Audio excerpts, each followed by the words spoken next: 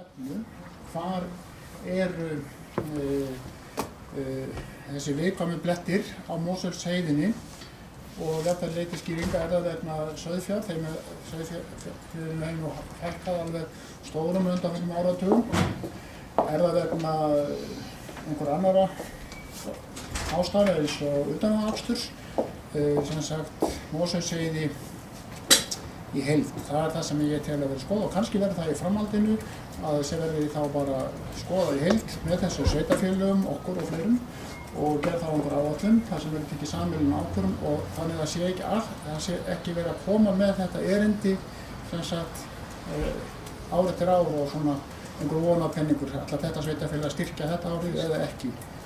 Þetta var sem sagt dagskránni í fyrra og nú það komið aftur. En ég held að þetta sé ágæt niðurstaða sem sagt að fá að taka þetta heildstætt í stærra samhengi, bæði landfræðilega og svona líka öðru leyti. Anna Sigríður Björnsdóttir. Forseti, 16 undir sama máli og þeir sem hér hafa tekið til máls á undan mér og hún flest af því sem ég var að hugsa að komi hér fram. Ég held að sko, með þeim rökum sem bæjarráð hafnaði þessari beiðni, þau standa alveg eftir sem áður og ég vil benda og taka undir það sem Bjarki er að tala og það ræddum við einmitt það að það þarf heildarsýn og heildarskoðun á upplýsnumálum og sem sagt bara á umhverfismálum á Mosfellsheiði. Og ég held við bara halda og mæli með því að við höldum bara höldum okkur við afgreiðslu bæjarráðsins varðandi þetta mál. Landgræðslan getur náttúrulega komið hit okkur. Ég held sko hvort það ekki skynsamlegra fyrir landgræðsluna bara að hún sneri sér til samtaka sveitarfélaga á höfuðborgarsvæðinu og kynnti þeim hvað þarna er að gerast og fengi þann vettvang sem sagt til liðs við sig. Ég held að það væri mun vænlegra til árangurs fyrir landgræðsluna sjálfa í stað þess að vera að senda út svona fiskibréf einu svona ári að athuga hverjir býta og hverjir ekki. Þess að þannig einhvern veginn, þannig það fer eftir hvernig stendur á í búi hjá sveitarfélögum og ýmsu öðru og ég held að það væri bara betra fyrir alla aðila, bæði sveitarfélög því að ég held að öll viljum við náttúrulega þessi mál sé í lagi en það er bara spurning á hvernig við nálgumst þau og ég held að vera skynsamlegt til landhelgisgæslunnar bara að uppfræða. Nei, jú, örgulega landhelgisgæsluna líka, sko, það var örgulega mjög gott. En í þessu tilfelli landgræðsluna að búa sig til SSH og koma þar á framfæri sínum áhyggjum og sinni stefnu í þessum málum. Fleiri sem á óska eftir að hérna Sigrún Björnsdóttir. Hvað heitir hann sem forstöðumann með þessu?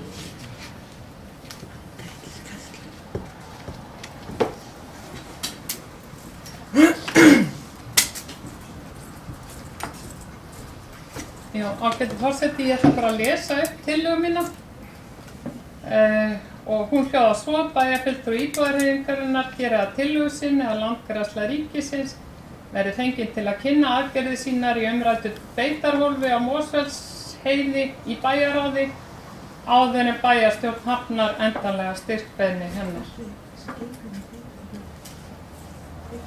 Fleiri hafa ekki hvað sér. Og ég óska eftir sér meðferð, þú veist, á hvað er það tala? Á málunum. Hér atkvæðagreiðslu. Já, atkvæðagreiðslu. Fleiri hafa ekki hvað sér hljóðs fundagerð bæjarráðs. Það liggur hér fyrir tillaga varðandi 9. mál. Er þörf á ég að lesi þá tillögu aftur? Ef svo er ekki, þeir sem að samþykkja tillögu Sigrúnar þetta, gjör svo ekki að merki og á móti. Tillagan er felld með 8 atkvæðum gegn 1. Þá er óskað eftir að þessi liður í fundagerðinni verði borin upp sérstaklega, þannig að 9. mál varðandi uppgræðslu styrkbeiðni og uppgræðslu á Mosfellsheiði eins og heiti málsins er. Þeir sem að staðfesta afgreiðslu bæjarráðs gjör svo ekki að merki. Takk fyrir og á móti. Hún er samþykkt með 8 atkvæðum gegn 1. Þá er fundagerðin borin upp að öðru leyti, þeir sem samþykkja hana gjör svo ekki að merki. Takk fyrir, hún samþykkt með 9 atkvæðum. Þá tökum við fyrir fundargerð 1241. fundar bæjarráðs sem haldinn var 23. desember. Orðið laust fundargerðina. Sigrún gjörðu svo vel.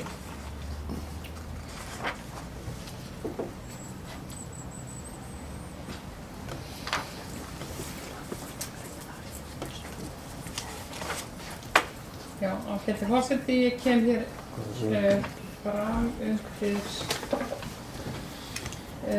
fyrsta málið. Það erindi eiganda Álafossvegar 20 og það vegna þeirra skemmda sem urðu niður í Kvoss í tengslum við flóðin sem urðu hérna í marsmánuði síðastliðnum. Og sem sagt hér hefur hér eitt af því sem hér það sem til umfjöllunar, það umsögn framkvæmdastjóra umhverfissviðs út af þessu erindi og sem sagt í kjölfar þessara umsagnar málið þá samþykkti bæjarráð að fela umhverfissviði að vinna skýrslu mögulegar varnaraðgerðir og úrbætur vegna stærri flóða almennt í Mosfellsbæ, ekki bara þarna í Kvosinni, heldur bara almennt. Og það mál sem sagt nú komið í farveg. Í umsögn sinni talar framkvæmdastjóri umhverfissviðs nauðsyn þess að faglega sé staðið að málum og í sátt við umhverfið. Íbúahreyfingin vill taka undir það sjónarmið. Það reyndar mjög margt sem hefur áhrif á flóðamyndun. Í fyrsta lagi það hlýnun loftslags, í öðru lagi hvernig staðið að skipulagi byggðar og ofanlandslausna, þar með talið fráveitu. Í þriðja lagi það ástand gróðurs, það jarðvegs og svo framvegis.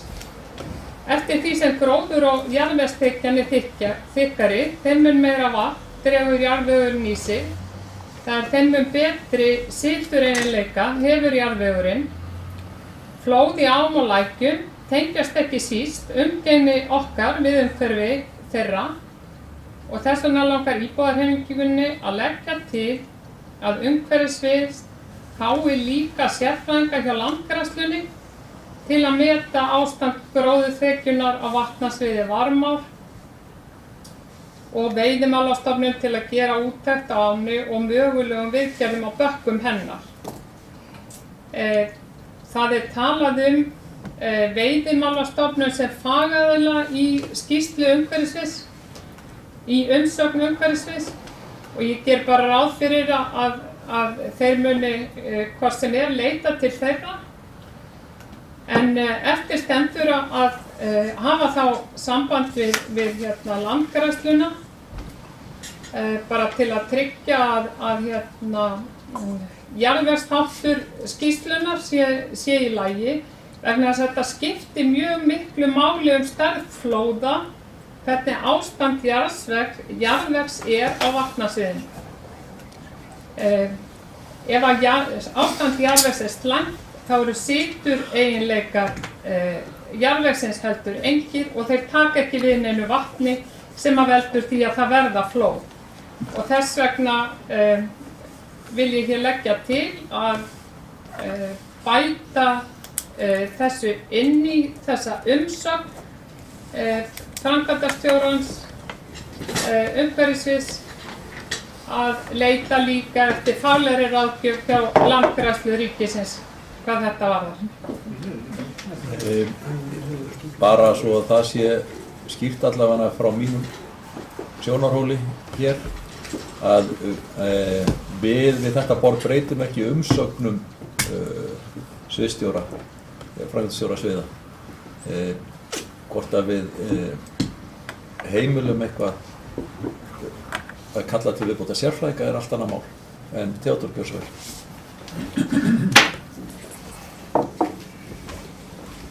Forseti, getum undir saman málu kannski segja að fjallað þetta í í minnisblaði sem var rætt að það verði leitað til sérfræðinga. Ég held að við láta það nægja. Svona bollaleggingar eða pælingar eins og kannski þetta var fróðlegt hjá bæjarfulltrúa á Sigríði, þessi uppvextur hvað veldur, en það getur líka komið bara úrhelli og þýða og hvaðina. Það hefur líka áhrif á hlýnun jarðar hvað okkur er að fjölga, við getum svo sem farið út í það, en ég held að við ættum að skilja þetta eftir hjá fagfólkinu okkar og fagnefndunum og reyna svona að nýta þessa bæjarstjórnarmyndu okkar í eitthvað svona, hvað við segja, beinskeytt, en leyfa faghópunum okkar að fjalla þetta í nefndum og síðan sérfræðingar sem starfa hérna að útfæra þetta frekar. Takk. Fleiri sem óska eftir að taka til máls? Ég óska eftir að taka til máls annan mál á dagskrá. Klárum þetta kannski fyrst. Sigrún Björnsson.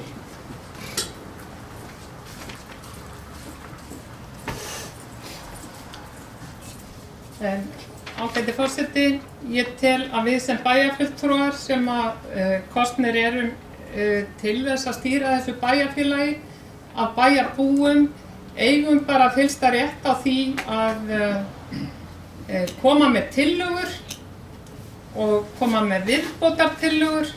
Það er ekki verið að leiðrétta skýrsluna, það er verið að koma með viðbótartillögur við umsögnina.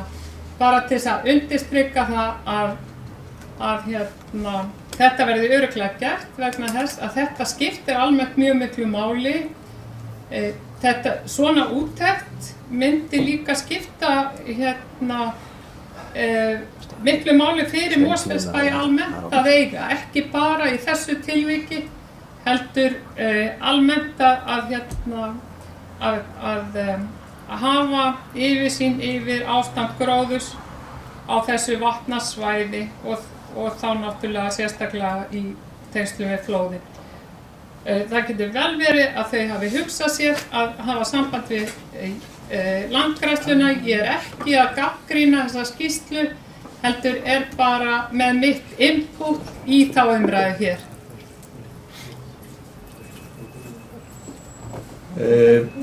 Ber að skilja þetta svo að þú óskir eftir að það verði borin upp tillaga, að þú verður sett með beina tillögu það að þeim beri að kalla þessa sérfræðinga til, eða er nægilegt að þetta teymi sem er að vinna, það meti það hvaða sérfræðinga það þurfa á að halda. Ég lít svo á að það hljóti að vera skýrt að þeir hafa umboð að vinna þessa skýrslu þannig að hún komi að gagni og sé nægilega, en ef að sérfræðiteymið viltu sem komi tillögu að þau fái skýr fyrirmæli það hvernig þau ber að vinna, eða?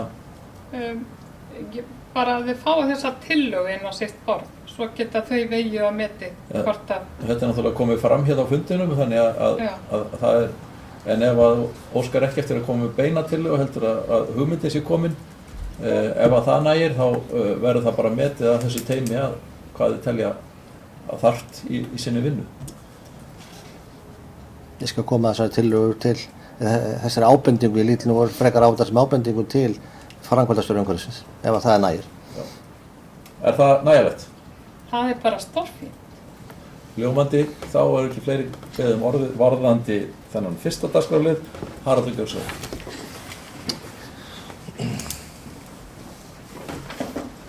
Já, forseti, það koma hérna upp undir máli nr. 11, rekstur hjúkrunarheimilis Hamra. Það á fyrir bæjarráði minnisblað og verkefnisstjóra á fjölskyldusviði fjárhagslega stöðu hjúkrunarheimilis Hamra sem að er rekið samkvæmt samningi við Mosfellsbæ af EIR, sjálfseignarstofnun. Þannig að mál með vexti eins og menn hafa nú sjálfsagt tekið eftir í fréttum að rekstur hjúkrunarheimila almennt í landinu er mjög erfiður þessar mundir og hefur verið það töluvert langt skeið. Vandamál Hamra eða verkefnin á Hamrum eru tvíþætt, annars vegar þessi almenni vandi og svo sértækur vandi sem snýr að því hvernig á hvað aldri og hvernig ástatt er fyrir íbúum á því ábyrgda og glæsilega hjúkrunarheimili. Fyrst af þessu almenna, eins og hefur verið í fréttum undanfarið og var haldinn sérstakur neyðarfundur rekstraraðila stofnana í öldrunarþjónustu nú í síðustu viku er að almennt eins og ég sagði áðan, rekstur hjúkrunarheimila erfiður eða jafnvel ómögulegur þessar mundir og hefur verið það nokkuð langt skeið. Ástæðan er svo að þau daggjöld sem eru skömmtuð eða ákveðin af ríkisvaldinu til rekstur þessara heimila engan veginn nægur við standa undir þennan rekstri. Kemur margt til, nefni hér að sú þjónustulýsing sem líka gefin út af þeim sama aðila og skammtar peningana, þar að segja ríkinu, hún krefur hjúkrunarheimilum þessa aðila eðli málsins samkvæmt mjög flókinn og yfirgripsmikinn rekstur og á sama skapi duga þessi daggjöld ekki fyrir þeim rekstri. Það hefur líka sigið mjög ógæfu hliðina núna undanförnu vegna mikilla launahækkana. Það er svo sem sama sem hefur átt sér stað í rekstri sveitarfélaga, þannig að það hafa miklar launahækkanir. En daggjöldin, upphæð þeirra, hefur ekki tekið mið af þeim breytingum, þessum hækkunum. Og launabætur inn í daggjöld var ekki nándalari nægar til þess að standa undir þessum aukna kostnaði hjúkrunarheimila við aukin launakostnað. Og hefur því enn frekar sigið á ógæfuhliðina í rekstri hjúkrunarheimila. Og svo komið að rekstraraðilar eru margir hverjir farnir að huga því að hvernig þeir geta stíla þessum rekstri aftur til þeirra sem ábyrgð bera á honum, þar sé ríkisins, vegna þess að það sé ekki með neinum hægt rekstrargrundvöllur undir þennan rekstur.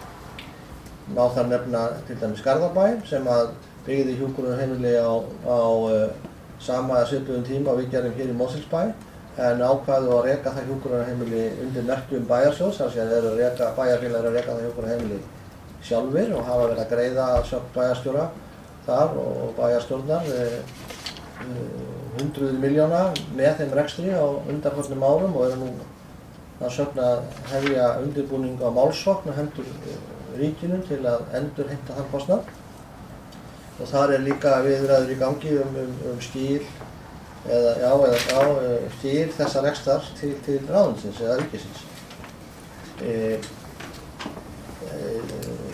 Sum hjúkrunarheimili hafa farið út í það að reyna að endurskilgreina sinn rekstur og nota hluta af sínu húsnæði undir annars konar starfsemi til þess að hafa því tekjur, beinlínis bara leigja það út sem annað heldur en í það sem þau eru ætluð til, þar að segja þessar byggingar. Og einhver hafa hægt rekstri eins og hjúkrunarheimilið, það er nú gott úr með hvað það heitir, í Kópavogi sem Sunnuhlíð, já, sem nýverið hefur verið yfirtekið að með skilst af ríkinu. Og ég held að það sé alveg ljóst að ef það kemur ekki til endurskoðaður rekstrargrundvöllur á hjúkrunarheimilum almennt í landinu, að þá stefnir í mikið og eiginlega óviðunandi ástand í þessum efnum, því að það er viðvarandi taprekstur á þessum heimilum. Og það er vont, sérstaklega í ljósi þess að það er eitthvað meira og meiri þörf fyrir þessa þjónustu. Þjóðin eldist og það er nú reyndar líka þannig að fólk lifir lengur, sem betur fyrir lifir það lengur við líka góðar aðstæður, en það er alveg lífsnauðsynlegt að upp á þessa þjónustu sé boðið. Og raun og veru líka alveg óviðunandi að spítalar okkar, til eins og Landspítalinn, þurfa að taka töluverðan hluta af sínum leguplássum undir fólk sem á heima á hjúkrunarheimilum og getur fengið mun ódýrari og betri þjónustu þar. Þannig þetta svona kannski tilraun til að lýsa þessu almenni ástandi, en síðan hitt sem svona sértækt varðandi Hamra, að þar eru íbúar hluta til ungir í þeirri merkingu að þeir eru ekki orðnir ellilífeyrisþegar í skilgreiningu laga þar að lútandi, en hafa hins vegar fötlun eða sjúkdóm sem að gerir það að verkum að hjúkrunarheimili eins og það skilgreint og hannað og bæði hvað varðar strúktúr og þjónustu hentar fyrir það að vera þá dvalarstaður eða heimili fyrir slíkt fólk, en eðli málsins samkvæmt fylgir því meiri kostnaður vegna aðstæðna og til þess hefur ekki verið tekið í grunninum á daggjöldunum hjá Hamrum. Það fékkst sérstök leiðrétting vegna þessa árunum 2014 sem að bjargaði rekstri heimilisins fyrir horn það árið. Það hefur ekki enn fengið leiðrétting fyrir þetta á árunum 2015, hvað þá fyrir árið 2016 sem núna nýhafið.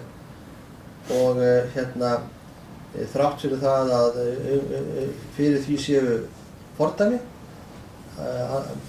miðað við annað rekstur annars hjúkrunarheimilis hér á höfuðborgarsvæðinu, þar sem hefur verið samið sérstaklega vegna þeirra sérstöku aðstæðna og það hefur ekki enn borist svör frá heilbrigðisráðuneytinu hvað þetta varðar, þrátt fyrir ítrekkaðar óskir það og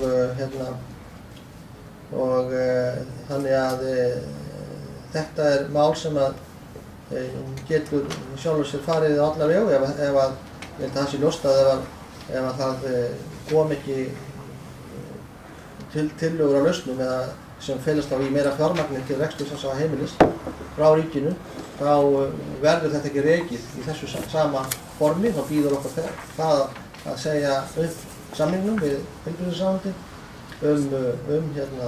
þann rekstur og að finna þessu einhvern annan farveg. En ég vildi líka bara vekja athygli á því hér á bæjarstjórnarfundi að bæjarráð á þessum fundi sínum lýsti yfir miklum áhyggjum af fyrirséðum rekstrarhalla Hamra hjúkrunarheimilis og skorar á heilbrigðisráðherra að bregðast við ítrekuðum beiðnum þar að lútandi. Þannig að ég vildi bara vekja athygli á þessu máli á þessum vettvangi. Anna Sigríður Björnsdóttir.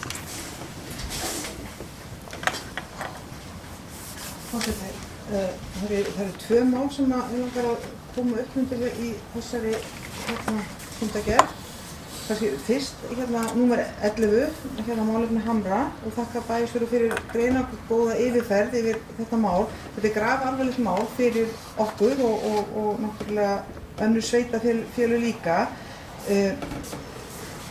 Það bæjarstjórinn kom nú inn og það helsta sem ég ætlaði að segja, til dæmis varðandi Seljahlíð sem með deild fyrir yngri íbúa, sem dvelur fólk þar sem er ekki eldri borgarar, heldur örugglega heitir Seljahlíð, það heimili. Þar eru greiðslurnar per íbúa töluvert hærri en en Mosfellingarnir, eða íbúarnir sem búa á hjúkrunarheimilinu okkar, og þetta bara ójafnræði borgaranna gagnvart ríkisvaldinu og algjörlega óþolandi að það sé gert svona upp á milli íbúa í þessu landi. Að þú býrð í Seljahlíð og þú fær eitthvað X í daggjöld, þú býrð á Hömrum og þú fær eitthvað hluta af X í daggjöld. Og þetta er bara í raunar svívirða. Svo annað að ríkisvaldið hefur áform að fjölga hjúkrunarrýmum, og ég held að ætla að byrja strax á þessu ári, að fjölga hjúkrunarrýmunum. Og það er alltaf gott og eins og bæjarstjóri kom hér inn á, þá vantar fleiri hjúkrunarrými, það er alveg ljóst. En ef að ríkisvaldið ætlar ekki að leggja til fjármuni til þess að reka þessi hjúkrunarrými, er þá betur af stað farið en heima setið, spyr ég. Og þetta mál bara allt í óefni og við höfum kannski átt að bara taka enn sterkar til orða á bæjarráðsfundinum þegar við bókuðum við þessu máli. En auðvitað verður maður að trúa því að það sé verið virkilega að reyna að finna lausn á þessu, en það er ekkert allur tíminn í veröldinni til þess að finna lausn á þessu máli. Og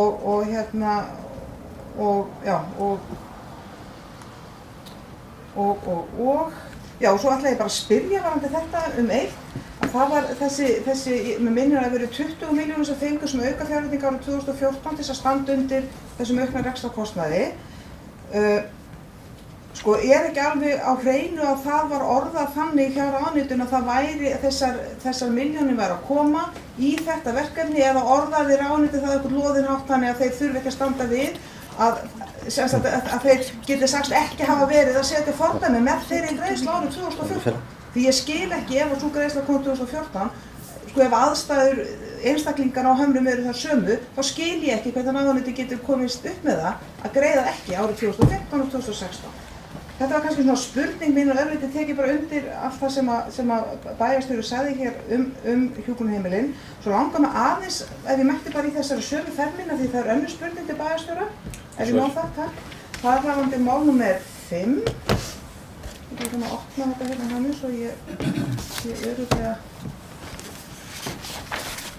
Nú er það svo fínt, hérna í fíndagaftinu hjá okkur. Jú, þannig sko. Það langar mig að spyrja svarbréfið frá eftirlitsnefnd fjármálum sveitarfélaga sem var lagt fram á bæjarstjórnarfundinum. Þetta er efsta fylgiskjalið í málum númer 5 held ég örugglega. Þar kemur fram í síðustu setningunni, sem sagt í því stuttabréfi, þar sem fyrsta kemur fram náttúrulega að þeir eru ekki óska eftir frekari útskýringum á frávikum frá rekstri, þeir eru ánægðir með þær upplýsingar sem þeir fengu. En það sem mig langar til að spyrja að síðasta setningin, og hún hljóðar svo með leyfi forseta, eftirlitsnefndin hvetur sveitarstjórn til hagræðingar svo jafnvægisregla sé uppfyllt, þar sem nefndin horfir til þess að ákvæði jafnvægi í rekstri eigi einnig við rekstrarniðurstöðu A-hluta. Og nú langar mig bara til þess að spyrja bæjarstjóra hvort hann geti skýrt út mér aðeins betur hvað eftirlitsnefndin á við þarna, til hvers er hún að vísa. Er þetta ávísun á einhver vandamál hjá okkur? Ef þeir ætla að fara að horfa sérstaklega á A-sjóðinn, bara aðeins að fá smá umræðu það, ef ég má gera svo gjörð og beðið það. Takk. Haraldur, gjörðu svo vel.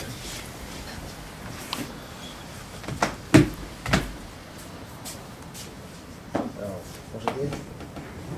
Kemur þá hérna undir þá tveimur liðum, 11 og 5, með þínu leyfi. Gjörðu svo vel. Lýstum við 11 sem var hérna til umræðu rekstur hjúkrunarheimilis Hamra og spurningan það til hvers þessi sérstaka fjárveiting sem var veitt árið 2014 hefði verið ætluð. Það er minnst minn skilningur okkur sem vinnum hér í þessu húsi. Hann hefði sérstaklega verið ætlaður í það að standa undir þessum sértaka kostnaði við umönnun yngri íbúa á Hömrum. Og sérstaklega er það í því ljósi að hann var skilyrtur, þessi sérstaka fjárveiting, sem var reyndar einskiptingsfjárveiting, það var ekki viðvarandi fjárveiting, og skilyrt fyrir því að sveitarfélagið sinnti þá betur eins og það, í meira mæli, félagslegum þörfum þessara tilteknu íbúa sem að sveitarfélagið gerði og gerði þá gangskurði að gera betur og fjölskyldusvið hefur sinnt og komið þeim úrræðum þar inn sem að henta þessum tilteknu íbúum. Og féð var ekki látið af hendi af hálfu ráðuneytisins fyrir en að hafa búið að skrifa því tilbaka og útskýra fyrir því með hvaða hætti það er gert. Þannig að ég get ekki skilið það með öðrum hætti að þá hafi sú fjárveiting verið sérstaklega hugsuð til þess að standa undir þeim kostnaði sem hlýst af umönnun þessara íbúa. En nótar ben að það er sem sagt, þetta var bara einskiptingsákvörðun og það hefur ekki komið önnur ákvörðun hvað þetta varðar árið 2015 og hvað þá fyrir 2016 og en auðvitað þyrfti þetta náttúrulega að vera á þannig að það sé viðurkennt inn í daggjaldagrunninum og það náttúrulega okkar verkefni að koma því þannig fyrir að inn í daggældagrunnum sé þá gert ráð fyrir þessum kostnaði, þannig að það þurfi ekki að fara margar bónferðir til ráðuneytisins á hverju ári og sumar í erindisleisu. Allavega alveg hægt að hugsa sér að verja tíma okkar hér, bæði embættismanni hér í þessu húsi og kjöruna fulltrúa á stílverkari hátt heldur en að vera í endalausum heimsóknum til ráðuneytisins til þess að útskýra sama hlutinn aftur og aftur. Það er minnst kosti mín skoðun. Ég vona þetta svari spurningunni hvað þetta var. Hvað varðar hinliðin, málefni númer 5 um bréf eftirlitsnefndar.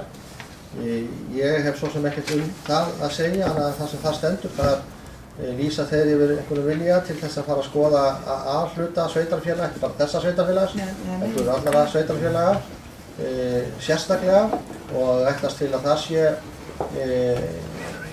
jafnvægisreglunni beitt.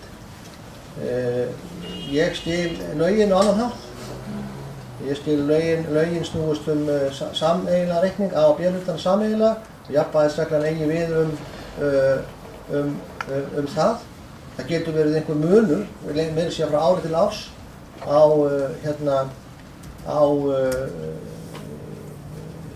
A-hlutanum og samstæðareikningum, A og B-hlutanum samtals. En svona persónulega finnst mér, það átta ég nú reyndar ekki alveg á þessari afstöðu eða þessari yfirlýsingu nefndarinnar. Því að í mínum huga það nú heildin sem skiptir máli. Það er líka með alls konar tilfæringum og brellum hægt að færa milli A og B-hluta en við vilja. Ef það er eitthvað sem að þarf, ég myndi helst ekki vilja að sveitarfélag þurfti að standa í einhverjum svona bókhaldsbrellum til þess að þóknast eftirlitsnefndinni. Því að í mínum huga það nú heildarreksturinn sem er það sem skiptir máli og fjárflæðið inn í rekstur sveitarfélagana. Og þá er við framleiðina og veltufé frá rekstur. Og það eru mikilvægastu tölurnar sem skipta máli og það er þá í hlutfalli við skuldsetningu sveitarfélaga þannig að það sé andrými og ráðrúm til niðurgreiðslega greiðslu þeirra skuldbindingar sem sveitarfélaga tekið að sér. Það er það sem skiptir í mínum huga mestu máli. En ég veit ekkert meira þetta mál heldur en þarna stendur og við höfum ekkert spurt eftirlitsnefndina neitt sérstaklega út í það. Það er það bara komið ljós hvernig þeir hafa hugsað sér að framfylgja þessu eða fylgja þess eftir. En samkvæmt okkar upplýsingum var samskonar setning til allar annara sem þetta snéri. Það sé annara sveitarfélag. Annars eru þið gjörð Takk fyrir þetta, bæjarstjóri. Það er alveg skýrt það í mínum huga að ráðuneytið er búið að viðurkenna þessa þörf vegna þessara einstaklingar sem búa á Hömrum sem eru yngri en, hvað er það, 67? Já, yngri 67. Það gerir það með þessari greiðslu og það getur bara ekki verið eðlileg stjórnsýsla á vegum ráðuneytisins að viðurkenna svona þörf 1 ár og síðan ekki söguna mig. Þetta getur bara ekki verið svona. Þannig að ég hvet bara bæjarstjóra og hans litið á það að sækja fast að ráðuneytinu varðandi þetta mál. Svo er það samkvæmt minnisblaðinu Hamra, þá kemur fram að það er 3 mánaða uppsagnarfrestur á samningum við samningum rekstur Hamra. Er það ekki rétt skilið hjá mér í minnisblaðinu? Jú, jú, alltaf ekki. Já, en ég nefnilega, fyrir utan að mér finnst það allt á skammur tími þegar svona mikilvægur rekstur er undir að hafa uppsagnarfrest 3 mánuði. Mér finnst það bara, ég ætla bara að taka stórt upp, mér finnst það bara fáránlega stuttur tími varðandi svona rekstur. En ég var ég ætlaði svo að kynna mér þá þennan samning rekstur Hamra, hafði sendt erindi hingað til bæjarins og hafði eitthvað misfarist þar sem ég óskaði eftir að samningurinn yrði settur undir málið. Eina sem ég fann var bráðabirgðasamningur inn á okkar ágætu fundagátt.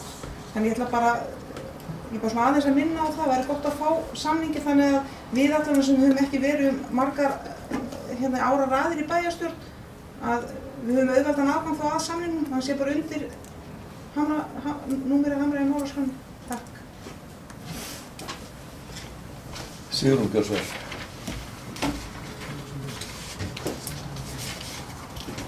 Þessi tó. Hefur ykkur fengið að hætta að tala um það? Já, ágæti forseti, ég kem undir þessu sama máli. Það og mér langar bara að segja frá því að við áttum smá umræðu í bæjaráði varðandi þessi hjúkrunarheimilismál og varðandi það að verið sé að vista ungt fólk og yngra fólk inn á hjúkrunarheimilum fyrir aldraða.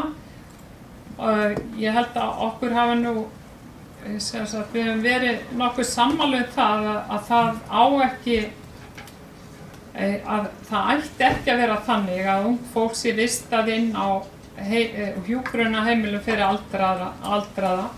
En auðvitað geta aðstæða verið þannig að það sé forsvaranlegt. Og en almennt ætti náttúrulega það ekki að vera. Og þetta hjúkrunar, eða Seljahlíð náttúrulega líka hjúkrunarheimili fyrir aldraða. Þannig að það er voðalega sérkennilegt að það gildi ekki að sama Hamra og þetta hjúkrunarheimili. En mér langaði að ræða önnur mál. Ætla einhverju fleiri að tjá sig um þetta? Það er áfram umræða þetta. Kolbrún, gjörðu svo vel. Og ég að setja það á skrá undir önnur mál. Eitthvað önnur málsnúmer. Getum orðið undir önnur málsnúmer. Já. Takk forseti og bæjarfulltrúar. Mér langar til að ræða áfram málefni hjúkrunarheimila, mál númer 11. Þetta eru vissulega sláandi fréttir og niðurstöður sem við erum að fá af umræðinu hjúkrunarheimili. Mér fannst einmitt ráðherra þessara mála að vera ansi brattur á haustdögum og talaði fjölgun rýma sem veitir vist ekki af þar sem þessi hópur fer stækkandi eldri borgara. Og þetta eiga ekki að vera neina nýjar fréttir að það kosti að reka hjúkrunarheimili. Árið 2005 þá var lögunum breytt varðandi það að þá megi eru hjúkrunarheimilin opin fyrir yngra fólk líka. Og þeir sem búa hér á hjúkrunarheimilinu á Hamrum eru náttúrulega ungt fólk úr Mosfellsbæ og það er skiljanlegt að þau vilji vera hér.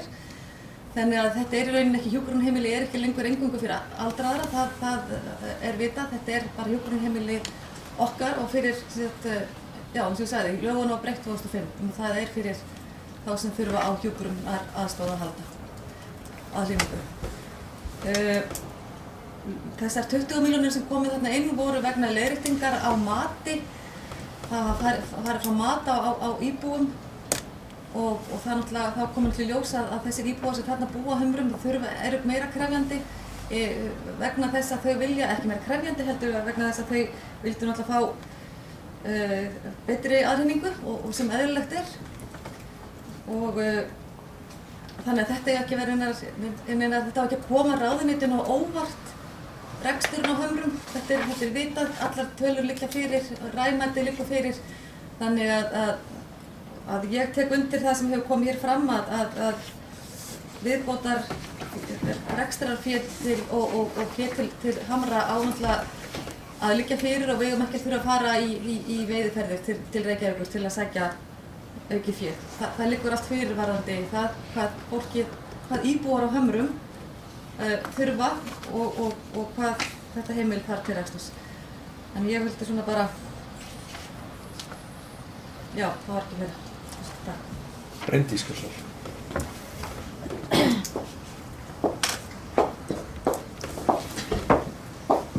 Forseti og kæru bæjarfulltrúar, mig langar að taka til máls líka þetta sama máli, það er að segja hjúkrunarheimilin okkar og vanda hjúkrunarheimila.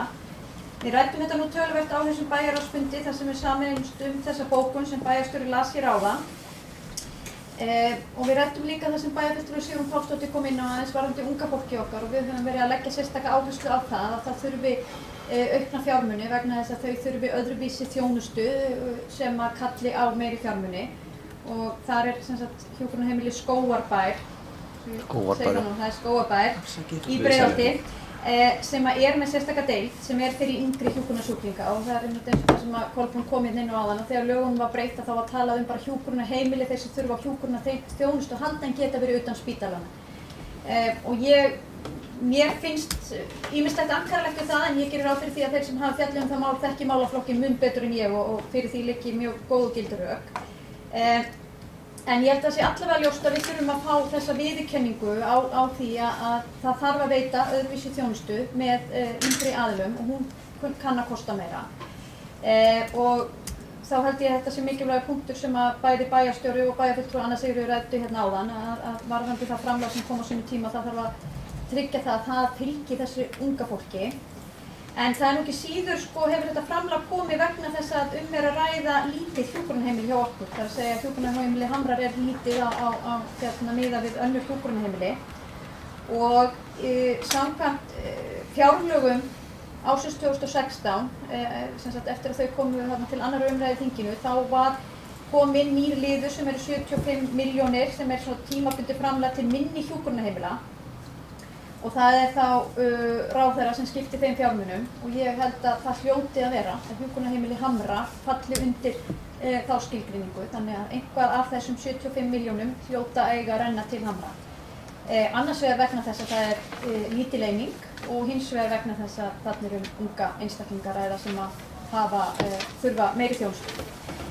En það er algjörlega óviðunandi eins og verið að lýsa hér að það sem verið að fara ár eftir ár og biðja eitthvað auka. Auðvitað verður bara að tryggja þetta og reymandi það var ætlað að gera það en grunnurinn af vandamálinu er náttúrulega bara daggjöldin eru of lág.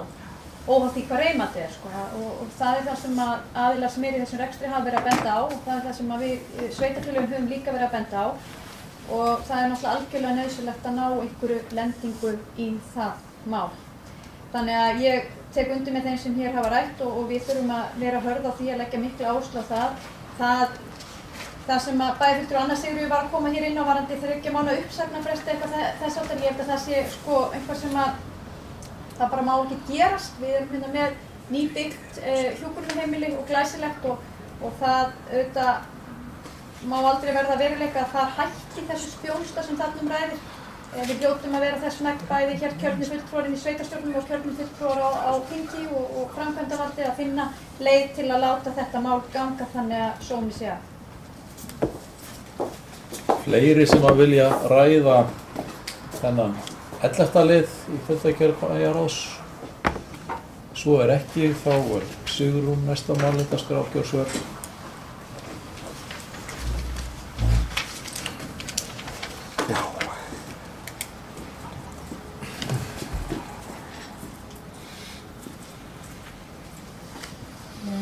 Já, ágæti forseti, ég kem hér fram undir lið númer 8, óskum endurskoðun á greiðslu sumarlauna.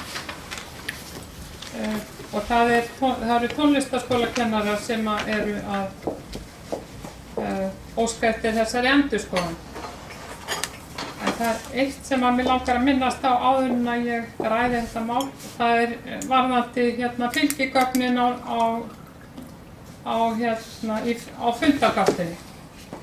Í fylgigögnum sem sagt var minnisblað athugasemdir íbúðarhreyfingarinnar en það minnisblað opnast ekki. Í fylgigögnum fyrir aftan. Það minnisblað opnast ekki og það gerist síendurtekið að ég get ekki opnað skjölin á fundargáttinni. Þetta var svona á síðasta kjörtímabili en það er kom oft fyrir en það hefur ekkert, ég hef ekkert tekið eftir sem þetta er byrjað aftur sem sagt, að ég get ekki opnað skjölin þannig að ég komst ekki að lesa þetta minnisblað sem að skrifað var tillögur íbúðarhreyfingarinnar varðandi þetta mál. En hvað sem því líður, sem sagt í þessu máli eru tónlistarkennarar að óska eftir því að Mosfellsbær endurskoði þá ákvörðun sína að lækka sumarlaun kennara vegna verkfallsins. Kennarar, eins og allir aðrir kennarar, þá vinna þeir lengri vinnudag yfir veturinn og fá þess í stað sumarlaun eins og aðrir kennarar. Nú það svo að tónlistarflutningur setur mikinn svip á menningarlífi í Mosfellsbæ og óhætt að segja að blómlegt tónlistarlíf sé eitt af sérkennum sveitafélagsins út á við, eitt af fjöreggjónum okkar í rauninni. Í bænum áberandi gott tónlistarfólk sem hefur langt í listinni, jafnvel á alþjóðlegan mælikvarða. Það því mjög mikilvægt að hlúa vel að tónlistarskólanum og að bæjaryfirvöld geri allt sem í þeirra valdi stendur til að starfsumhverfi sé gott og kennararnir að sjálfsögðu ánægðir. Svo ákveðin bæjaráðs að fara að tillögu samninganefndar Sambands íslenskra sveitafélaga að taka af kennurunum sumarlaunin hefur aldrei hugnast okkur í íbúahreyfingunni vegna þess líka að þessar aðgerðir núna eru fordæmalausar í sögunni. Það verður aldrei gerst áður sem sagt að kennurum sé refsað fyrir að fara í verkfall með því að taka af þeim sumarlaun. Sú staðreynd sérstaklega samt til þess fallin að vekja óánægju meðal kennara og erindið ber það náttúrulega með sér að kennarar eru mjög óánægðir. Nú það svo að bæði Garðabær og Seltjarnarnes þeir sýndu þá framsýni að gera tillögu kjaranefndarinnar ekki að sinni eftir því sem ég fékk upplýsingar og greiddu þau sveitafélög kennurum sínum sumarlaunin. Í ljósi þess hversu mikið vægi músíkin hefur hér í Mosfellsbæ telur íbúahreyfingin að kennarar eigi skilið að fá sumarlaunin sín. Eins og fram kemur í bréfinu frá kennurunum lögðu þeir mikið á sig og unnu ómælda, ólaunaða aukavinnu að eigin frumkvæði til að bæta nemendum upp tímatapið og sem að okkur finnst bara sýna að tónlistarkennari í Mosfellsbæ þeir láta sér annt nemendur sína og bera hag þeirra fyrir brjósti og það finnst mér að bæjarstjórnin eigi líka að virða við þá og þess vegna viljum við leggja til að kennararnir fái greidd sumarlaunin sín og ég með tillögu. Sigrún, ef ég má bara aðeins að í ljósi þess að þetta mál fyrsta mál á dagskrá í bæjaráði í fyrramáli. Nú, ég vissi það ekki. Þannig að þá finnst mér einhvern veginn að það sé eðlilegt að þetta sé klárað fyrst að þetta var dagskrá í fyrramáli. Okay. Þá færi umræða þar og síðan komið þetta aftur inn í bæjarstöð. Þannig að ég allavega legg til að það veri beðið með tillöguflutning og við reynum að halda umræði svona í ákveðnu lágmarki í ljósi þess að þetta að koma aftur inn í bæjarstöð væntanlega eftir hálfamánuð þar sem þetta í bæjaráði á morgun. Já, ég bara vissi það ekki ágæti forseti þannig að beini þessu tilmæli til því. Já, það bara alveg sjálfsagt og ég skal verða við því. En þá sem sagt erum við þá ekkert að samþykkja neitt með því að afgreiða þessa fundargerð bæjarráðs? Eða erum við að fresta málinu? Við afgreiðum þessa fundargerð en þetta á dagskrá í fyrramáli og þá tekur bæjarráð einhverja ákvörðun. Hver sem hún ég veit það ekki. Já, ok. Aftur komið ljós. Já, allt er fínt. Þá bara höldum við þessari umræðu áfram síðar. En ég með annað mál. Ef að það hefur engin áhrif á... Haraldur búinn að biðja Nei, ég ekki ennþá. Gjörðu svo vel, næsta mál. Það mál númer 9, það erindi frá umhverfisnefnd Varmárskóla. Og það þannig að þetta erindi kom inn á borð bæjarráðs frá umhverfisnefnd Varmárskóla En í nefndinni á sæti mjög metnaðarfullt fólk fyrir hönd umhverfisins og hefur þessi nefnd veigamiklu hlutverk að gegna eins og auðvitað flesta nefndir sveitarfélagsins. En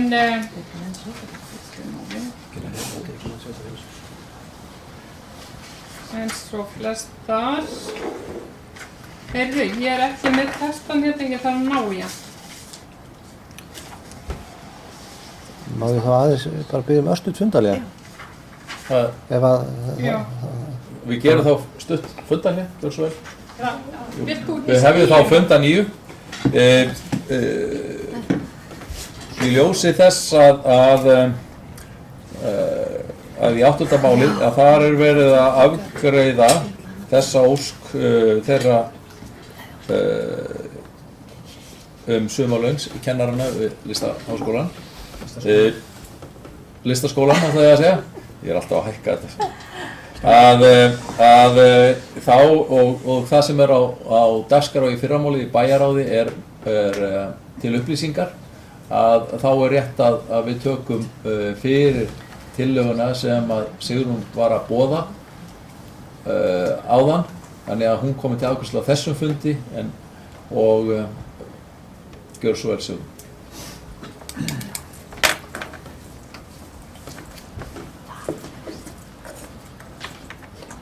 Já, ágæti forseti, það eins gott að hafa hlutina rétta, en ég var hér með tillögu varðandi afgreiðslu á þessu erindi kennarana að þau héldu sumarlaununum sínum og tillaga íbúahreyfingarinnar, hún hljóðar svo: bæjarfulltrúi íbúahreyfingarinnar leggur til að bæjarstjórn endurskoði þá ákvörðun að taka sumarlaunin af tónlistarkennurunum vegna verkfalls á haustönn 2014, enda sú aðgerð ekki verið tíðkuð hingað til.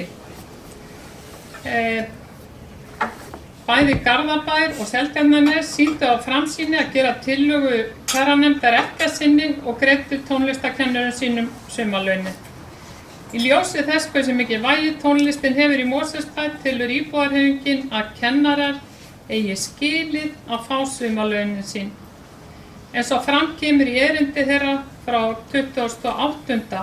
september 2015, ansi langt síðan þetta erindi barst, lögðu þeir á sig mikla og ólaunaða aukavinnu til að bæta nemendum sín kennslutap. Þeir gerðu það að vísu óumbeðnir en enga síður sýnir það okkur að þeir bara hag nemenda sinna umfram allt fyrir brjósti og telur íbúahreyfingin að bæjarstjórn eigi að meta það til fjár. Eigum að klára þetta eða ekki? Klára þetta bæjar, ertu með þetta Ég greiði sérstaklega. Já, ég skal bara Er búið að senda þetta á Sigurð? En Haraldur hefur beðið orðið, gjör svo vel.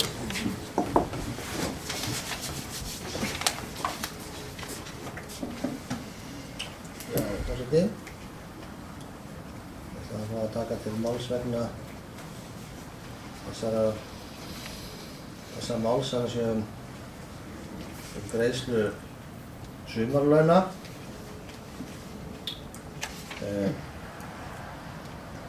Kannski fyrst að leiðrétta það að útskýra það sem við vilja frekar á orð sem við vilja frekar notum það að það er ekki verið að fella niður neinn sumarlaun eða neinn laun.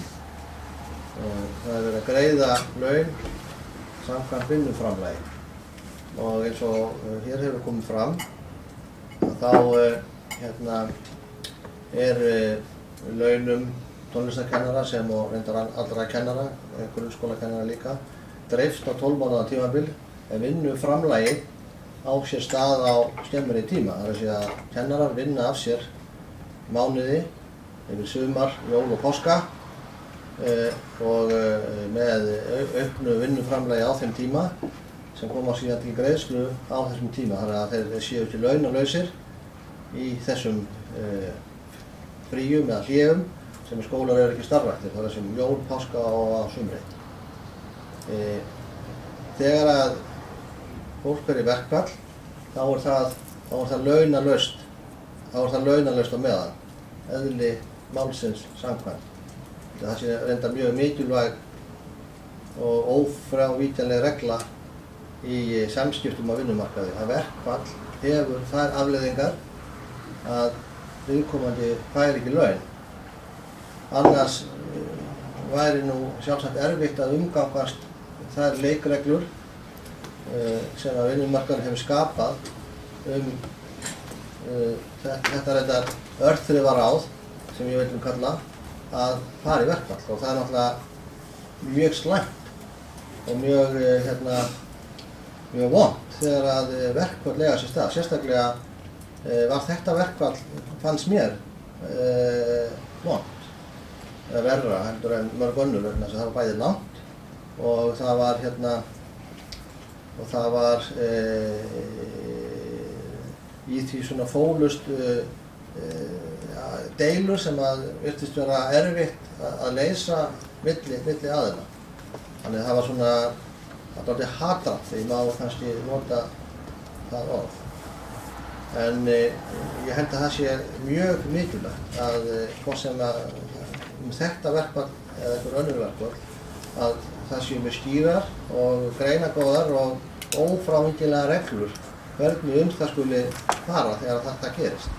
Í þessu tilfelli var þá eðli málsins samkvæmt þau laun sem að þessi tilteknu kennarar, sem tónlistarkennarar við tónlistarskólann, sem að voru í þessu tiltekna stéttarfélagi, það er að segja félagi tónlistarskólakennara. Það eru 2 stéttarfélög, það eru kennarar í 2 stéttarfélögum þann skóla, annars vegar FIH, kennarafélagi FIH held ég heiti, og félag tónlistarskólakennara.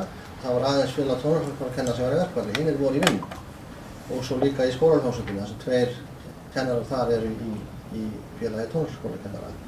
Að eðli málsins samkvæmt var þá dregið frá það vinnuframlag sem vantaði frá sumarlaununum, eða laununum sem greiddir yfir sumartíma. Þetta er kannski ekki rétt nefni að kalla þetta sumarlaun, þetta eru launin sem við getum fá greitt yfir sumartíma, eðlileg laun, voru skert í því hlutfalli sem að viðkomandi voru ekki í vinnu, þar sem meðan voru verkfall. Og þannig þetta gert. Og þannig voru leiðbeiningar og fyrirmæli eða tilmæli sambandsstyrkra sveitarfélaga uppgjör á þessu tiltekna máli. Því miður þá hefur það afleiðingar að verkföll séu. Og það hefur alltaf slæmar afleiðingar. Fyrir þá sem í verkfalli þýðir það að viðkomandi ekki á launum á meðan. Fyrir þá sem þurfa þjónustuna að halda þýðir það að þeir fá ekki þjónustuna. Og yfirleitt eru það þeir sem þetta bitnar harðast á, þriðja aðilanum, sem að þessu tilfelli nemendunum í tónlistarskólanum sem ekki fengi kennslu. Og það er vont. Ég vildi líka taka það fram að samkvæmt upplýsingum frá skólastjóra tónlistarskólans var ekki óskað eftir því að hálfu skólans eða bæjaryfirvalda eða neinna að tónlistarkennarar legðu á sig einhverja sjálfboðavinnu fyrir skólan. Það var hins vegar óskað eftir því við ákveðna kennara að þeir tækja að sér sérstaka yfirvinnu til þess að kenna nemendum sem að voru á leiðinni í áfangapróf eða áfangastigspróf, að bæta þeim upp á einhverju leyti það kennslutap sem orðið fyrir, þannig að þeir væru hæfir og færir að taka sín stigspróf. Og fyrir það var borgað sérstaklega með yfirvinnu, ég endurtek með yfirvinnu.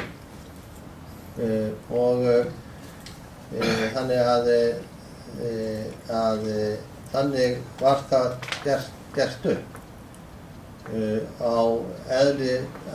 eðlilegan hátt samkvæmt þeim leikreglum sem að menn hafa komið sér saman samið með kjarasamningum og lögum. Á höfuðborgarsvæðinu voru Mosfellsbær, Hafnarfjörður og Kópavogur sem að gerðu þetta upp með þessum hætti.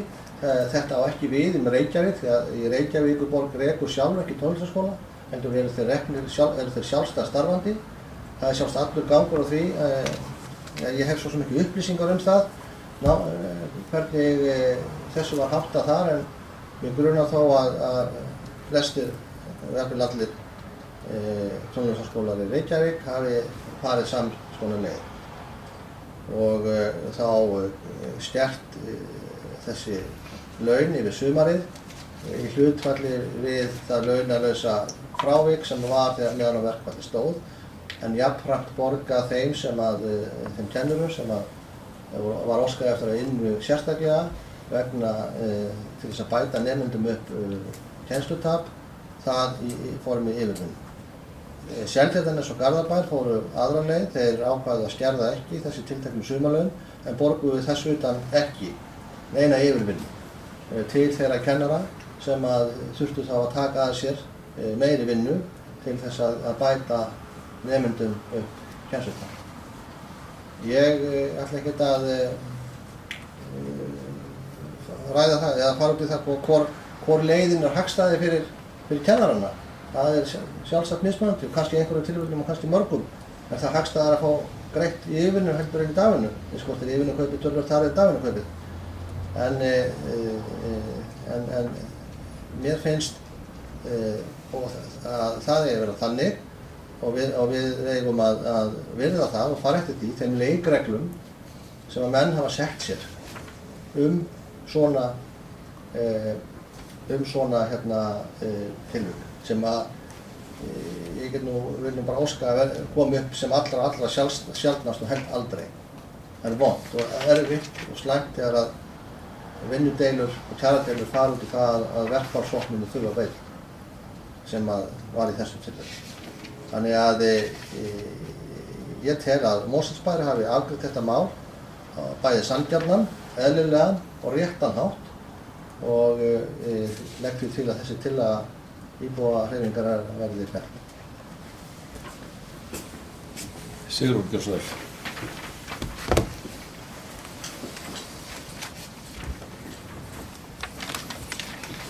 Já, ágæti forseti, ég er búin að senda Sigurði tillöguna.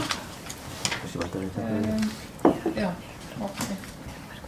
En já, mér langar aðeins að koma með nokkrar athugasemdir við það sem Haraldur var að segja hérna.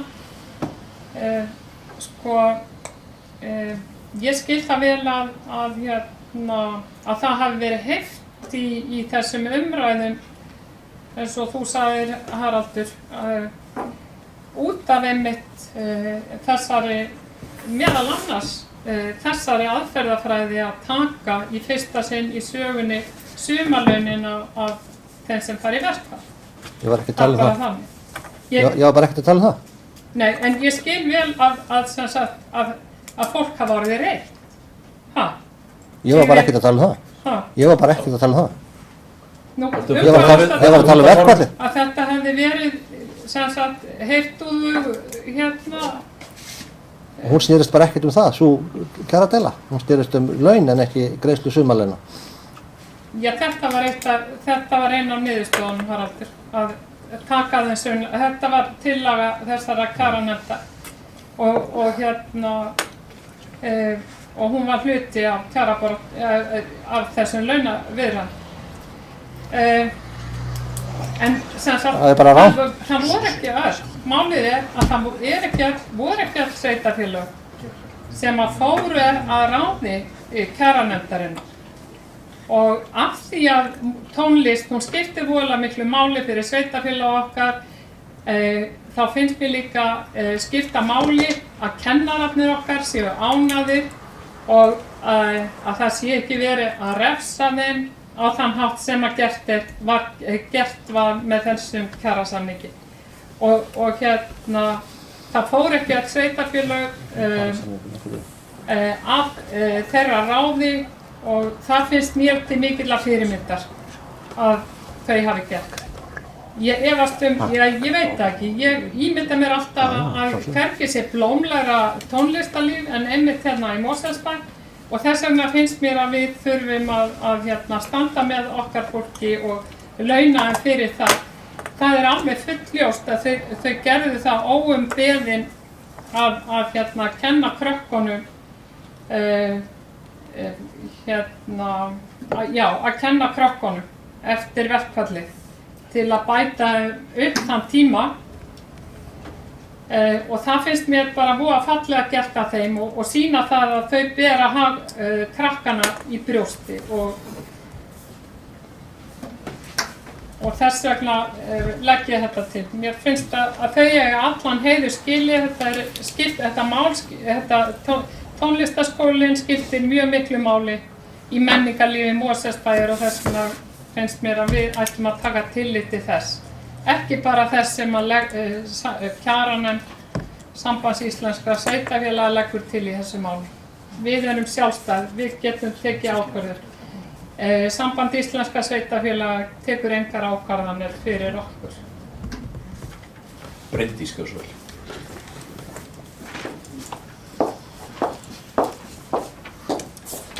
Forseti og kæru bæjarfulltrúar, ég ætla að taka til máls undir þessum sama lið og lýsi því líka yfir að mér finnst tónlistarlíf hér í Mosfellsbæ mjög blómlegt og tónlistarskólinn skiptir okkur miklu máli og auðvitað er mjög æskilegt að kennarar í tónlistarskólanum sem og í öðrum skólum séu sáttir og ánægðir með sín störf og kjör hjá okkur.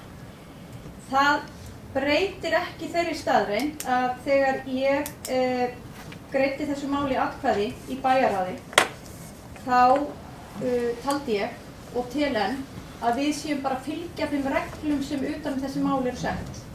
Og ég held að sé mjög óæskilegt hér að við förum að meðhöndla einhvern ákveðinn hóp með einhverjum öðrum hætti en gert er ráð fyrir í kjarasamningum og lögum verkföll og slíku út frá einhverjum svona tilfinningarökum að tónlistarlíf sé svo mikilvægt hér í Mosfellsbæ.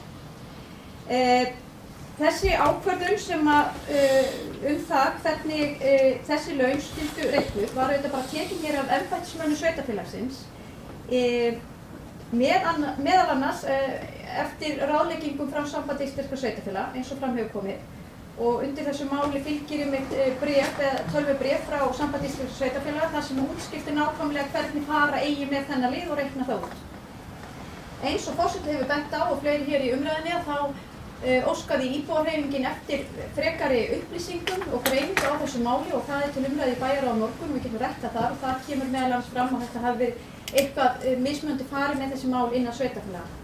En ákvörðun bæjarráðs gengur í rauninu út á, eða það er að segja, máli kom eingöngu til bæjarráðs vegna þess að það kom bréf frá tónlistarskólakennurunum. Það hvernig farið með þessi mál kemur almennt ekkert inn á borð bæjarráðs.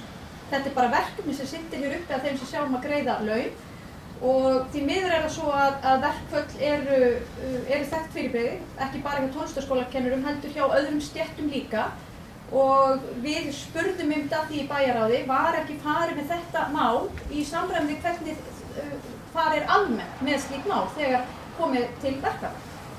Og ég held að það hljóti að vera máli, við getum ekki dregið þennan ákveðna hóp út frá einhverjum tilfinningarökum og meðhöndlað hann með einhverjum öðrum hætti þegar svo sorglega vildi til að það skall á verkfall hjá tónlistarskólakennurunum. Þannig að ég tek undir það sem hefur svo sem komið hér fram áður og bæjarstjóri fór yfir að ég held að við ættum að staðfesta hér ákvörðun bæjarráðs sem var á þá leið að það var ekki forsenda til að verða við óskum bréfritara enda er afgreiðslan í samræmi við leiðbeiningar frá Sambandi íslenskra sveitarfélaga.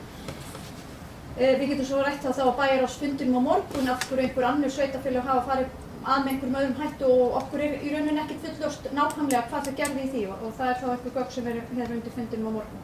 En bara ítreka það að ég vara við því að við tökum einhver ákveðna hópa út og meðhöndlum þau með einhverjum öðrum hætti út frá einhverjum tilfinningarökum.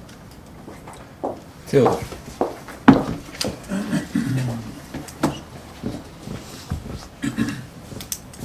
Forseti, ég kannski báði orðið rétt áður, ég ljóst að Bryndís kemur hér upp og ég bara tek heilsu undir henni. Ég er einn af þeim sem samþykkti þessa afgreiðslu í bæjarráði og ég held að sé afar mikilvægt fyrir okkur einmitt að við gefum honum gott fyrir það að vera að stunda hér lýðræði og vera sanngjörn og réttlæti og allt þetta.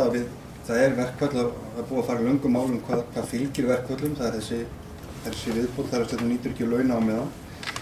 Og þetta er rétt afgreiðsla í takt við lögfræðilega álit og ég held að það sé gott líka eins og kannski, eins og Sigurður segir, ég ætla ekki að líta úr því að það mikið þetta hafa tónlistarnámið og menning og listir en þetta er afleiðing verkfalla og við verðum að halda í það. Við getum allt teist að borga öðrum starfsmönnum sveitarfélagsins samsvarandi fjárhæð fyrir það að vera ekki verkfalli ef við viljum sanngjarn og réttlátt. Þannig ég held að við ættum að passa okkur á því að vera ekki talsmenn einhverja hópa eða tilfinninga, heldur bara að afgreiða hér í takt við sanngjarn og réttlátt samfélag, lög, reglur og form og síðan getum við haft á þessu skoðanum eins og við höfum öll örugglega hvað myndum okkur langa að gera. Þetta eru fjármunir sveitarfélagsins, fjármunir bæjarbúa og ég held að ganga einmitt þá með þeim hætti, ekki eins og hvað sem komið fram hér að gera einhver einni stétt eða einni tegunda menningu eða listum eða afþreyingu herrendur höfrum með öðru. Ég þarf að tala beint mikra í myndavélina til þess að kenna þessum umræðu. Þetta er ekkert með ykkur að gera, heldur form og festu og bara reglu. Takk. Anna Sigríður. Forseti, ekki hérna undir sama máli, nr. 8. Bryndís Haraldsdóttir formaður bæjarráðs búin að fara yfir flesta hluti sem ég hafði hugsað mér að fara yfir hérna. Ég tek það fram eins og bæjarfulltrúi Theodór, ég er einn af þeim aðilum á bæjarfundi sem samþykkti þessa afgreiðslu málsins. Þetta er, auðvitað væri það voðalega gott ef enginn tapaði launum vegna vinnudeilna. En það er bara eins og ég er að koma fram, eðli vinnudeilna er þannig að fólk tapar launum. Það leggur niður störf og tapar launum og vinnuveitandi í þessu tilfelli við verðum af vinnuframlagi fólks. Síðan eru vissar reglur í kringu það hvernig svona hlutur eru gerður upp. Það er ekki annað að sjá við að starfsfólk Mosfellsbæjar hafi farið að þeim reglum í einu og öllu. Reyndar að komið fram að einhverjir hafi gert þetta einhvern veginn öðruvísi eins og Garðabær minnir mig sem að greiddi þá ekki yfirvinnu fyrir þá yfirvinnu sem var lögð af mörkum hjá okkur. Og svo þessi líka, það kom fram bæði hjá bæjarfulltrúa Bryndís og bæjarfulltrúa Theodóri þar sem ég var búin að punkta hjá mér næst að ég ætla ekki að fara að leggja mat á það hvaða störf starfsmanna Mosfellsbæjar eru mikilvægari en önnur. Það starfa mjög margir starfsmenn hjá bænum. Það starfa hér kennarar í tónlistarskólum, það starfa hér kennarar í leikskólum, grunnskólum, það starfa hér fullt af fólki á bæjarskrifstofunum og svo framvegis. Ég ætla ekki að standa hér og segja kveð upp það hvað af þessum störfum er mikilvægast. Ég held að maður gæti okkur á þannig málflutningi og við þurfum líka að gæta okkur að sinna jafnræðisreglum í afgreiðslu allra svona mála eins og ég trúi að treysta hafi verið gert hér á launaskrifstofunni og ég vil bara minna á að einhverjir allan komu hér í pontu áðan og höfðu áhyggjur af því að ráðuneyti heilbrigðismála væri ekki að sýna jafnræðisreglum með fulla virðingu með því að borga hærri daggjöld. Ég biðst afsökunar á að fara yfir í aðra fundar, ég þeim bara leyfa mér það samt að heilbrigðisráðuneytið sýndi jafnræðisreglunni ekki nægilega virðingu með því að greiða hærri daggjöld til heimilisfólks í Skógabæ undir 67 ára aldri heldur en heimilismanna á Hamrum undir 67 ára aldri. Það snýst líka þess að jafnræðisreglur. Við verðum alltaf að gæta jafnræðis og við þurfum að horfa hlutlegt á hlutina og taka okkar ákvörðun út úr því en ekki huglegt og leggja of mikið persónulegt mat á þá, þó auðvitað vil ég ekki afskrifa allar tilfinningar bæjarfulltrúa í eitt skipti fyrir öll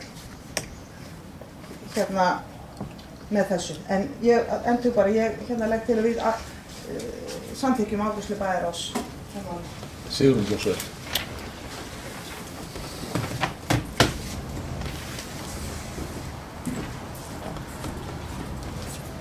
Já, ágæti forseti, ég held að við þurfum að hafa í huga að kennarar þeir töpuðu kaupinu sínu þarna veturinn. Ég man ekki hvað verkfallið stóð lengi, manstu það Haraldur? Stóð í 5 vikur. Já, þeir töpuðu 5 vikna kaupi og síðan líka sumarkaupinu. Þannig að þetta er ansi stór biti að kyngja fyrir tónlistarskólakennara og þetta hafði aldrei verið gert svona áður. Ég ætla að minna ykkur á það. Þetta hafði aldrei verið gert áður. og þess vegna mótmæltu náttúrulega tónlistarskólakennarar því kröftulega. En allavega sem sagt það er fróðlegt að hlusta á Bryndísi Haraldsdóttur, bæjarfulltrúa Sjálfstæðisflokksins hér, hafna því að við tölum út frá okkar tilfinningu. Við erum einfaldlega skynjugaskepnur, við höfum okkar réttlætiskennd og við höfum okkar siðferðislegu siðferðiskennd. Þetta er okkar áttaviti í lífinu, það eru tilfinningarnar. Ég færði líka málefnalega rök fyrir því af hverju ég teldi að tónlistarskólakennarar ættu að fá sumarlaun. Þeir unnu eins og þau gátu upptapið með nemendum og svo framvegis. Ég kom með fjöldan allan rökum fyrir því sem ég ætla ekki að fara að endurtaka núna, af hverju málefnalegum hlutlausum rökum myndi það væntanlega kallast á ykkar tungumáli, en sem sagt það virkar hvorugt og það að fara að gera lítið úr tilfinningarökum, þau eiga bara tilfinningarök, eiga fyllsta rétt á sér. Og ég ætla að vona það að við notum okkar skynfæri til þess að draga ályktanir og til þess að afgreiða mál hér í bæjarstjórninni. Mér þótti Anna Sigríður reyndar ekki hérna í herberginu, en mér fannst mjög ómaklega að mér vegið í hennar orðum.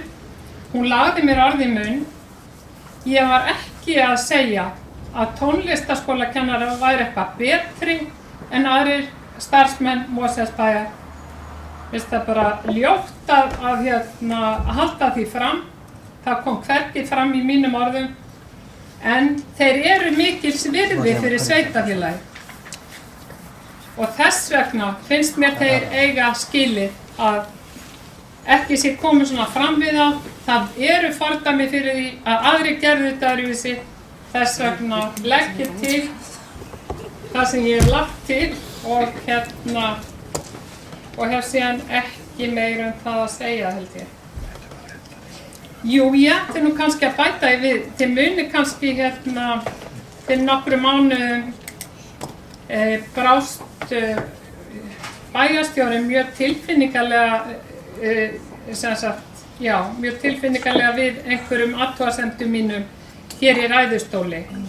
Og ég veit ekki betur en að hver bæjarfulltrúinn á fætur öðrum hafi komið hér í pontu og lýst því yfir hvað þið væri nú stolt yfir því hvaðan Haraldur ykkar væri mikil tilfinning að vera.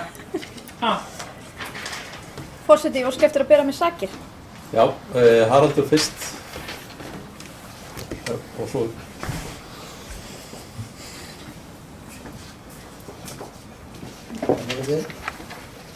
Þetta tilfinningar sé að vera góða. Það sé að hefur það komið þegar fram eins og kom fram í máli bæjarfulltrúa og íbúahreyfingarinnar að bæjarstjórinn hefur tilfinningar eins og við vonandi öll. En það er eitt sem held ég að skipti töluverðum sköpum þegar við sitjum við þetta borð og setjum okkur í það hlutverk að taka ákvarðanir og leiða mál til lykta að bæja frá okkur þessum tilfinningum eins mikið og við mögulega getum. Því að við þurfum að taka hlutlegar ákvarðanir, meta mál út frá ýmsum hliðum, hvað sem okkur kannski persónulega kann að þykja þær aðstæður eða þá einstaklinga eða hópa sem hlutlega hverju sinni. Og ég þekki marga tónlistarskólakennara sem vinna hér í þessum bæ, í þessum skóla og vinna frábært starf. Og myndi finnast tilfinningarlega mjög gott ef þeir getur fengið meiri pening og hærri laun og fengið þetta borgað. En ég má ekki leyfa mér, bæði sem bæjarfulltrúi og sem bæjarstjóri, að taka ákvarðanir út frá slíku. Heldur því umhverfi, þeim reglum, þeim lögum og því siðferði sem því fylgir að vera kjörinn og síðan ráðinn, annars vera kjörinn sem bæjarfulltrúi og svo ráðinn sem bæjarstjóri til ákvarðanatöku. Þrátt fyrir mína miklu tilfinningarsemi. Þannig að það sé nú algjörlega úrskýrt. En við langar nú að bara koma inn á hérna nokkur atriði sem að framkomi hér í máli bæjarfulltrúa íbúðarhreyfingarinnar. Ég greip nú hérna fram í fyrir henni áðan og ég vil bara biðjast afsökunar á því, það á maður ekki að gera. Að minni alkunnu tilfinningasemi þá hljóp mér smá kakk í kinn því að það fer ekkert, það fátt sem fer eins mikið fyrir brjóstið á mér þegar að farið er með rangt mál. Því ég reyni eins þó að mér kannski mistækist það einhvern tímann, ég er ekki fullkominn frekar en aðrir, að mér finnst það þegar við tölum hér að þá eigum við að segja rétt frá. Og bara þannig að það sé alveg skýrt þessi sumarlaun eða greiðslu þeirra, það var engan veginn hluti að neinum kjarasamningum. Það var hins vegar bara framkvæmd, launaleg framkvæmd útborgunar launa til kennara sem að þarna miður voru í verkfalli og kom niðurstöðu kjarasamningana ekkert við. Þannig að það sé nú sagt. Eins hvað varðar það að svona lagað hafi aldrei verið gert áður, það er náttúrulega ekkert rétt. Það eru mörg verkföll búin að eiga sér stað hjá kennurum og öðrum þar sem að framkvæmd hliðstæð þessari hefur verið framkvæmd. Eðli málsins samkvæmt. Ég reyndar hef ekkert kannað sérstaklega hvað gerðist í verkfalli tónlistarskóla kennara árið 2001 eða fullyrðingu þeirra það hefur eitthvað öðruvísi framkvæmt. Ég bara hef ekki skoðað það. En ég veit til að meðan að ég hef verið í þessu starfi og sem bæjarfulltrúi hefur margoft komið til þess að þurfa að beita hliðstæðum, að hefur beitt hliðstæðum aðferðum á þessu. Og ég vil líka benda á það að laun, eins og ég hefur komið hér fram, að laun kennara og þar með tónlistarkennari dreift yfir árið, ef að það kæmi ekki til þessara skerðingar á launum þessara ágætu aðalega yfir sumartíman, þá jafngilti það ákvörðun það að það ætti að borga þessum tiltekna aðilum, þá kennurum í tónlistarskólann 20% laun, 20% af launum sínum það í verkfalli. Og þá það væntanlega, ég gerir ráð fyrir því að það sé þá orðið fordæmisgefandi ákvörðun. Ef einhver aðrir fari í verkfall, einhver aðrir hópar, það þurfi þá að taka þá ákvörðun það meðan þeir eru í verkfalli að þá þurfa að borga þeim 20% af sínum launum. Ég veit ekki hvort að bæjarfulltrúi og íbúðarhreyfingarinnar myndi standa fyrir slíkri ákvörðun. Eða þurfa að verja hana. Hún geti kannski hugsanlega gert það út frá tilfinningarsemi, en ég held hún geti ekki gert það út frá svona venjubundnum og stjórnsýslu aðferðum, reglum og lögum. Það held ég að sé mjög erfitt. Það kom líka fram að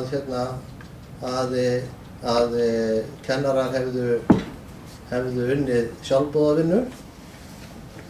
Ég greindi frá því hér í fyrri ræðu minni að kennurum hefði verið greidd yfirvinna fyrir þá vinnu sem að skólastjóri listaskólans óskaði eftir að þeir ynnu og var samþykkt af þessum kennurum vegna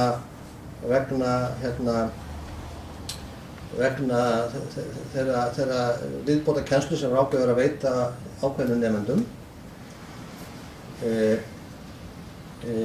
Bæjarfulltrúi og íbúðarhreyfingarinnar hélt því fram að samt sem áður hefðu kennarar unnið sjálfboðavinnu, en ég vil nú bara benda á það að því það nú líka komið til tals hér að fyrir bæjarráði í fyrramáli þetta mál aftur til umræðu þar sem að bæjarfulltrúinn lagði fram ákveðnar skriflegar spurningar sem eru þá til svars á morgun. Þar meðal hans kemur fram í þessu minnisblaði með leyfi forseta vitni í það. Samkvæmt upplýsingum frá skólastjóra listaskóla var engin slík launaleg sjálfboðavinna unnin í listaskóla og þar af leiðandi ekki nein samantektir í launalausa vinnu. Ég treysti skólastjóra listaskóla mjög vel og ég hef ekki neina trú á því hann sé að segja ósatt í þessu tilfelli og hafa verið aðstoð til þess. Þannig að þetta var þar ekki það sem að ég vildi koma eins og stíma. Theodór Björnsson. Fyrirgefðu forseti, ég baði ósk eftir að bera mig Það sakir. allir að... Allir að bera þessi sakir? Já. Hann fyrst óskar eftir að taka ekki til máls? Jú, bara í annarri röð. Í annarri röð? Kannski eftir mér það líka? Ég held að það sé bara rétt og höldum okkur mæli þetta. Þannig að það eru hérna nokkurnu veginn allir að... Forseti? Í þessum... Það var alveg svolítið undan mjög. Bæjarfundur Bryndís með það, en ég skal klára bara, ég hef stöttu en að Bæjarfundur Söðurinn talar við sem skynur og skepnur og tilfinningar, það er alveg hárrétt.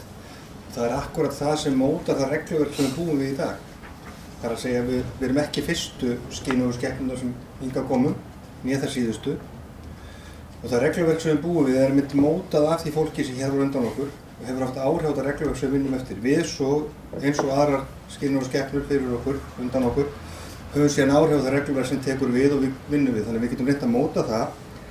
En skynur og skepnur við hér, við förum ekki að marka það eitthvað nýtt verklag eða fara að breyta út af jafnvel. Það má jafnvel túlka þessa hugleiðinga þannig að við tökum fé úr bæjarsjóði og greiðum fólki án þess að sé rétt heimild til þess. Og það er eitthvað sem við getum alls ekki gert. Ég skil vel að bæjarfjótur er langi að gera þetta. Það er auðvitað mjög gott og við erum örugglega öll saman um það. Þá komum við að tilfinningum.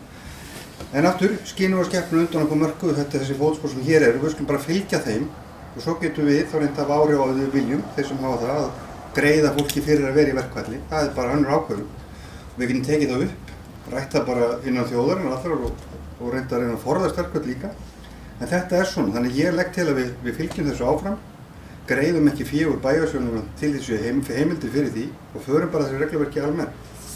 En þetta er aftur, ég ætla ekki að segja þetta mikið oftar. Takk. Bryndís Gjörsvöll. Ég ætla að segja Bryndís Gjörsvöll.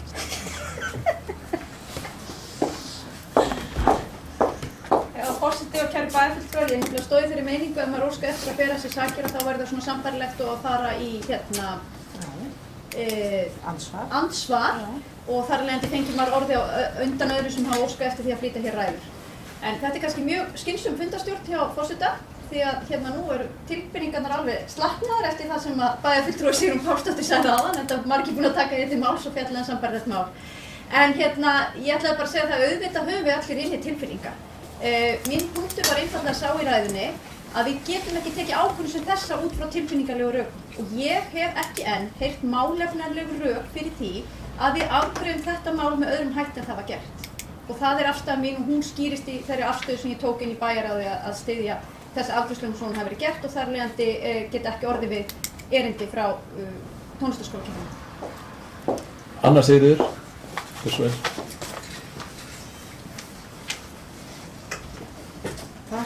Forseti, já, ég er hingað komin upp, það er kannski fullt djúpt í árinu tekið ég sé að fara að bera mig sakir vegna þess að vill hann til ég þurfti því miður að bregða mig hérna fram fyrir dyr á það. En ég frétti að ég kom inn í fundarherbyggi aftur að það hefði komið ásökun á mig úr þessu ræðustólum að hafa lagt bæjarfulltrúar Sigrúnu Hólmfríði Pálsdóttur orð í munn. Þar sem ég var ekki viðstödd akkúrat þegar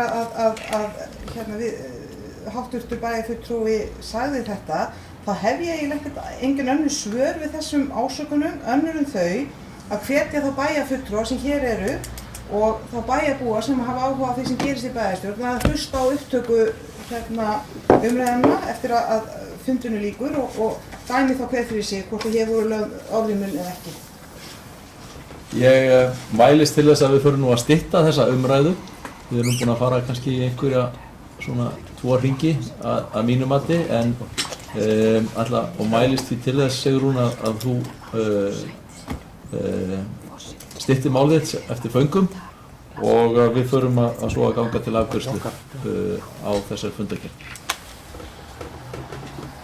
Gjörsvöll.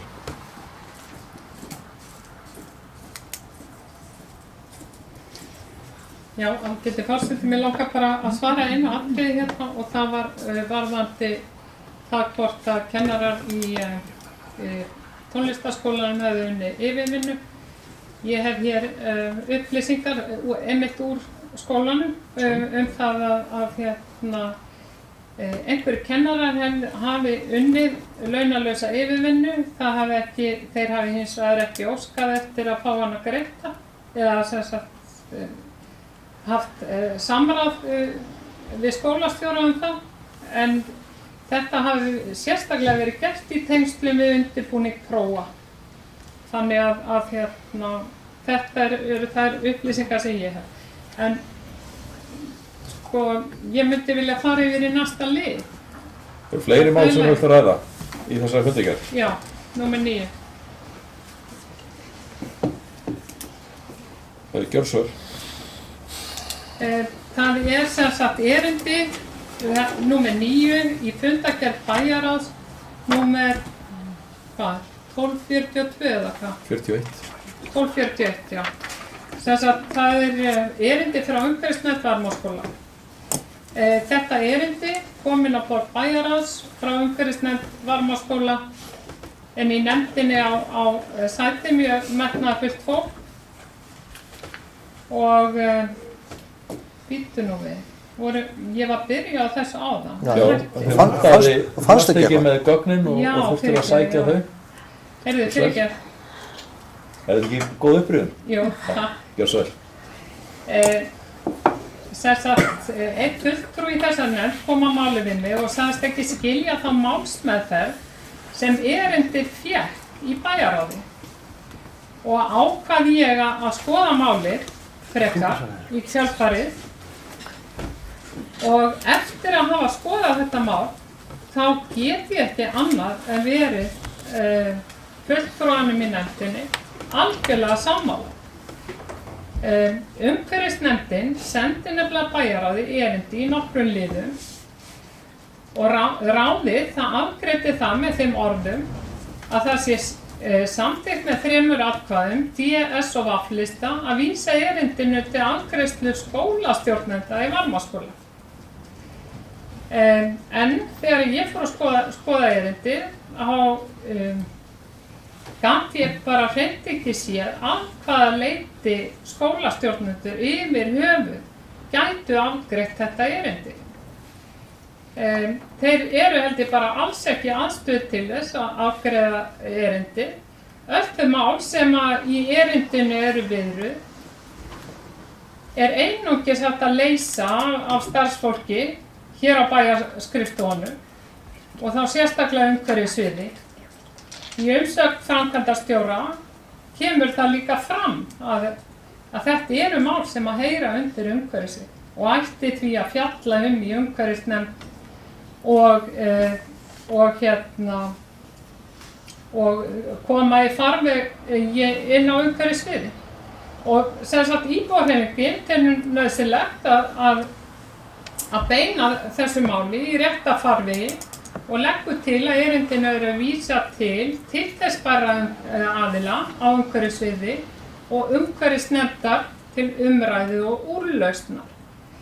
Ég veit ekki, sko, ég fór að spekulera í því, ég skil ekki sko hvað eiginlega liggur að baki því að senda þetta erindi til skólastjórnenda. Ef við skoðum erindi þá hlýtur að það vera ljóst að skólastjórnendur í Varmárskóla geta engan veginn afgreitt það.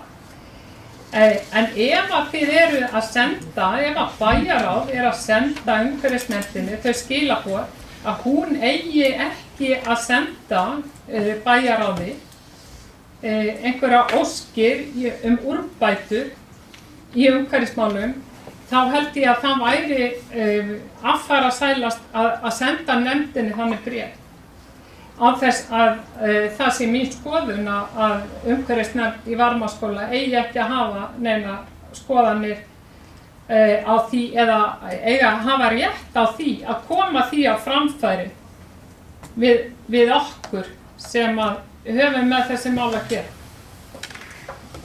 En þess að þetta er tillagan, ég sendi þér hann. Bryndís, gjör svo vel.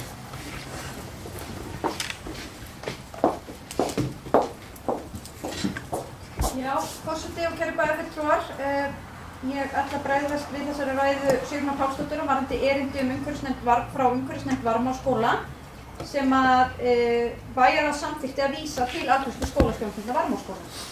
Og til að útskýra það afstöðu þá þarna að ræða ákveðna nefnd innan stofnunar bæjarins.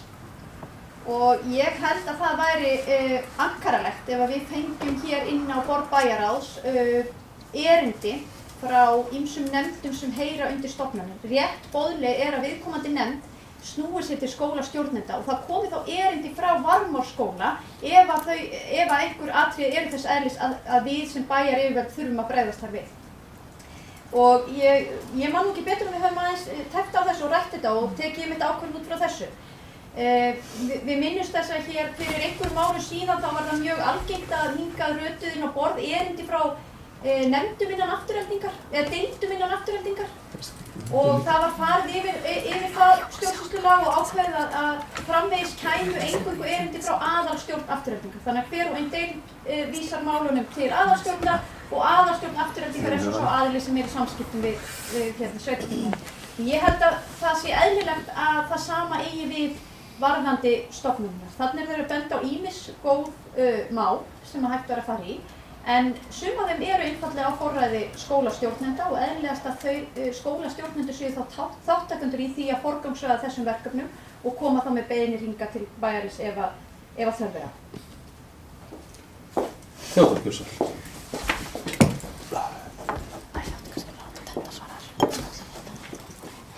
Forseti, bara þetta saman mál umhverfisnefnd Varmárskóla þá ekki lítið úr þeirra störfum og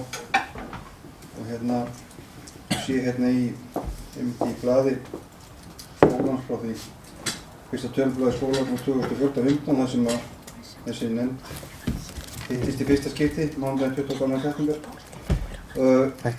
Í framhaldi að því náði ég markmið á grænfánun afhenta í annað sinn og þetta gott og vel og í þessu fjallaði umhverfismál í öndvegi í skólanum og farið við margar hluti þar innan skólans að flokka pappír, fernum, plast, lífræn úrgang og rafhlöður. Þetta mjög mikilvæg umræða í skólunum sjálfum og þess vegna mjög mikilvægt að nefndin starfi innan hans véband en til okkar í bæjarráð barst óundirritað bréf frá þessari sömu nefnd sem að man ekki hvernig bæjarfulltrúi Sigrún nefndi að það væri gott fólk í það minnsta það ég held ég sé ekki að fara með neitt rangt eða það var gott fólk eða sem í nefndinni sem ég veit ekki fyrir hverju eru en það afar mikilvægt alveg eins og við erum að ræða oft hérna og margrætt mikilvægt þess að fara með mál í ferla og í réttan farveg til að fá úrlausn því ekki voru að taka afstöðu til þess sem kom fram í bréfi nefndarinnar. Hitt alveg eins og skólinn kemur umhverfisnefndin á fótinn og þá mikilvægt að skólinn, þar að segja skólasamfélagið og þeir sem fara með í fyrirsvari fyrir skólan og stýra honum dagstaglega séu með í ráðum og kannski þetta að leysa eitthvað af þessum málum með samtölum eða með einföldum hætti við bæjarstarfsmenn eða eitthvað en öðru leyti þegar allt rýtur og í óefni stefnir þá sé allavega þeir sem að skólastjórnendur riti þá eða taki þá svona ákvarðanir og riti þá bréf til þeir sjá sér ekki fært að vinna innan kerfisins og riti þá til okkar í bæjarráði séu alla aðra leiðir ófærar. Þannig að á þeim rökum, einföldu rökum var erindinu náttúrulega það sendt tilbaka í skólan aftur til umfjöllun og það og eitthvað þá meðferðar og vonandi til að ná þessu markmiðum sem að umhverfið okkar óskar af okkur. Takk. Fleiri sem óska eftir að taka til máls þessa fundagerð? Anna Sigríður Björnsson. Ég búin að senda honum tillögu á honum. Já, hún kemur. Forseti, það var kannski að bera bakka fulla lækinn að koma upp undir þessu máli líka en ég held að sé bara, í fyrsta vil ég segja að það bara frábært að það skuli starfa öflug umhverfisnefnd innan Varmárskóla. Mér finnst það bara mjög gott mál. Það eins og bæjarfulltrúi Theodór bent á það kom óundirritað bréf til bæjarráðs frá þessari nefnd og það er örugglega alveg rétt sem bæjarfulltrúi Sigrún segir að það er frábært fólk í nefndinni, við bara vitum alltaf ekki hverju það eru. En það við stjórnsýsla í bænum þessi umhverfisnefnd bara nefnd sem komið á fót innan einnar stofnunar bæjarins og það mjög mikilvægt að þeir sem stýra stofnun að þeir séu alveg með á nótunum það hvað að gerast. Að þannig að svo geta skólastjórnendur ákveðið hvað segir maður? Maður segir ekki delegera verkefnum, maður segir að úthluta verkefnum til nefnda eða eitthvað innan hús hjá þeim, en formlegis, hvað ég að segja, samtalsfarvegir milli okkar og stofnana bæjarins, þeir verða að vera við okkur og stjórnendur þeirra stofnana. Það bara liggur í hlutarins eðli, það verður að vera þannig. En auðvitað fagnar maður því að það skuli vera svona útdeilt verkefnum og stofnaði svona nefndir og þær skuli vera svona áhugasamir. Það bara frábært. En þetta sko fyrst og síðast þetta bara verklags stjórnsýslumál og þess vegna þetta nú ágreitt svona. Theodór Björnsson.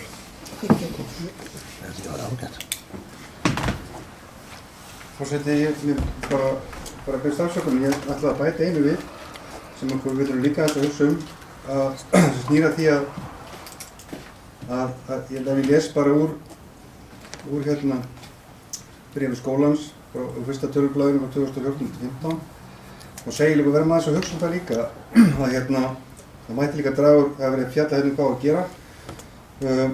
Búið að velja fulltrúi umhverfisnefnd í öllum bekkjum yngri deildar og verið fundar regla með þeim í allan vetur. Þannig það má leiðum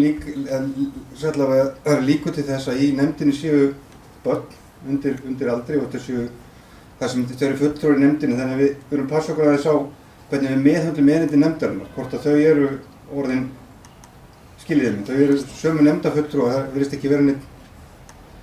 Já, það eru börn í nefndinni líka og þau undirrita að senda okkur bréfið eða mér langaði bara að benda á það því að við séum meðvituð það og það fylgir því ákveðin svona þegar þangað til maður er 18 ára þá svona ákveðin. Við verðum að verja líka börnin okkar fyrir einhverju svona. Þannig að ég glemdi því bara á hann, byrst afsökunum því. Kolbrún Björnsson.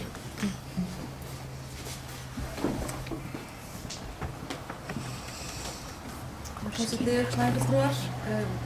Ég hef aðeins svona velt vöngum vegna þessa bréfs sem við fengum sent frá umhverfisnefndinni. Virkilega metnaðarfullur hópur þarna á ferð og sem allt umhverfið sitt og vill Varmárskóla allt hið besta og ég virði það. En mér finnst sko, eins og það komið hérna fram, að það skólastjórarnir sem að stýra þessum stofnunum og það má alveg dæma mig fyrir það að vera maður eigi með þessum orðum mínum sé ég að drepa niður frumkvæði. Ég ekki að gera það. Ég vil bara taka undir það sem hefur komið hérna fram að í rauninni þá finnst mér svolítið gengið fram hjá skólastjórunum í þessu máli. Og það rauninni, ef ég hef til dæmis séð nafn skólastjórans á þessu blaði að því að mér finnst svona ákveðið, allt í einu bara kom upp í huga mér svona ákveðið virðingarleysi og ég vona ég sé ekkert að kasta fram einhverjur olíu á eldinn sko en mér finnst ég ákveður stríðshanska, ég vil ekki vera að gera það en við verðum svolítið að virða það sem að einhvern veginn prótókollið segir okkur og formið eins og margoft komið þetta fram en svona samanskapi ekki stíga á tær, ég vil heldur ekki tala um það en með svona skrítið að ég kenndi nú í Reykjavíkurborg í 20 ár og ég sæi fyrir mér sko alla skólana þar sem myndu senda borgarstjórninni bréf. Við létum allt fara í gegnum, það fer allt í gegnum skólastjóra.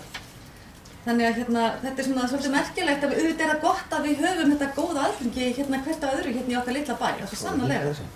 En við verðum samt að virða svolítið sko leiðina.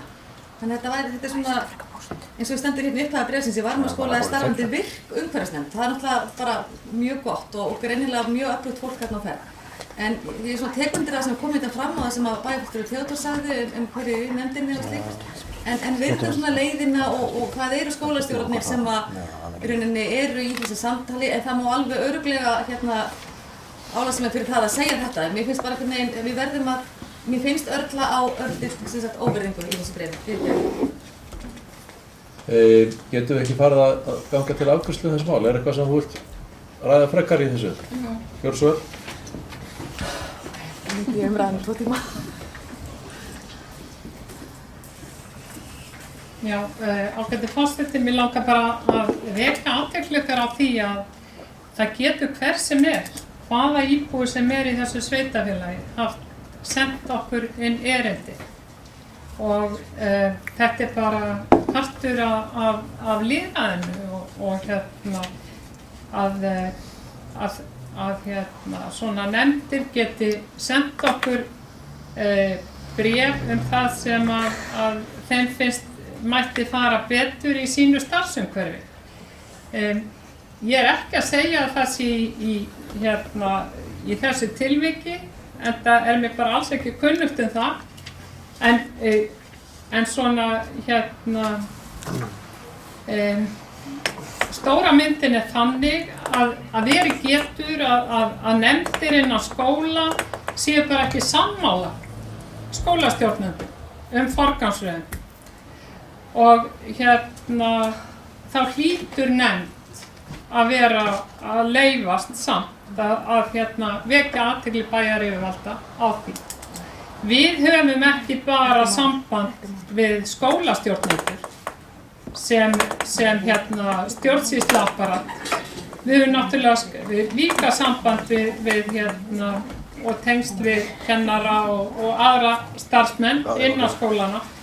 Þannig að þetta bara svona, mér finnst þetta bara alveg sjálfsagt að umhverfisnefnd sendi okkur svona erindi.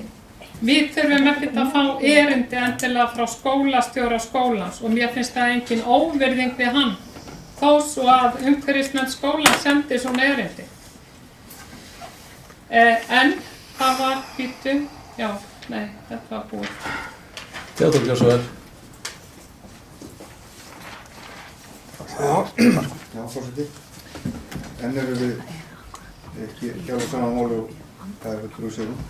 Það hárrétt hjá henni að það geta allir sendt bænum erindi í alla nefndir og fengið svör við sínum málum, bara eins og hverjum hentar, en þá gera menn það sem einstaklingar og undirrita þau bréf.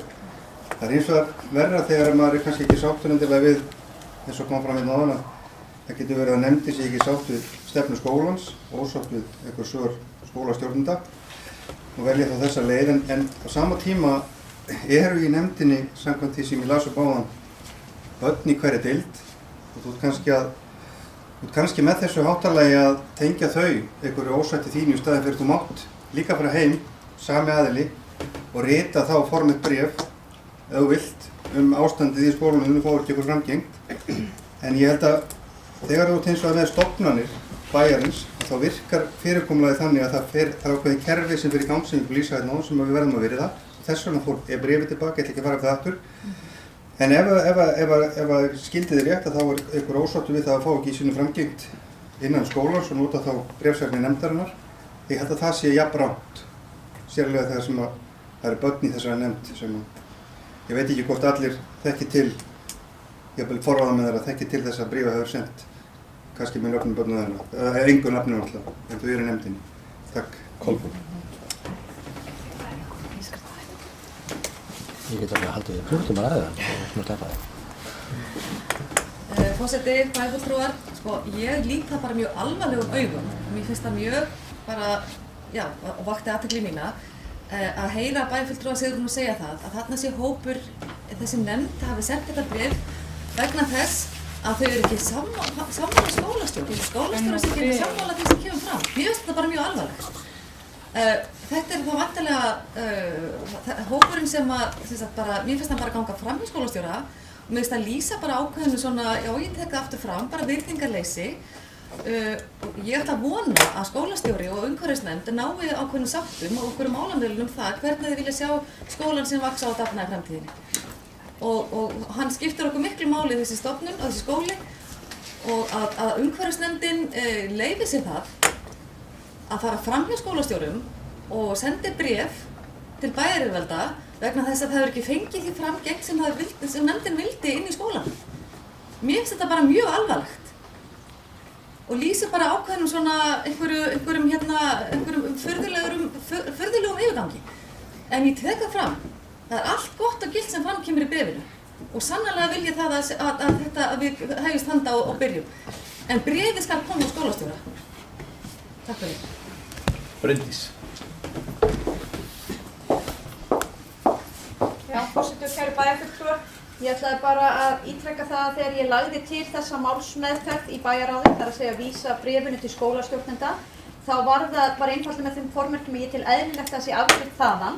Mér er fullljóst að hér er öllum heimilt að senda bæjarráði bréf, en við erum líka stjórnsýsla og við afgreiðum okkar erindi eftir því. Ég hafði engar upplýsingar það og var engan hátt að gefa mér það að það væri búið að ræða þetta mál við skólastjórnendur. Ég leit kannski bara svo á að bréfritarar væru kannski ekki kunnugt eðlilega stjórnsýslu í þeim vefnum og bara fannst eðlilegt að þetta væri rætt á vettvangi skólans. Ef að svo er uppi einhver ágreiningur þessi mál, þá er hægt að koma hér til kasta bæjaryfirvalda. Sigrún, ég bið bara það að nú förum við að stytta þessa umræðu og þetta verði síðasta ræðan í þetta mál. Ágæti forseti, ég bara verða að bera mig sakir. Kolbrún, þú hlustar ekki á mig. Ég tók sérstaklega fram að ég hef ekki hugmyndum hvort að það væri eitthvað missætti þarna þessi mál í Varmárskóla. Ég tók það sérstaklega fram. En hins vegar gæti alltaf komið upp sú staða að svo væri að nefndir innan skólans væri ekki sammála skólastjórnendum og þá væri bara allt í lagi að við fengjum erindi inn á borð til okkar. Enda erum við og sérstaklega þá náttúrulega fræðslunefndin sem að hefur þar mjög viðamiklu hlutverki að gegna. Þannig að það er ekki fótur fyrir því að það sé þetta einhver misklíð, allavega hef ég engar upplýsingar það. Þetta voru kennarar sem að sendu bréfið eftir því sem að ég best veit, þetta voru kennarar sem að halda utan þetta umhverfisstarf í Varmárskóla. Það voru engin börn í þeirri nefnd. Það eru nemendur í umhverfisnefnd. Já, það í nefndunum eru börn. Má ég svara örstutt, má bara örstutt svara. Þetta voru sem sagt kennararnir sem halda utan það starf. Kolbrún. Halda utan starf í skólanum.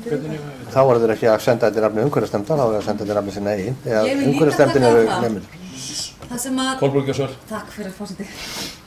Ég vil líka segja það að ég sagði líka í upphafi málsins, ef svo þá lít ég það mjög alvarlegum augum. Það var það sem ég sagði. Þá er umræða lokið 9. mál. Eru fleiri mál í þessari fundargerð sem við vilja ræða? Ef ekki, þá er umræðan lokið og við göngum til afgreiðslu mála og ég lít svo á að við tökum 8. og 9. mál fyrir sérstaklega. Það er ekki óskir að önnur mál verið tekin fyrir sérstaklega, það? Í hverju? Í fundargerðinni. Já. Og var það 141? Já. Það er svo rugglandi, þetta nýja sísta. Algjörlega ómulegt. Og þá liggur fyrir í 8. máli varðandi listaskólan tillaga íbúahreyfingarinnar að bæjarstjórn endi þá ákvörðun að lækka sumarlaun tónlistarkennara eins og það er orðað. Er einhver sem óskar eftir í lesi tillögunni í heild sinni?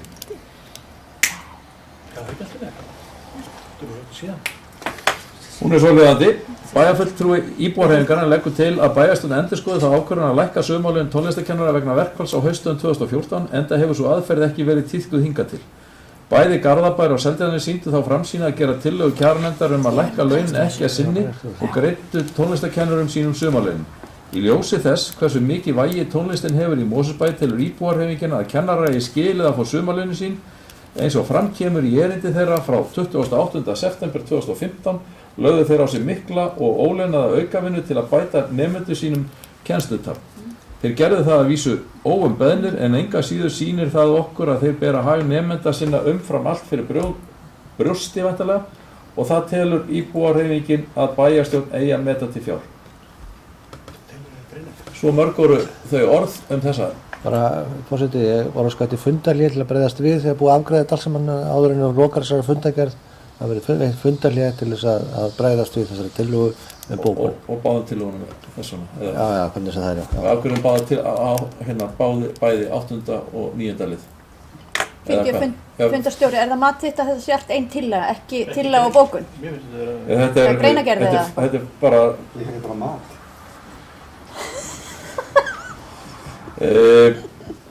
Ég ætlaði nú ekki að fara að skipta. Það má eiginlega segja að það kemi punktur á eftir, eftir fyrsta málsliðin. Og það sem á eftirfæri væri í raun og veru eðli þess sem að þar kemur eftir er greinagerð. Nei, ég er ekki sammála því. Tillöguflytjandi ekki sammála? Nei, mér finnst þurfa að skýra það. Og það er bara... Já, greinagerðin fylgir... Þetta er ekki langt. Skýra hvað meira. Þetta er bara það sem þú skrifa, En greinagerðin kæmi til með að fylgja tillögunni, en raun og veru fyrsti málsliðurinn er það sem tillagan er. Hitt eru skýringar. Látum það liggja á milli hluta. Þeir sem að samþykkja þessa tillögu gjörðu svo gefa merki. Takk fyrir og á móti. Tillagan er felld með 8 atkvæðum gegn 1. Ég bara ítreka endur okkar þegar tækifæri hérna á fundinum og eftir hvernig sem vilt fórseti að bregðast við. Það er kannski bara best að taka að bera svo 8. liðin upp. Þeir sem samþykkja 8. liðin eins og hann kemur fram í tillögunni gjörðu svo gefa merki. Þeir sem voru á móti. Afgreiðsla bæjarráðs í máli undir 8. lið er samþykkt með 8 atkvæðum gegn 1. Ég tel réttast að gera fundarhlé á þessum tímapunkti til þess að bregðast á við þessari tillögu. Fundarhlé. Og það var ekki nema allir að fara að klósetti, Við hefjum þá fund og Haraldur, gjörðu svo vel, gera grein fyrir bókun sem að... Við líka, já. Ég var að eyðinni hérna út á tölvunni minni. Má ég kannski flytja mína fyrst þá? Nota tíma? Nei, hún er hérna. Já, gjörðu svo vel. Það kom í vantar það. Þetta afsökum mér á þingast í tölvunni minni. En við í Raff og D-lista óskum eftir að bóka tilefni af tillögu bæjarfulltrúa og íbúahreyfingarinnar sem varðar greiðslu á launum yfir sumartíma hjá tónlistarkennurum eftirfarandi.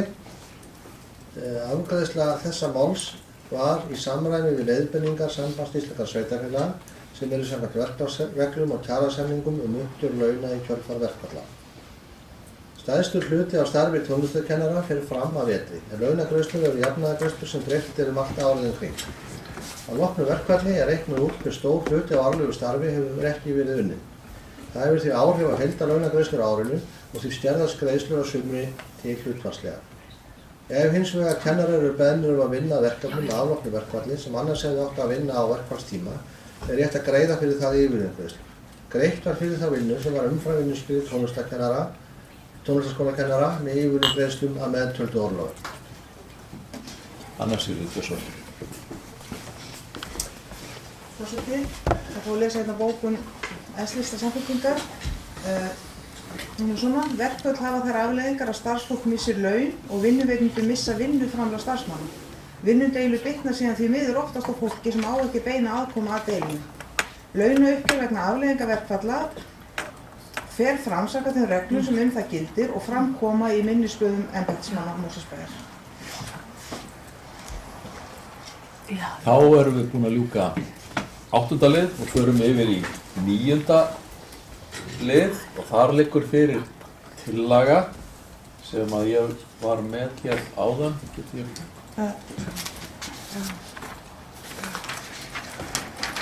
Takk.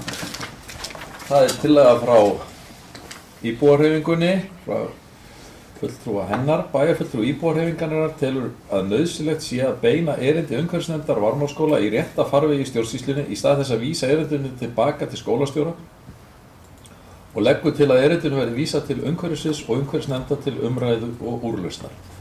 Þeir sem samþykja þetta gjöra svo gefa merki. Takk fyrir og á móti. Tillagan felld með 8 atkvæðum gegn 1. Afsakið forseti, ég ætla að fá að búa bókun. Og við erum með bókun þetta líka. Gjöra svo vel annars þér og Bryndís. Kjörum þetta í þessari röð núna. Forseti, bókum við afgreiðslu okkar á þessari tillögu, bókun S-lista Samfylkingar. Bæjarfulltrúar Samfylkingar eru sammála þeirri skoðun bæjarfulltrúa íbúðarhreyfingarinnar að nauðsynlegt sé að beina erindi umhverfisnefndar Varmárskóla í réttan farveg innan stjórnsýslunnar og með það í huga teljum við rétt að beina erindinu til skólastjóra Varmárskóla sem veiti því brautargengi innan stjórnsýslu bæjarins. Bryndís kjósvel.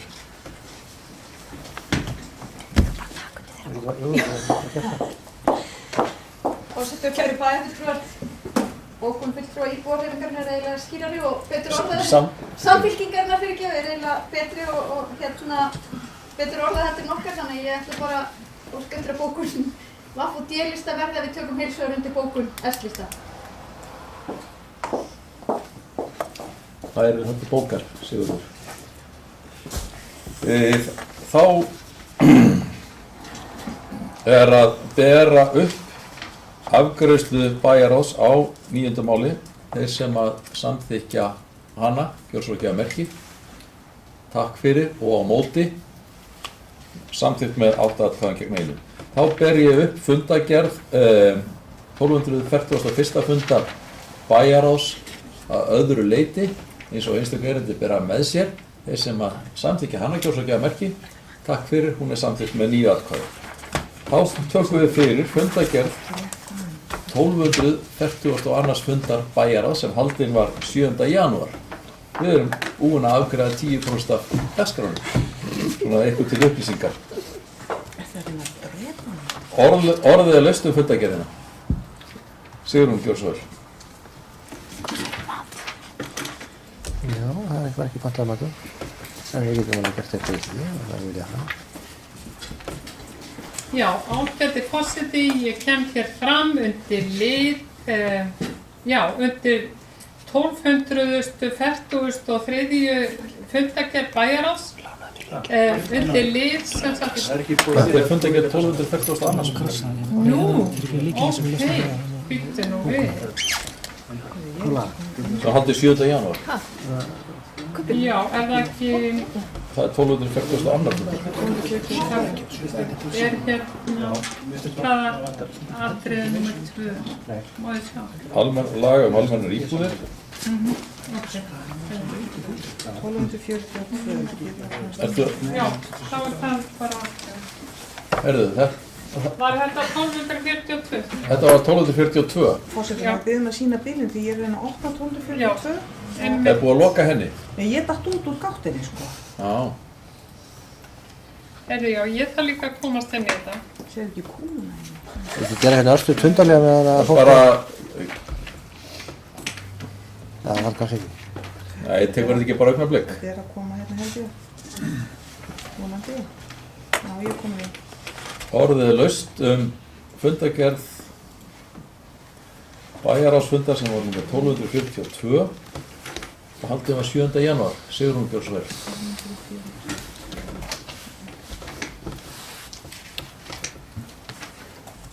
Get ég fengið augnablik fundarhlé?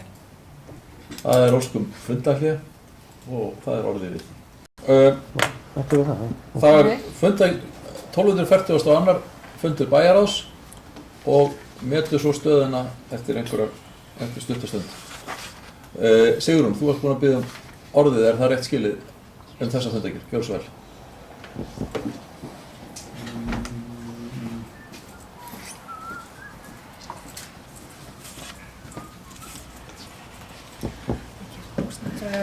Ágæti fundarstjóri, forseti, forseti.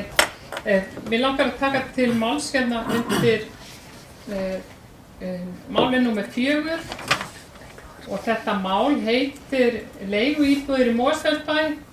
Það hefði mátt, ef ég á að segja alveg eins og er, þá hefði mér fundist kannski að það þyrfti að vera skýrari titill á þessu máli vegna þess að þetta mál fjallar ekki bara sem sagt leiguíbúðir í Mosfellsbæ heldur lóðir í eigu Mosfellsbæjar þar sem eiga að vera leiguíbúðir og líka íbúðir sem að verða seldar. Þannig að sko, mér finnst það svolítið villandi þessi titill á efninu, en þetta náttúrulega bara smá athugasemd.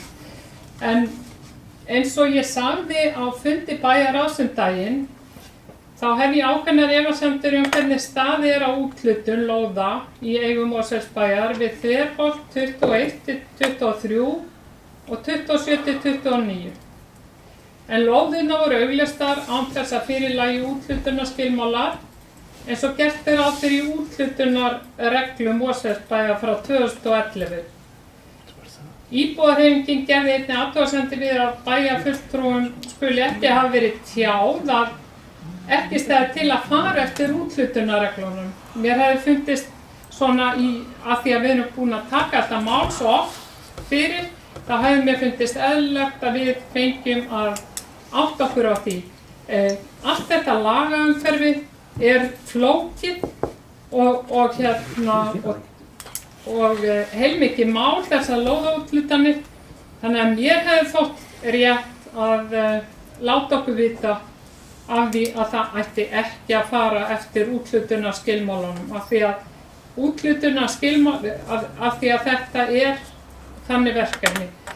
Bæjarstjóri hann útskýrði á fundinum síðast í bæjarráði af hverju það var ekki gert og það var að því mér skildist út af því að þetta var svona ákveðin pakki, þarna voru bæði leiguíbúðir og söluíbúðir og eitthvað svoleiðis.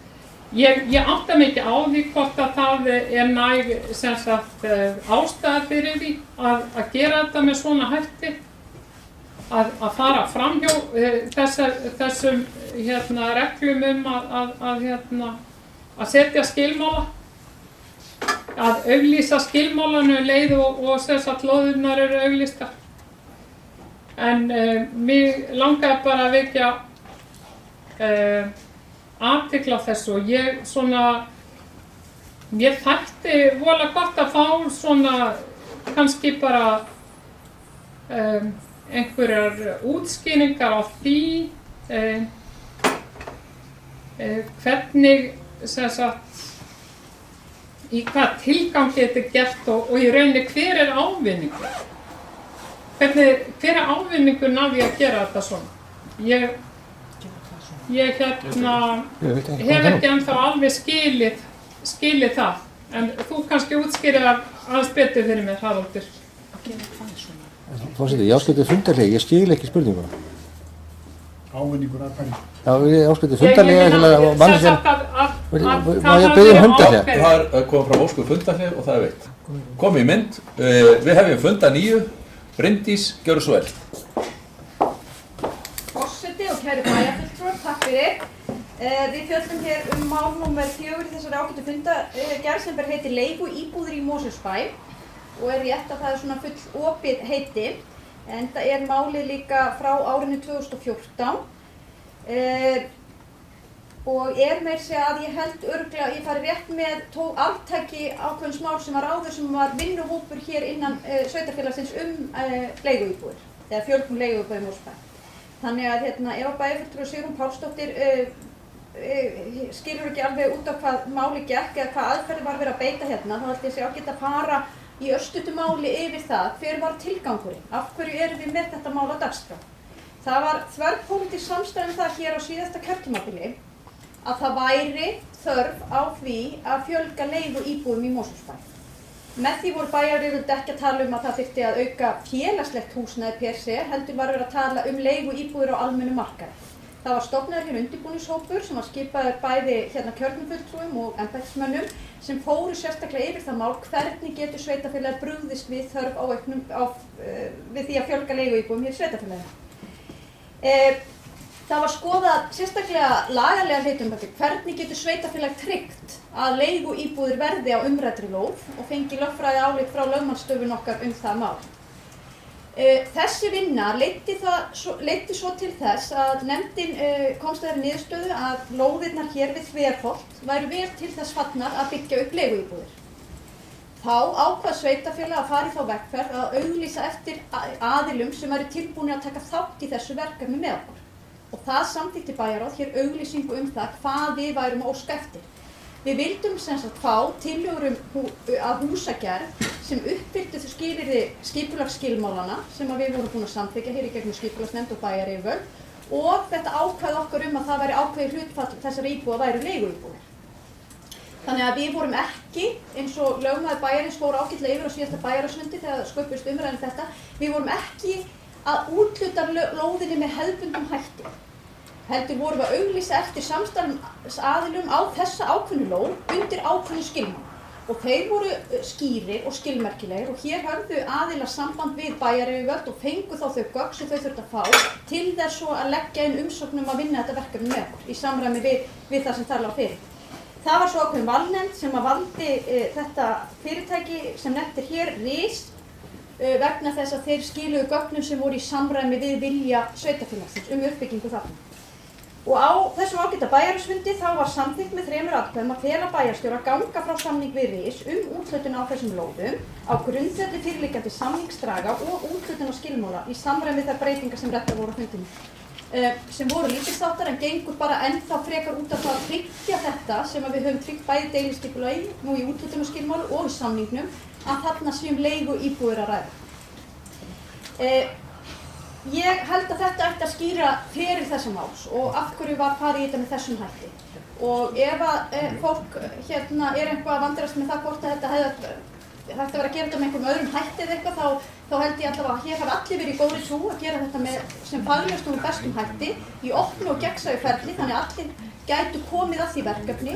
Það var notist við aðstoð bæði frá lögmannsstofunni Lex í upphafi þegar við varum að reyna að tryggja það að hér leiguíbúðir væri að ræða og svo hefur lögmaður bæjarins fylgt þessu eftir að hann kom til starf.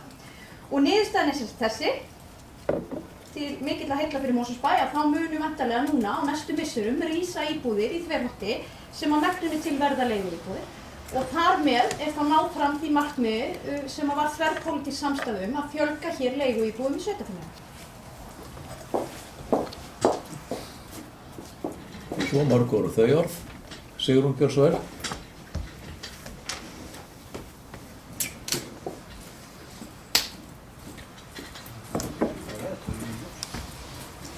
Já, ágæti forseti, ég þakka Bryndísi fyrir að rekja sögu þessa verkefnis en það sem að ég var að hugsa það var einungis þetta sem sneri af útboðinu og af hverju að ekki lágu fyrir úthlutunarskilmála þegar að lóðirnar voru auglýstar eins og framkemur í úthlutunarreglum að eigi að haga málum. Það sem ég enn ekki skil og hef enn ekki fengið svar við einfaldlega það en hvaða ávinningur var af þessu fyrirkomulagi? Hvaða ávinningur var af þessu fyrirkomulagi? Af hverju var ekki bara farin eðlilega leiðin? Það getur ekki verið að það eigi að skipta þarna verið að úthluta lóðum. Það getur ekki verið að það er skipta máli hvort að það er að vera leiguíbúðir eða söluíbúðir. Það getur, þú veist, hvernig húsið er nýtt, það á ekki að hafa áhrif á það hvernig staðið er að lóða húsið. Það er eiginlega vandamáli sem að ég stend frammi fyrir og er enn ekki búin að fá svar við af hverju ekki var bara meðhöndlað með því móti sem að reglu segja til.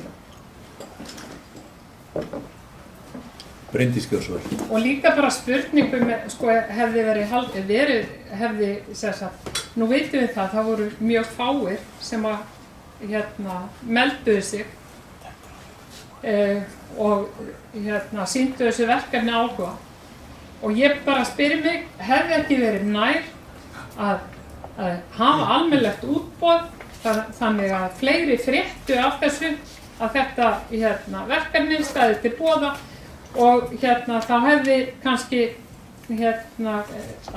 kannski fleiri aðilar tekið þátt í þessu verkefni. Það getur nú vel verið Bryndís Gjósvar. einhver í Portúgal hefði viljað byggja leiguíbúðir og nýpa Mosfellsbæ. Já, forseti, ég ætla bara að ítreka það sem ég sagði hérna áðan. Markmið sveitarfélagsins var að fá þarna leiguíbúðir. Almennt þegar úthlutað er lóðum þá getur fólk byggt í samræmi við skipulag. Það er mjög óalgengt að það séu slíkar kvaðir eins og hér ræðir, þetta séu leiguíbúðir. Þannig að eftir held ég faglega yfirferð og mat á því hvernig við best næðum fram því sem við vildum stefna, þá var þessi aðferð lögð til. Og það var samþykkt hér, ég man ekki að það hefði verið einhverja mótbára á því, þannig ég held að sé ekkert óeðlilegt í þessu ferli enda hafa fagaðilar unnið með okkur allan tíma. Stóra máli snýrist það að fá leiguíbúðir og tryggja það að þarna veru leiguíbúðir og tryggja það að það væru aðilar sem færu í uppbyggingu í samræmi skipulag og væru áfram með þær í leigu. Og það á að nást fram með þessum hætti. Theodór Gjósvar.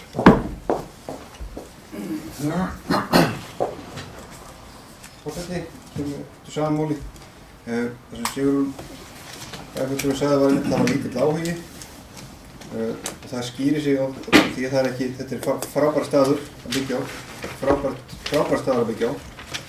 Ef að hefði staðið til boða þarna þessi fjöldi íbúða og þessi hús eins og þau líti út á í okkar svona drögum, að þá er klárt mál að ef þetta hefði bara íbúða til sölu, þá hefði margir slegist það, það getur auglegt til sérstaklega, þetta spyrst út. Hins vegar, þá farið við þaðan af hverju nafnið á erinduna með þessu heiti, með þessu, við getum tekið það, er ekki lýsandi kannski heiti, en upphæfum og rekið til þess að það var settur saman hópur sem ætlaði að tryggja það að það yrði leiguhúsnæði í Mosfellsbæ. Það er íþyngjandi fyrir þá sem að því koma, þess vegna er formið eins og það er og það er þinglýst kvöð verður á þessu öllu saman, þarna verði leiguíbúður fyrir þá sem hér búa, vilja vera, flottar íbúður á flottum stað, þess vegna fór þetta í þennan feril og ég má halda í hann, það er ekkert vont við þetta, þess vegna það er auðvitað fyrir þau fyrirtæki sem er starfað að sem gera, þá er þetta íþyngjandi, það þarf að búa til félag og reksturinn á þessu og við þekkjum þetta allt saman, þannig að og það var ágætlega farið yfir þetta á Bæjarráðsfundi sem að Sigurður vísaði til og að skýra þetta mikið oftar fyrir bæjarfulltrúa held ég að sé óðsmannsæði og þetta verður bara þá að vera svona, en við ætlum að tryggja þessar leiguíbúðir íþyngjandi ákvæði sem gerir það verkum að færri óskuða til loður mella. Það er klárt mál. Og ég ætlum að halda áfram með þetta mál og ekki eða mikið meiri tími í þetta. Takk. Haraldur Gjósvar. Ég veit að viðurkenna það að ég er ekki alveg almennilega fyllilega ennþá almennilega ljóst hvað þessi umræða snýst. En það er nú önnur saga. Ég verði það einhvern tíma ljóst, en bara þetta vil ég segja östugt. Það að úthluta lóðum með þessum hætti er ekkert óvanalega aðferð, ekkert óvanalega legri aðferð en hvert annað og hefur meðal annars örugglega oftar en einu sinni verið stundu hér í þessu bæjarfélagi. Ég nefnum til dæmis úthlutun af lóð við Tröllardyr, þar sem stendur stórt og mikið fjölbýlishús. Það sem var ákveðið verð á þeirri lóð en óskaði eftir aðilum til þess að byggja hús og farið og stofnuð var sérstök dómnefnd eða valnefnd í líkingu við þetta sem valdi bestu tillöguna. Út úr því kom þetta ágæta fallega fjölbýlishús í Tröllardyr sem sómið sér vel í því hverfi.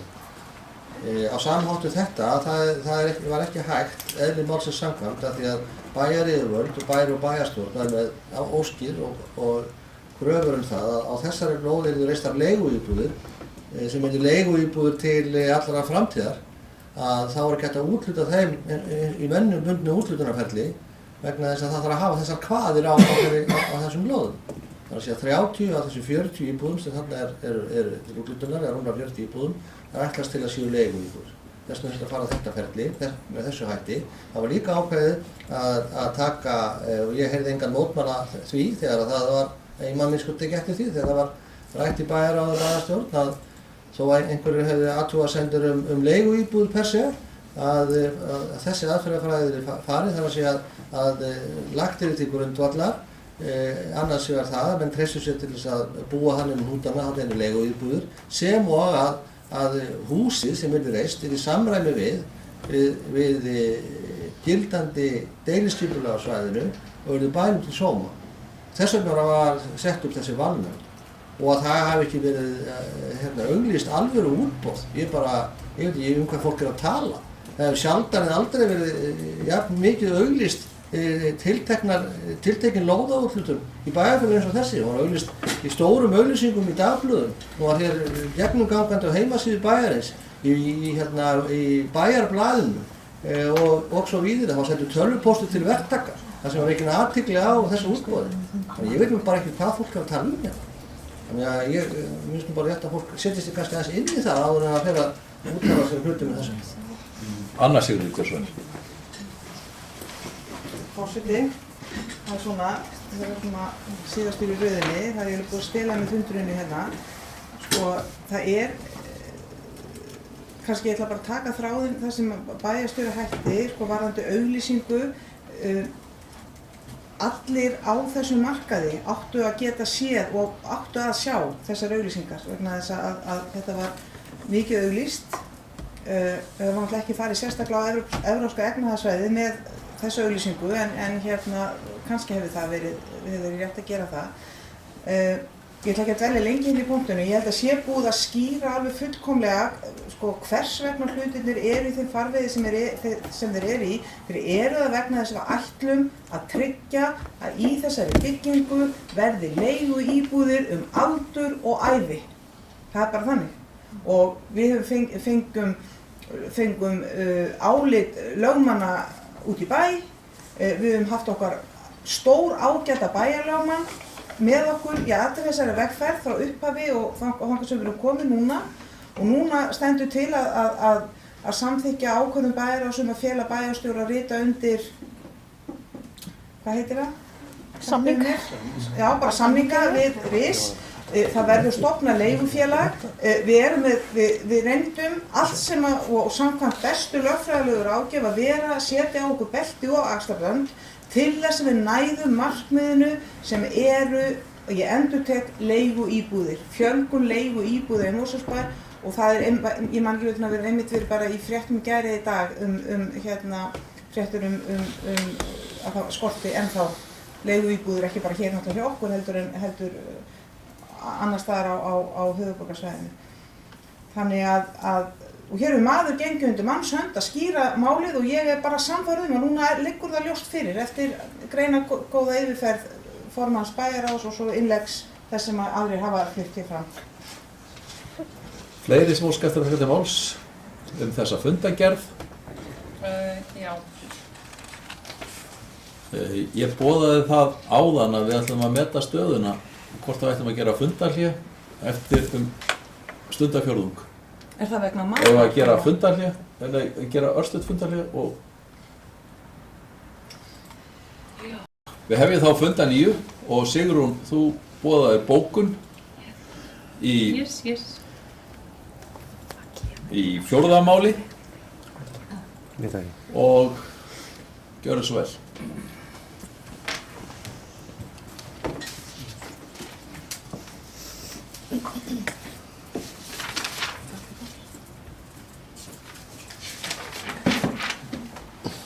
Já, bókunin, ég var nú eiginlega búin að lesa hana áðan, ágæti forseti. Hún bara hljóðar svo. Bæjarfulltrúi íbúðarhreyfingarinnar hefur efasemdir hvernig staðið er á úthlutun lóða í eigum Mosfellsbæjar við þverfald 21-3 og 27-9 en lóðirnar voru auglýstar án þess að fyrirlægi úthlutunarskilmála eins og gert er ráð fyrir í úthlutunarreglum Mosfellsbæjar frá árinu 2011. Íbúðarhreyfingin gerir einnig athugasemdir við að bæjarfulltrúum skuli ekki hafa verið tjáð að ekki stæði til að fara eftir úthlutunarreglum bæjarfélagsins við sölu og lóðunum. Að öðru leyti tekur íbúðarhreyfingin leiguíbúðum með viðbæ Mosfellsbæjar fagnandi. Anna Sigríður, gjörðu svo vel. Þá ætti að greiða atkvæði Nei, þetta er bókan. Já, sorry, já, afsakið. Við forláts, hérna 9. Ágæti forseti, ég ætla að fá að lesa hérna á bókum frá SVG-lista og hún hljóðar svona. Þverpólitísk sátt hefur ríkt það innan bæjarstjórnar Mosfellsbæjar að mikilvægt sé að fjölga leiguíbúðum í Mosfellsbæ. Skipið var nefnd bæjarfulltrúa og embættismanna til að leita leiða til að fjölga leiguíbúðum hér í bæ. Niðurstaða þess starfshóps var að nýta lóðir við Þverholt. Þegar fyrir lágu breytingar á deiliskipulagi lóðarinnar óskaði sveitarfélagið eftir samstarfsaðilum til að byggja umræddar íbúðir í samræmi við samþykkt skipulag og pólitískan vilja bæjarstjórnar að fjölga leiguíbúðum í sveitarfélaginu. Verkefnið var auglýst í helstu dagblöðum og í kjölfarið var skipuð valnefnd fagfólks til að fara yfir innsendar tillögur. Niðurstaða þess hóps var að leggja til við bæjarráð að ganga til samninga við RIS. Á umræddum bæjarráðsfundi var bæjarstjóra falið að undirrita samkomulag við RIS úthlutun lóðanna á grundvelli fyrirliggjandi samningsdraga og úthlutunarskilmála. Bæði í deiliskipulagi og úthlutunarskilmálum tilgreint sérstaklega að sé að ræða leiguíbúðir. Bæjarfulltrúar SVF og D-lista fagna mjög þessari niðurstöðu og telja að hér sé að ræða mikilvægt mál fyrir sveitarfélagi til lengri tíma litið. Teljum við að umrætt mál hafi alla staði verið unnið faglega enda notast við ráðgjöf færra lögfræðinga, arkitekta og embættismanna. Því algjörlega vísað á bug að ekki hafi verið farið eftir úthlutunarreglum bæjarins í þessu máli. Ómálefnalegt með öllu að kasta rýrð á umrætt ferli sem hefur verið unnið faglega.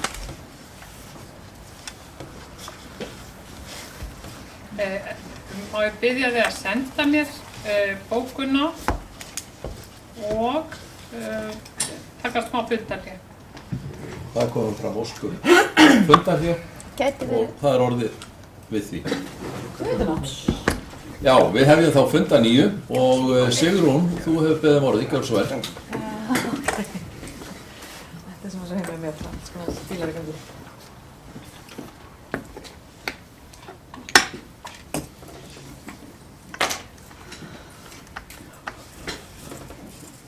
Já, ágæti forseti.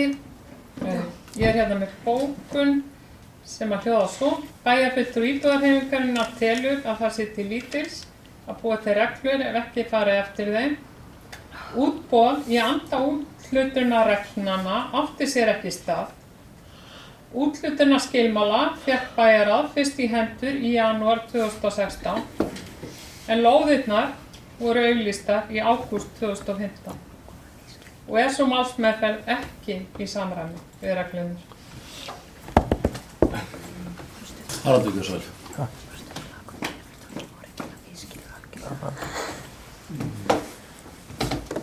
Forseti, það alveg ljóst að bæjarfulltrúi íbúðarhreyfingarinnar misskilur gjörsamlega þessar reglur eða hefur ekki kynnt sér þær.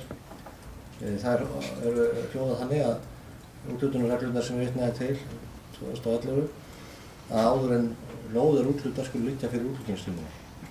Lóðinni var úthlutað á bæjarráðsfundinum sem nú til umfjöllunar sem var númer held ég 1242 og var haldinn 7. janúar. Þá var lóðin úthlutað og þá lágu fyrir útflutningstímanum. Það sem að var gert áður var heimilt að auglýsa lóðina, lausar til umsóknar, samkvæmt ákveðnum reglum sem var búið að setja það vegna þessara sérstöku lóðar.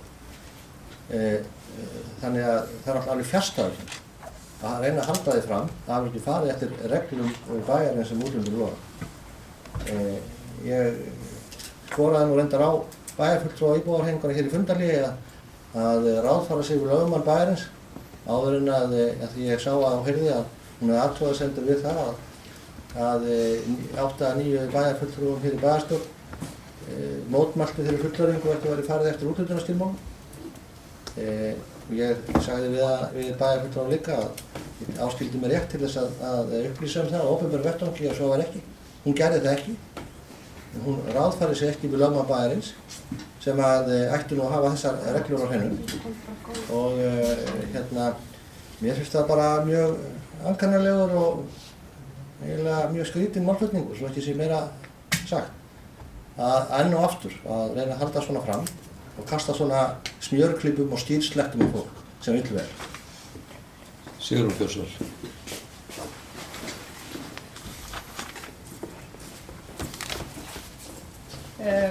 Já, ágæti forseti.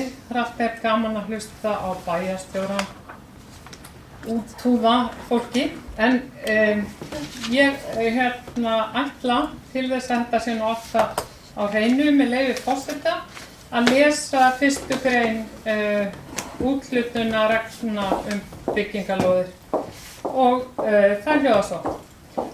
Áður en byggingarlóðir eru tilbúnar til úthlutunar og áður en þær eru auglýstar lausar til umsóknar skal tækni- og umhverfissvið semja úthlutunarskilmála er skilgreina réttindi og skyldur þeirra lóðarhafa sem byggja á viðkomandi lóðum. Úthlutunarskilmálarnir skulu auglýstir samhliða lóðunum sjálfum og skulu vera aðgengilegir leið og umsóknarfrestur hefst. Þessir úthlutunarskilmálar ekki ennþá á vef Mosfellsbæjar.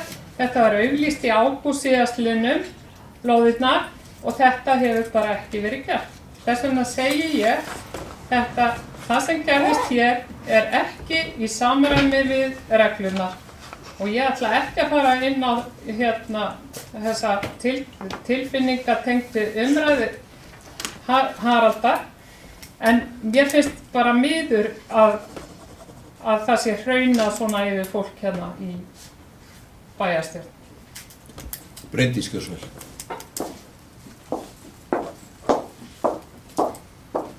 Bæjarstjóri, í kjölfar bókunar fulltrúa íbúahreyfingarinnar þá óska bæjarfulltrúar SVF og D-lista eftir að það bókist fyrir neðan. Bæjarfulltrúi íbúahreyfingarinnar misskilur augljóslega það ferli sem hér ræðir. Theodór Gjörsvel.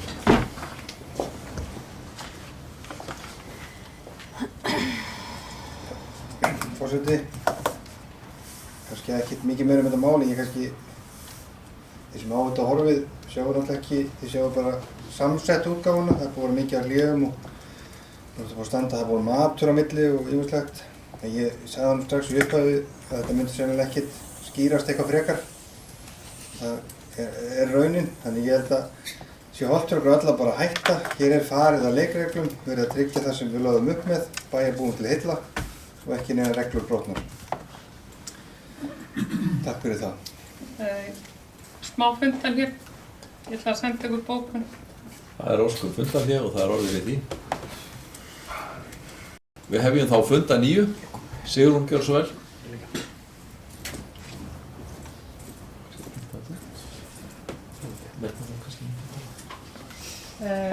Já, ágæti forseti, ég komin hérna með bókun og hún mjög einföld. Það bara tilvitnun í lögin og ég óska bara eftir því að þessi grein sem ég las upp hérna áðan, fyrsta greinin, hún verði færð til bókar. Þannig hljóðar hún. Fyrirgefðu, hvað lögum við að ræða? Úthlutunarreglur Mosfellsbæjar. Já, reglur. Úthlutunarreglur Mosfellsbæjar. Já. Þú sagði lög? Já, ég meina, það náttúrulega lög vegna þess að það búið að... Ekki lög. Jú, þetta hluti af samþykktu stjórn Mosfellsbæjar, úthlutunarreglur. Já, en ég bara hélt að vera að vísa í einhver lög þess að spurði ég. Nei, þetta bara lög. Þetta orðið skýrt hvað hún á við bara, það kemur hérna óskum að þetta verið gert með þessum hætti. Á ég að lesa upp greinin aftur? Þú gerði það áðan, þannig að það óþarfi að gera það á ný. Takk fyrir. Einhverjir fleiri sem óska eftir að taka til máls? Það sé bara ástæðalaust. Þá umræðu lokið þetta fjórðamál. Erum við ásamt með það? Þá orðið laust fundargerðina að öðru leyti. Þetta fundargerð númer 1242. Já, ég með annað mál hér. 1242. Já, einmitt. Óskar þetta eftir að taka til máls? Já, takk. Sigrún Gjörsvel.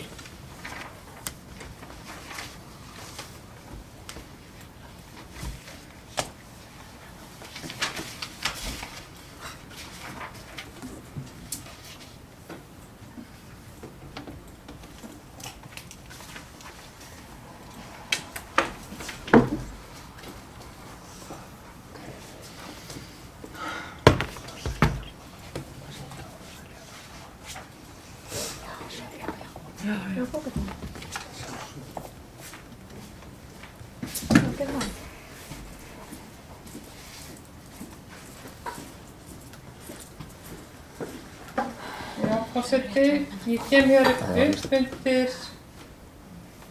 málið, nú ég ekki með þetta hérna, en þetta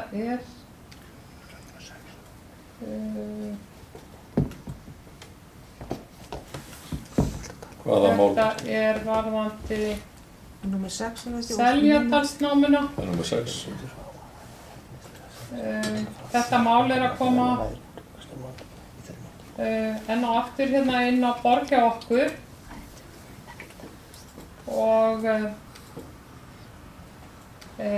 við ræddum þetta í bæjaráði daginn. Nú er það þannig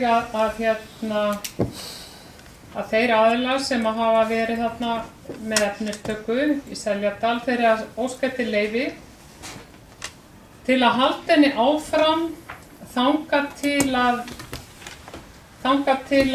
sem sagt, þetta verk verði boðið út, vegna þess að Mosfellsbær hefur í hyggju að bjóða út þessa efnistöku í Seljadalsnám. Allavega sem sagt hefur því verið velt upp þeim möguleika. En hvað sem því líður þá er það skoðun okkar í íbúahreyfingunni að íbúar sveitarfélagsins eigi alltaf að hafa forgang þegar svona íþyngjandi framkvæmdir eru annars vegar. Þessi efnistaka upp í Seljadal, hún hefur valdið íbúum, það er miklum búsifjum eða sem sagt aðalega óþægindum og það bæði hávaðamengun, það er rykmengun, vegurinn, hann er allur í rúst og svo framvegis og sem sagt það er okkar skoðun að það eigi að hætta þessari efnistöku. Og við sjáum það þarna á síðasta fundi bæjarráðs að við teldum að það væri bara tími til komin að ljúka þessu máli. En þetta mál er að koma aftur og aftur og aftur inn á okkar borð og því er aldrei lokið. Það er einhvern veginn komin tími til að líka bara ræða sem sagt hvaða stöðu hafa íbúar. Má bara spilla svona fyrir má bara taka í burtu frá íbúum þau lífsgæði að hafa það notalegt heima hjá sér. Eða hvað svo sem það er. En allavega það er okkar skoðun að það sé bara tími til komin að hætta þessari efnistöku í Seljadalsnámu. Og ég sendi honum Sigurði bókun þar að lútandi. Bjarki, gjör svo vel.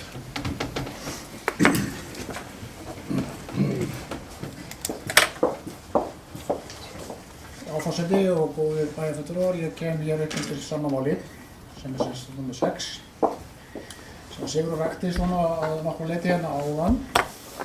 Ég langaði líka aðeins að fara yfir það svona með ferli og hvar við erum stödd akkúrat núna. Það er sem sagt búið að vera námuvinnsla síðan á 9. ára til síðustu aldar.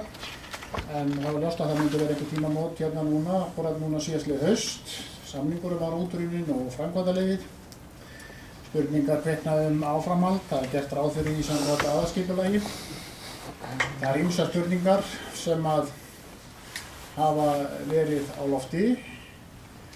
Það er fyrsta lagi hvað er mikið af grjóti þar sem þarf auðvitað að kanna eða á að fara í frekari vinnslu. Hvað er mikið framtíð í námuvinnslunni. Þetta er talið mjög gott efni fyrir malbygg. Það er líka hagsmunir íbúa eins og fulltrúar íbúahreyfinganna koma að líka. Það er, þeir hafa kvartað mikið undan ríki og umferðarnið þegar bílarnir aka þarna framhjá og niður á Suðurlandsveg. Staðan var sem sagt þannig að menn vildu nú skoða þetta áfram og þetta er í skoðun. Það er ekki búið að ákveða neitt eins og mátti svona hluta til skilja þegar fulltrúar íbúahreyfingarinnar. Síðan kemur þetta aftur inn á þennan fund hér 7. janúar það vegna þess að á meðan að málið í biðstöðum orða, það má náttúrulega ekkert vinna neitt núna, það engin samningur í gildi, það ekkert framhaldaleyfi heldur í gildi og Málmenngunarstöðin Höfði sem hefur verið hann með vinnslu hefur verið svona að spyrjast fyrir það hvort það sé hægt að vinna þarna tímabundin og meðan að málið í vinnslu hér í stjórnkerfinu og meðan embættismanna. Því var mál var nú líkt að lokið þannig að því var vísað til skoðunar hér í embættismönnum þessu erindi. Þessi fundur munið dálítið minnistæður 7. janúar, fyrsti fundur bæjarráðs á nýbyrjuðu ári og mér fannst það sig kaldar kveðjur frá Sigrúnu Pálsdóttur þegar hann talaði það að vinnsla ef hún verður, það ekki búið að samþykkja en ekki búið að ákveða hún talaði það sem mannfjandsamlegt aðgerð. Þið þurfum ekki að útskýra það að vera mannfjandsamlegur bara sá sem sýnir fólki fjandskap. Ég bara tel að þarna hafi verið gengið á langt, Sigrún Pálsdóttir. Oft hefur nú gengið langt en þarna fór nú eitthvað. Og mér fannst þetta ansi kaldar nýjárskveðjur. Ég gerði strax athugasemd við þetta fundinum. Ég sit ekki undir svona orðum. Þessum ég staðinn upp. Ég mótmæli þeim einarlega að vera að kalla það að fólk sem að vinna hér, ég og aðrir, sé að vinna með einhvern fjandskap gagnvart íbúum. Þú brást í engu við þessum viðbröðum mínum. Þetta orð móðgandi, ég tel mér nú ekki vera móðgunargjarna mann, en þetta móðgandi og þetta ærumeðandi. Við veitum öll hvernig það Ég skora á þig að biðja bæjarfulltrúa afsökun á þessum málum og draga þau tilbaka. Gerðar ekki að bæjarráðsfundinum, þú hafðir haft tækifæri til þess, ég gerði strax athugasemd, en nú það alltaf ný tækifæri í lífinu. Svona sjá hvernig bæjarfulltrúinn bregst við. Það búið að tala mikið tilfinningar hérna í kvöld. Maður spyr sig hvaða tilfinningar bærast í brjósti þess einstakling sem notar svona orð þegar hann að lýsa starfi samstarfsmanna sinna í bæjarstjórn. Að kalla þá mannfjandsamlega eða þeirra aðgerðir. Þessu mótmæli enn og aftur. Þetta bjóðum við ekki hvort öðru upp á. Við getum gagnrýnt hvort annað eins og við viljum og bókað og allt það, en það eru alltaf mörk fyrir öllu. Takk fyrir. Sigrún Björnsvöld.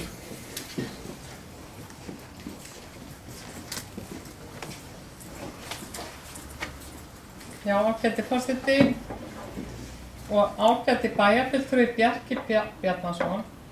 Ég var að hugsa þegar þú byrjar að ræða þessi mál, þá var ég að hugsa bara að biðja þig innilegar afsökunar á því að hafa notað þetta orð og bara biðja bæjarráð afsökunar á því, en mér fannst þú fara svo langt út fyrir, langt yfir strikið í þínu málflutningi. Mér fannst þetta öfgakennt, þetta var algjör oftúlkun á því sem að umræddi.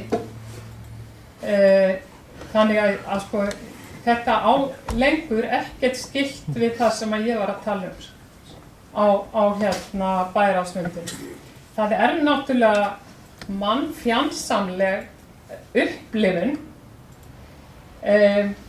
fólks sem að þarf að búa við, sko, getið ímyndað ykkur, þeir eru með fleiri tonn á pallinu, þannig að þessi bílar sem að flytja þarna fyrir það titrar allt á skelfur þegar þeir keyra framhjá og rykið gusast yfir heimili fólks, fyrir utan hávaðann, fyrir utan hræðsluna út af börnunum og svo framvegis og svo framvegis. Þannig erum við að búa til mannfjandsamlegt umhverfi fyrir okkar íbúa. Það er bara þannig. Og þannig að ég ætla ekki að taka þetta tilbaka og biðjast afsökunar á þessu. Þú fórst yfir strikið, Bjarki. En þetta er já, þú ert greinilega tilfinninganæmur bæjarfulltrúi eins og fleiri hér. En ég tók þetta ekki lengur til mín. Ég bara sé ástæðu til þess að biðja bæjarfulltrúa að gæta hófs í orðaval. Ég er hérna með bóku sem ég ætla að lesa. Það gefnu til henni. Það er sem sagt bæjarfulltrúi íbúðarhreyfingarinnar telur að setja í hagsmuni íbúa á svæðinu í afgerandi forgang í stað þess að leyfa áframhaldandi efnistöku eða eins og til stendur síðar að bjóða námavinnsluna út. Það eru íbúarnir í þessu sveitarfélagi sem skipta mestu máli og við erum til þess hér að gæta hagsmuna þeirra í nútíð og framtíð. Íbúarhreyfingin ítrekar því þá ósýna að íbúar í nágrenni námunnar njóti forgangs fram yfir þá sem þarna vilja taka efni. Umferð þungaflutningabíla er mjög íþyngjandi fyrir þá og felur í sér rykmengun, hávaða og eyðileggingu á vegum. Og meðan að Hafraðasvegurinn er ekki malbikaður er þessi efnistaka á engan hátt verjandi. Haraldur Búsar.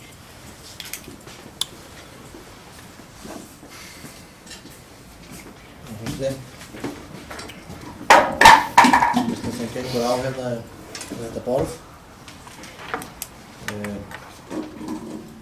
Ég verð nú eiginlega fyrstanlega að segja það að mér þykir það miður að bæjarfulltrúi íbúðarhreyfingarinnar skyldi ekki taka við mjög svo eðlilegri beiðni og áskorun bæjarfulltrúa Bjarka Bjarnasonar sem að biðjast afsökunar á þessum orðum.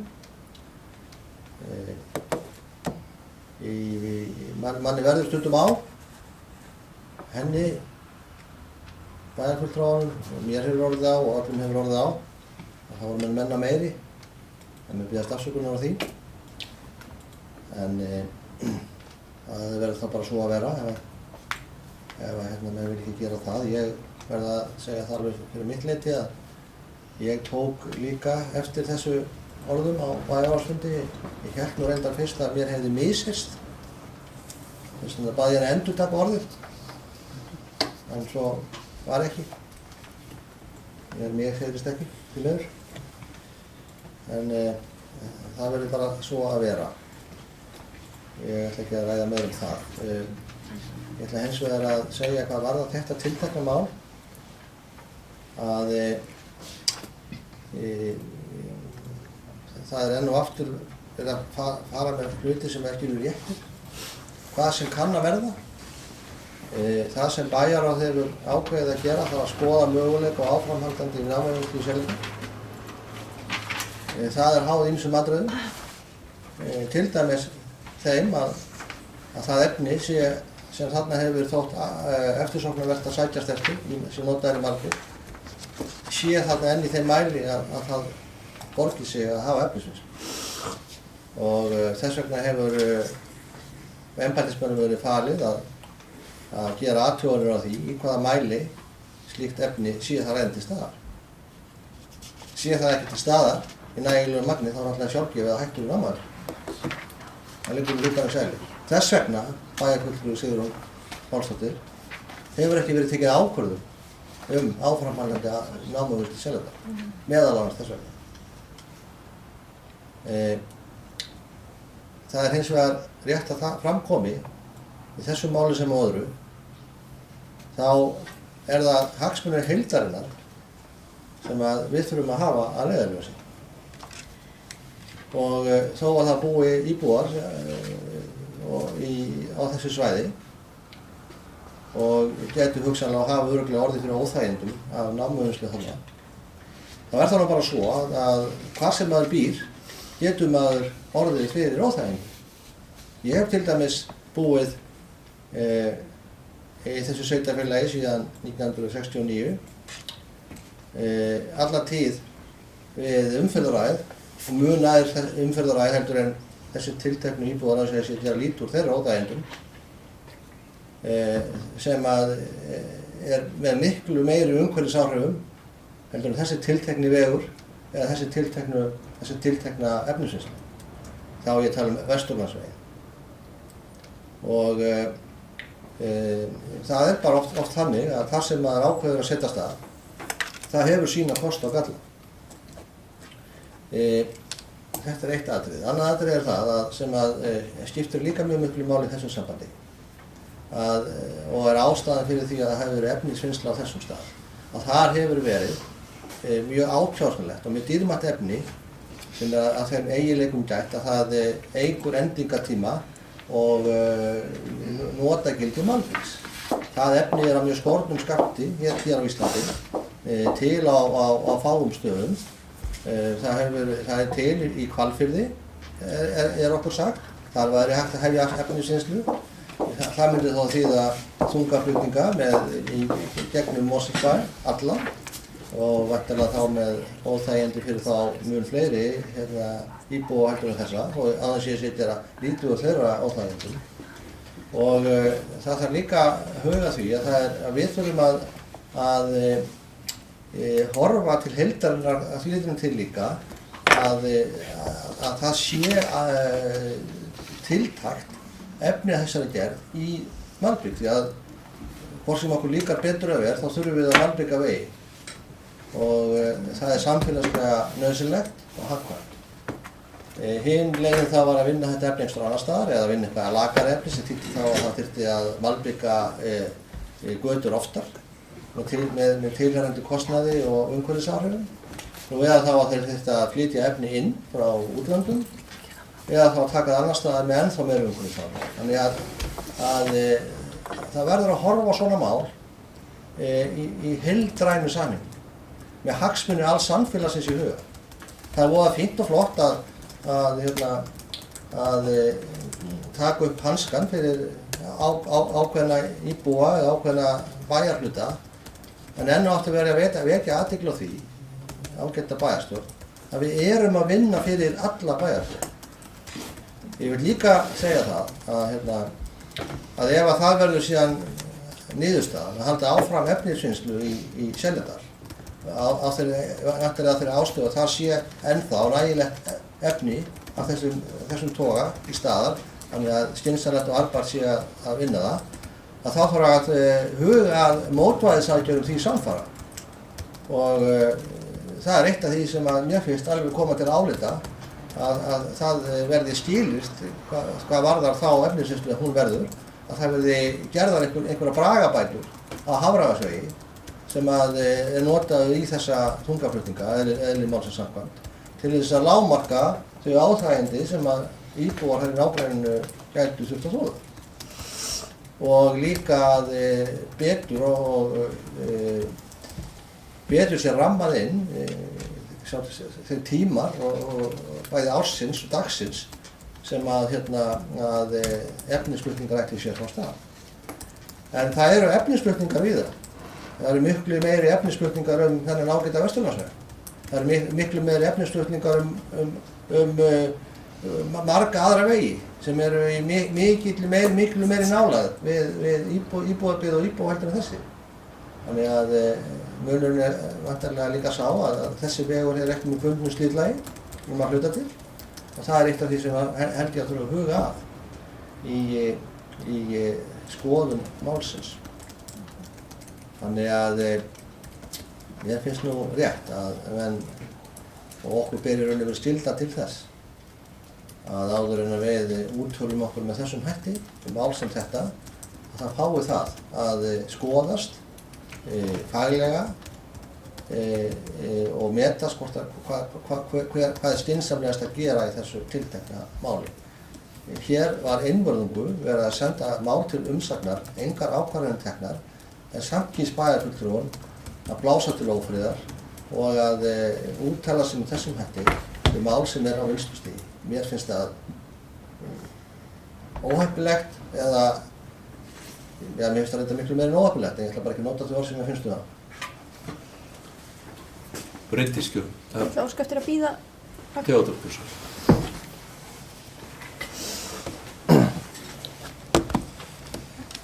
Forseti, þetta saman máli og það er kannski ánægilegt að heyra og ég sammála Sigrúnu með það að verði af þessu og þá sé mikilvægt að Hafravatnsvegur verði malbikaður, algjörlega sammála því, þannig af þessu ef þetta verður einhvern tímann að þarna verið fram meiri efnistaka. Hins vegar varðandi þá sem þarna búi í nágrenninu þá alltaf gerir aðalskipulag okkar ráð fyrir þessu efnistöku, þannig þetta var svo sem ekki komið neinum óvart. Annars sem kom fram í bókunni maður rétt að það er rangt, það er ekki búið að ákveða neitt útboð. Bæjarstjóri fór vel yfir það hver staðan á málinu er og mér finnst það mjög ábyrg afstaða, það er verið að skoða málið í heild. Það má ekki gleyma því heldur að náman, að líka kom fram hjá bæjarstjóra, að náman er verðmætt af því hvernig grjót er í henni og mikilvægt fyrir okkur að nýta það af ábyrgð, þetta er líka verðmætti fyrir bæjarbúa.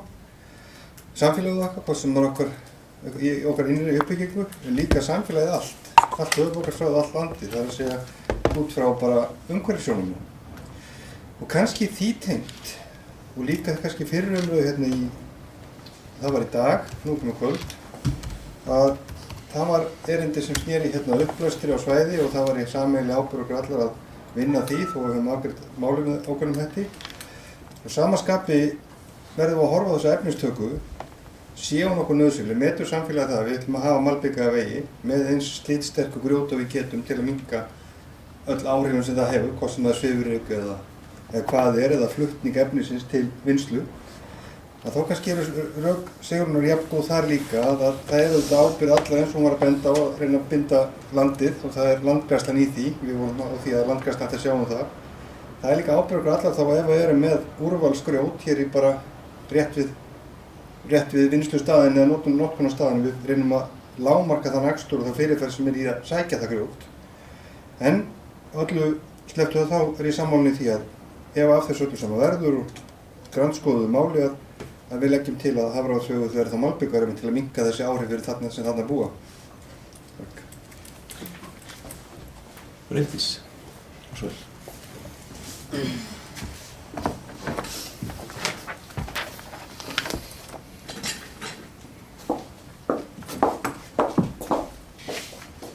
Já, forseti, það er nú reyndar búið að koma inn á hluta því og margt af því sem ég vildi segja þetta mál. En mér finnst ég samt ekki geta liðið að standa hér upp og taka til máls. Því að mér finnst mjög sorglegt þegar við erum farin að beita þannig orðræðu hér í bæjarstjórn að forseti þurfi að áminna bæjarfulltrúa. Og mér finnst mjög miður að fólk hafi þá ekki nýtt tækifæri til að biðjast afsökunar á slíkri orðræðu.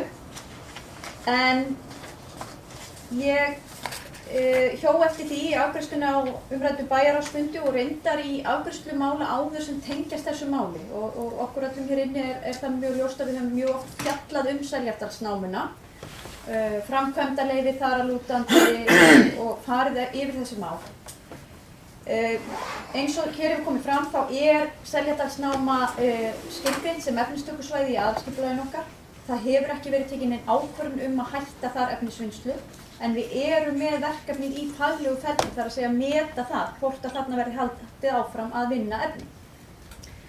Og mér þykir þegar bæjarfulltrúi íbúahreyfingarinnar hoppar á það hér í tvígang núna að segja að þetta er bara einfaldlega að hætta efnistöku vegna þess að þetta stríðir gegn hagsmunum einhverja ákveðna íbúa. Þá skal það nú líka tekið fram að þarna eru mjög fáir íbúar sem ræðir. Og ég líti á það sem okkar einna helsta verkefni hér inni er einmitt að rannsaka og komast að grunninum í þeim málum sem við fjöllum hér og taka svo ákvörðun út frá hagsmunum heildarinnar. Og það er nú eina af grunnreglum í stjórnsýslunni, er rannsóknarskyldan okkar og í þessu efni erum við að vísa umræddu máli til umsagna sérfræðinga. Þannig að ég tel okkur þar vera að uppfylla okkar rannsóknarskyldu og ég held að það sé mjög brýnt að við föllum ekki í þá gildrum að hoppa á það að þarna kunni hagsmunir einhverja að vera í húfi og án þess að rannsaka málið að fullu. Og ég held reyndar bara að sú meðferð sem að bæjarfulltrúi íbúahreyfingarinnar að leggja hér til stangist á við sveitarstjórnina. Því það nú ekki margt sem okkur svo sem uppálagt þar annað en að gæta auðvitað almennum hagsmunum íbúa og öðrum almannahagsmunum, fara eftir eigin sannfæringu og lögum. Og rannsóknarskyldan eitt af grunnunum í stjórnsýslulögum. Og það nákvæmlega það sem við höfum verið að gera hér og erum að gera með þetta verkefni. Það hefur komið fram óskum fundarlega, en kannski rétt, Sigrún, að þú fái tækifæri til þess að tala fyrst.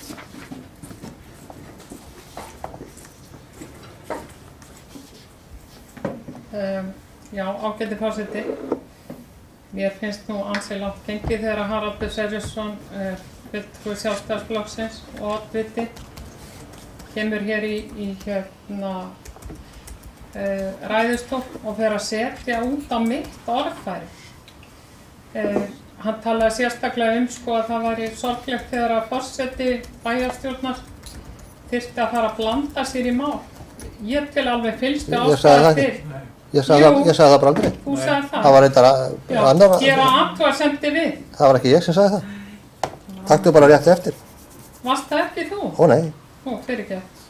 Heyrðu, ég það var reyndar annar hérna í Bæjarstjórn sem gerði það. En eitthvað síður, forseti okkar, hinn ágæti forseti okkar, hann gerði engar athugasemdir við það sem að þú hraunaði hér yfir með áðan. En mér hefði fundist alveg fyllsta ástæða til þess að hann gerði það. Og svo svona orðfæri eins og til dæmis hjá henni Bryndísi áðan sem að þegar að fulltrúi íbúahreyfingarinnar hoppar á það í tvígang. Ég meina, hvað félst í svona orðaleg? Þú ert að lítilakka mig hérna í ræðustól. Þú ert að dylgja það að erindi mitt sé af einhverjum annarlegum hvötum. Hoppar á það. Þetta við skulum bara ef að það að taka þetta alla leið að áminna fólk orðfæri, þá á það bara að gilda alla hér. Það er aukið sem að ég var búinn að taka fram hérna áðan að ég kannaðist ekki lengur við þetta samhengi sem að Bjarki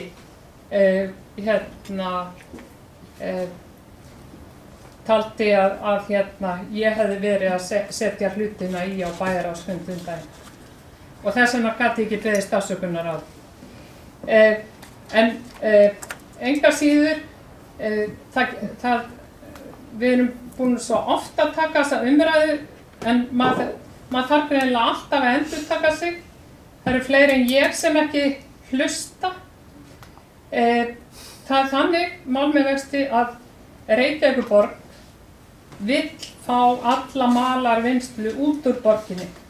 Og eftir því sem best veit á að flytja þessa malarvinnslu upp á Kjalarnes eða upp í Álfsnes. Þannig að þessi bílar eiga aldrei eftir að keyra í gegnum Mosfellsbæ. Ekki nema verið sé að leggja vegi hérna einhver staðar í Grendinni. Nú það þannig að cirka 80% af Íslandi úr basalti. Það kemur líka fram í umhverfisskýrslu að þetta efni sé algengt á Íslandi. Og það má til dæmis, bara ykkur til fróðlegs, má leiða líkur að því að fjöldi eldgosa hafi orðið á Íslandi á ísöld, en það einmitt við þannig aðstæður sem að þetta stuðlaberg verður til við snögg kólnun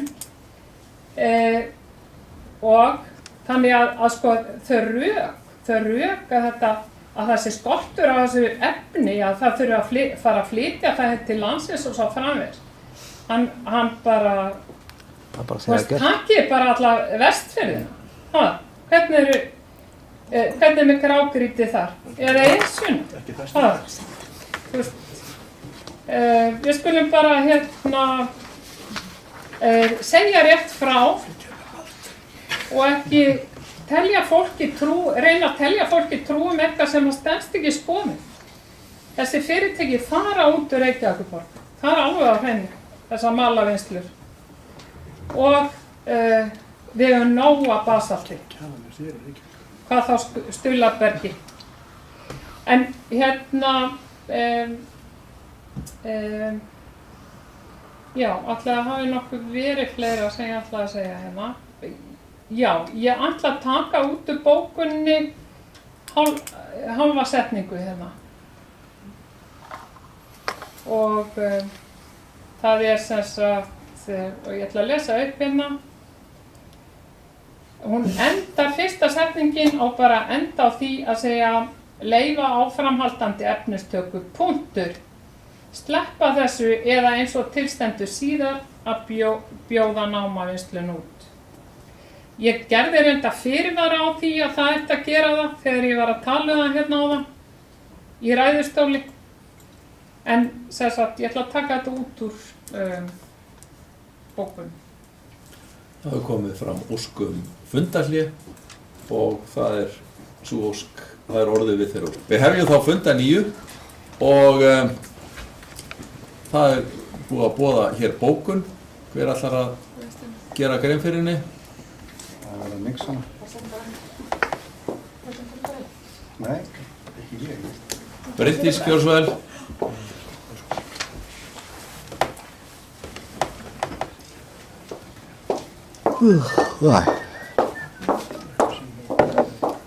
Já, forseti, bæjarfulltrúar VAFL og D-lista óska bókað í kjölfar bókunar íbúahreyfingarinnar. Bæjarfulltrúar verða ávallt að horfa til hagsmuna heildarinnar. Í umræddu máli verið að vinna máli faglega og óskað umsagnar fagaðila umrætt erindi. Með því uppfyllir bæjarstjórn þá meginreglu stjórnsýslulaganna sem rannsóknarskylda. Ekki hefur enn verið tekin ákvörðun hvort efnisvinnslu verði hætt í Seljadal en þar efnisvinnsla samkvæmt aðalskipulagi. Bæjarfulltrúar VAFL og D-lista lýsa yfir furðu sinni við ófaglega afstöðu bæjarfulltrúa íbúahreyfingarinnar. Bæjarfulltrúi íbúahreyfingarinnar virðist vilja ganga framhjá faglegu og eðlilegu ferli og taka afstöðu áður en málið full upplýst. Ég óska til fundarhlé en ég geng á bókun frá okkur. Það kemur ósk fundarhlé og það orðið við þeirri ósk. Við hefjum þá funda 9. Anna Sigríður, gjörðu svo vel.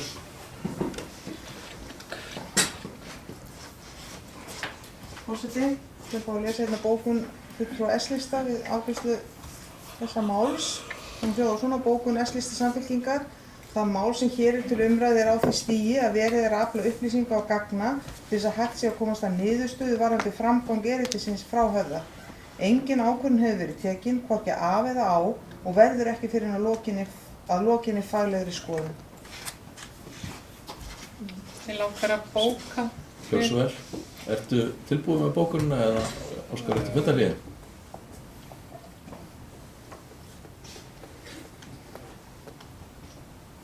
Þetta nú við, það hérna ekki stað. Á ég lesnum. Gjörðu svo vel. Hvað segir ég? Hér það sem hann ætlaði að ræða Já. Hvaða árangur hefur náðst? Var það brakið mér? Nei, þetta var ég. Hvaða árangur hefur náðst? Það er framöndan. Svolítið opið samt. Bókanir, ágæti forseti, bókanir, DS og VAFL-lista, eiga að mati íbúahreyfingarinnar ekki við rökkastyðjast, búið að meta magn efnis í námunni og vinna umhverfisskýrslu og fá álit skipulagsstofnunar. Rannsóknarskyldu hefur því nú þegar verið fullnægt og það eina sem eftir stendur að taka pólitíska ákvörðun framhaldið.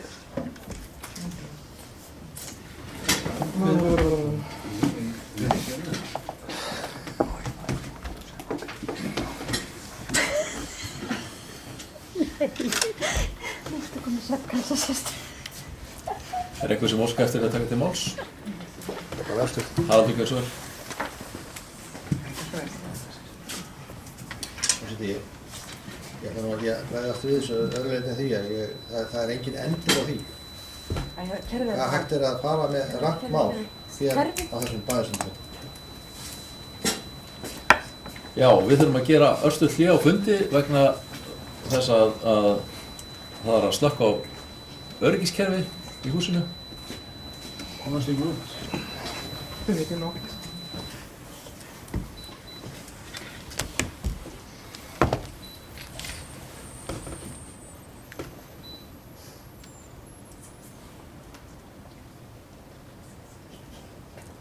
En þið gerir ykkur grein fyrir því að upptaka í gangi?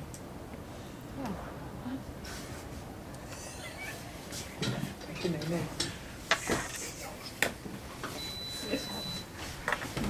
Stendur ekki fundagerðina. Bara að þú veit ekki meir. Já, von á því, já. Er það ekki? En fleiri sem æski eftir þess að taka til máls þessa fundagerð?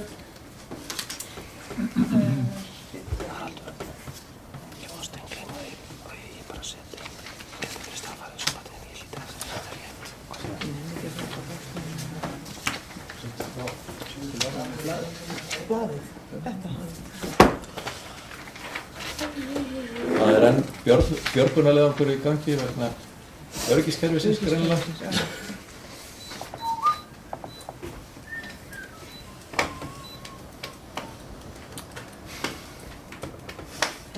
Fleiri tjóðsöndir.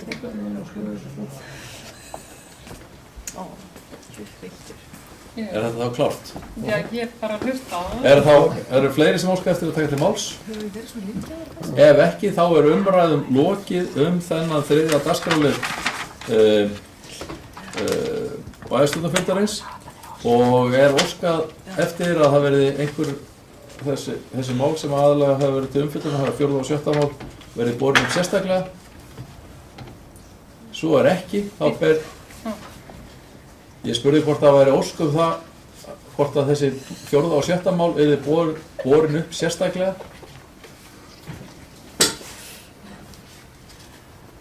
Og ég hef ekki fengið neina ósk slíkt, þannig að ég ber fundagerðin í heild sinni upp til samþykktar. Þeir sem að samþykkja kjósa að gefa merki, hún samþykkt með 9 atkvæðum. Þá tökum við fyrir fundagerð 1243. fundar bæjarráðs sem haldið var 14. janúar. Orðið að laustu fundagerðina. 1243. Ég dætt út fundargáttinu. Já, ég líka.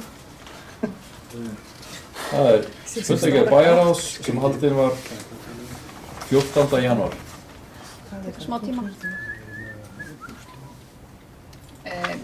Það hinni. Ef engin kveður sér hljóðs. Við erum að tala 1243. Já. Sem var haldið fyrir 6 dögum síðan. Það morðið þess drottistags 14. janúar.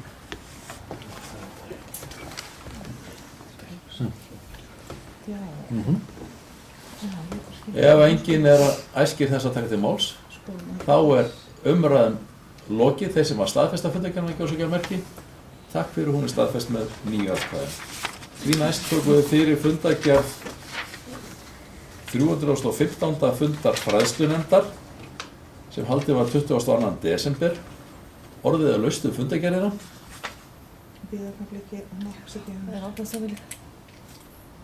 Sigrún, gjör svo vel.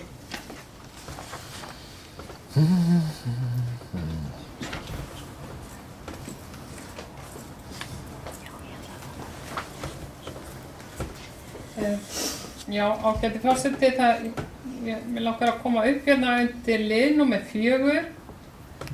Það Brúaland sem skólahúsnæði. Mér langar í rauninni bara að setja hérna fram fyrirspurn.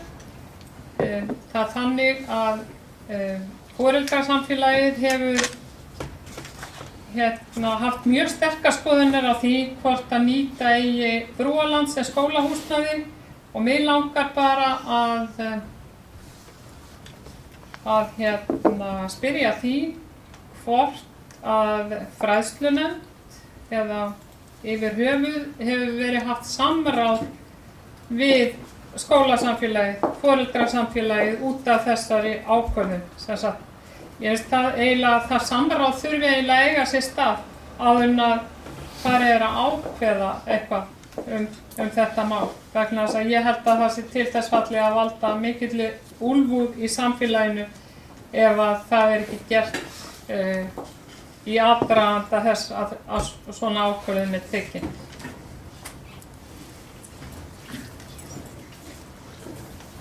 Theodór, gjör svo vel.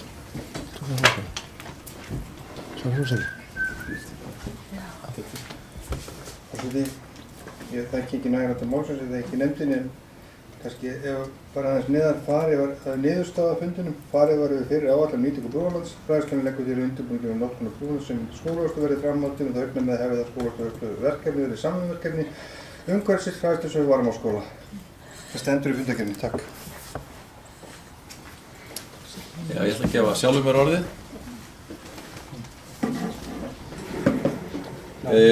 Spurt er varðandi ákvörðunina áður hún verið tekin. Það liggur fyrir að það er nokkuð langt síðan að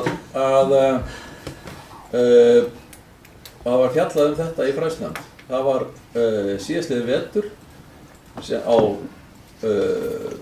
fundi fræðslunefndar nr. 1205 ef ég man rétt, sem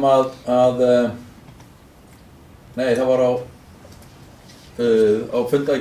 fræðslunefnda og fundi nr. 306 fyrirgefið í mars síðastliðinn sem að það var fjallað um erindi Varmárskóla að fá að nýta húsnæði sem skólahúsnæði og það var orðið við þeirri ósk.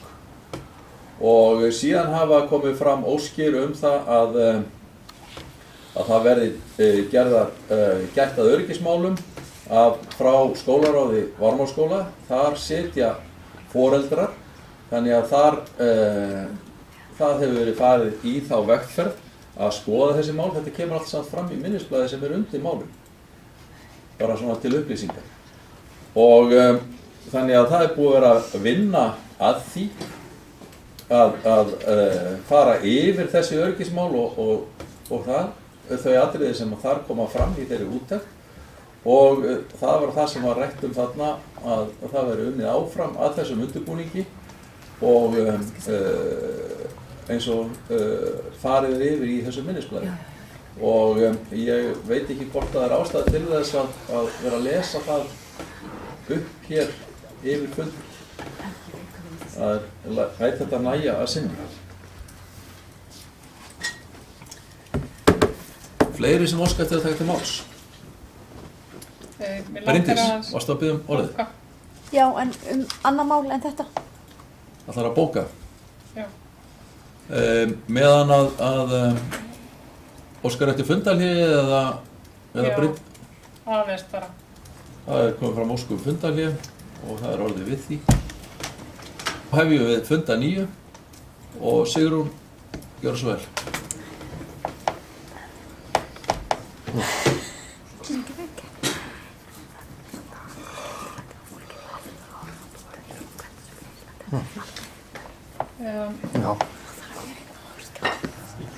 Ágæti forseti, bókun íbúðarhreyfingarinnar er svona: bæjarfulltrúi íbúðarhreyfingarinnar telur mikilvægt að haft sé samráð við foreldrasamfélagið áður en ákvörðun er tekin nýtingu brúarlands sem skólahúsnæðis. Kolbrún, gjörðu svo vel. Ég sendi þetta.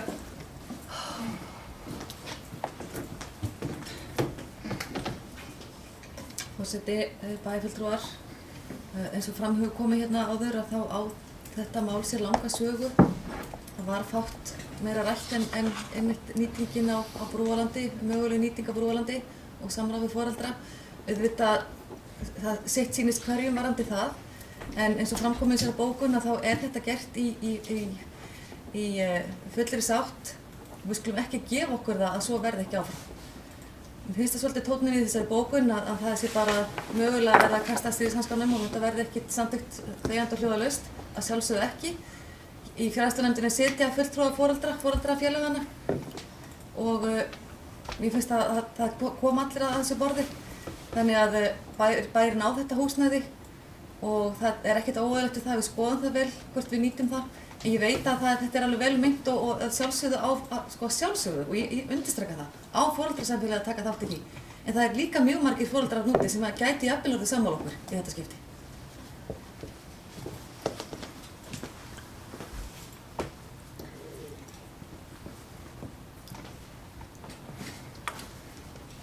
Já, eru fleiri sem óska eftir að ræða þetta mál? Þá legg ég til að við gerum fundarhlé. Við hefum þá funda 9 Og ég gef mér orðið. Ég er búinn að senda bókun á Sigurð sem svohljóðandi, eftirfarandi eða bókun eða vaff- og D-lista þar og sem hún hljóðar svo: eftirfarandi kemur fram í minnisblaði undir málinu og hefur það verið haft að leiðarljósi við vinnslu málsins. Og svo kemur hérna tilvitnun: skólastjóri á Varmárskóla hafa lagt áherslu á að eiga samráð við skólaráð skólans um framkvæmd þessa verkefnis en þar sitja fulltrúar og foreldra kennara ásamt stjórnendum.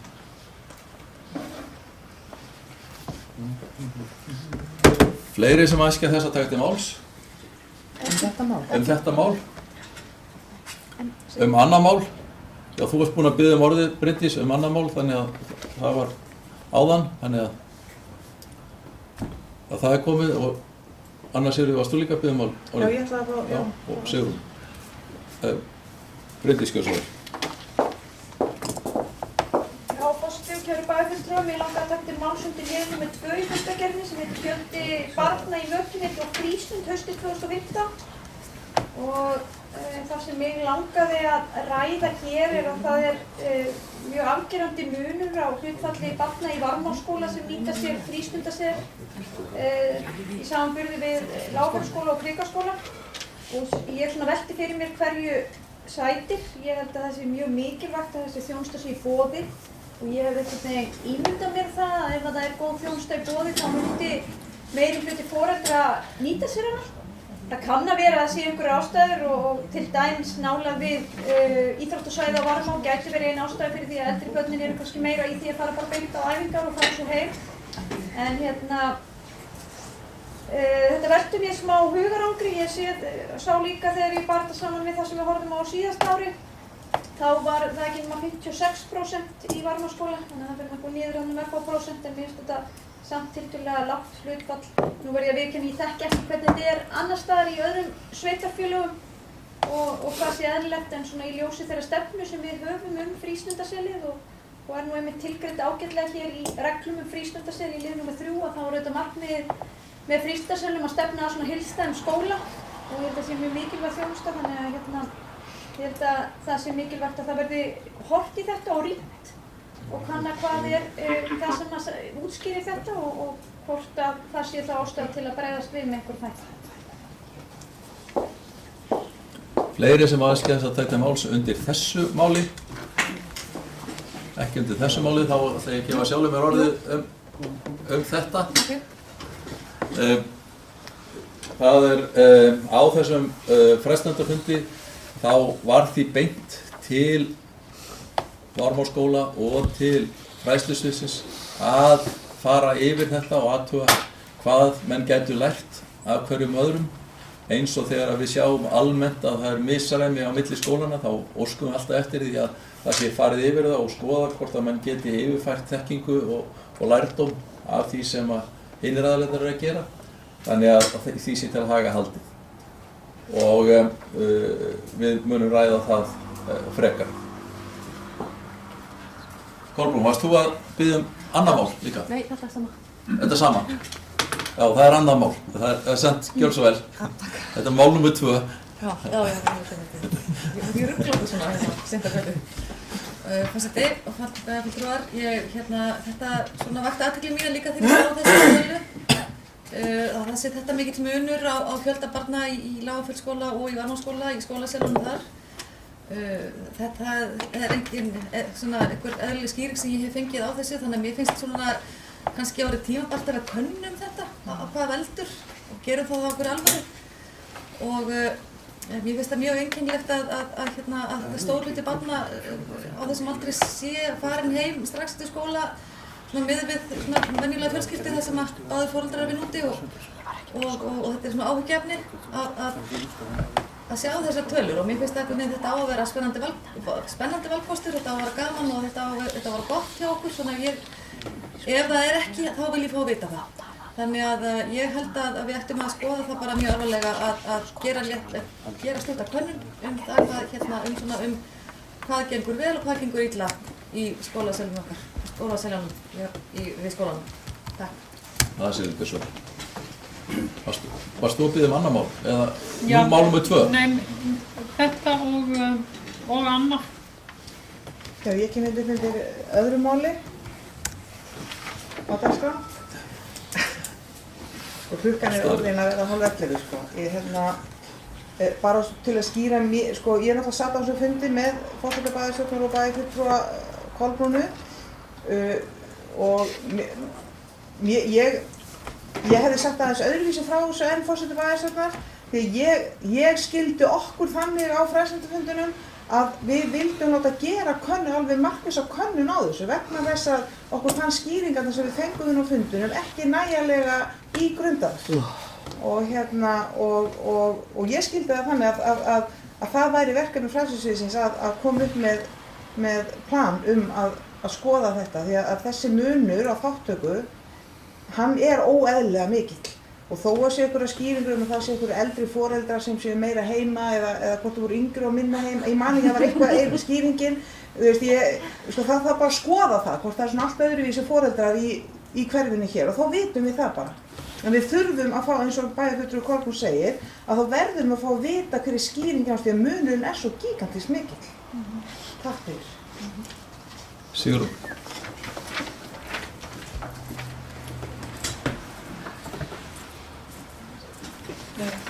Já, getur forseti, varðandi þetta mál nr. 4, frístundaseðli í Varmárskóla, þá get ég nú bara að tala kannski sem foreldri. Það nr. 2. Nei, nr. 2, já. Sem fyrrverandi foreldri í Varmárskóla.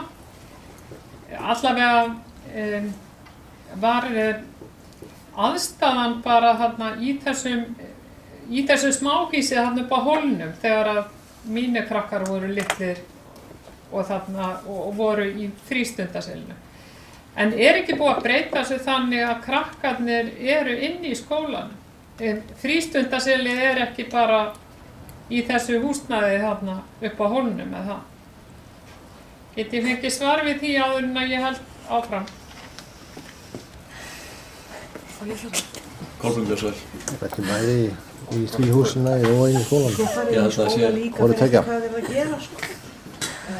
Forseti, það kemur í minn hlut að svara þessari spurningu.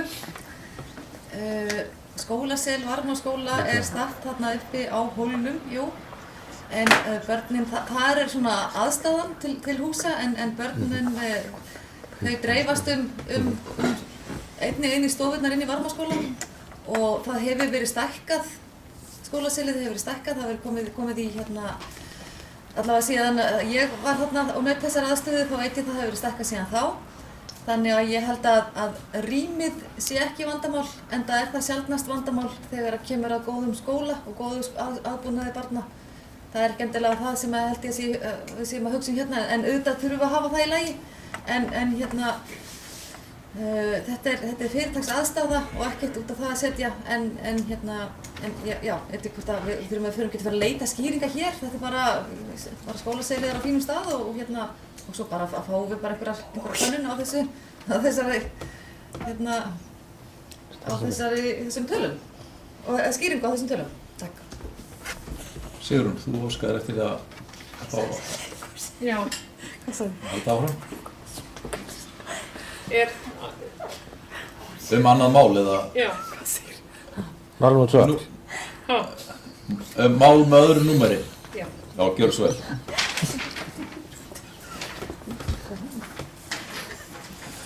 Já, ágæti forseti, það orðið glatt á Hjalla í bæjarstjórn Mosfellsbæjar sem nú ánægileg tilbreyting. Við ættum kannski alltaf að vera svona lengi hérna. En bara ég ætla að taka til máls hérna undir máli nr. 6. Grunnskólar, starfsandi í kjölfar innleiðingar vinnumáls heitir málið eða hét málið sem að Hildur Margrétardóttir óskaði eftir yrði sett á dagskrá fræðslunefndar.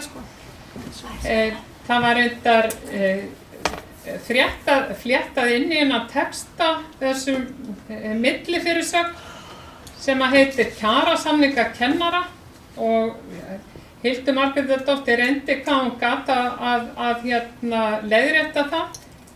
en henni tókst það ekki, eða það var ekki samþykkt.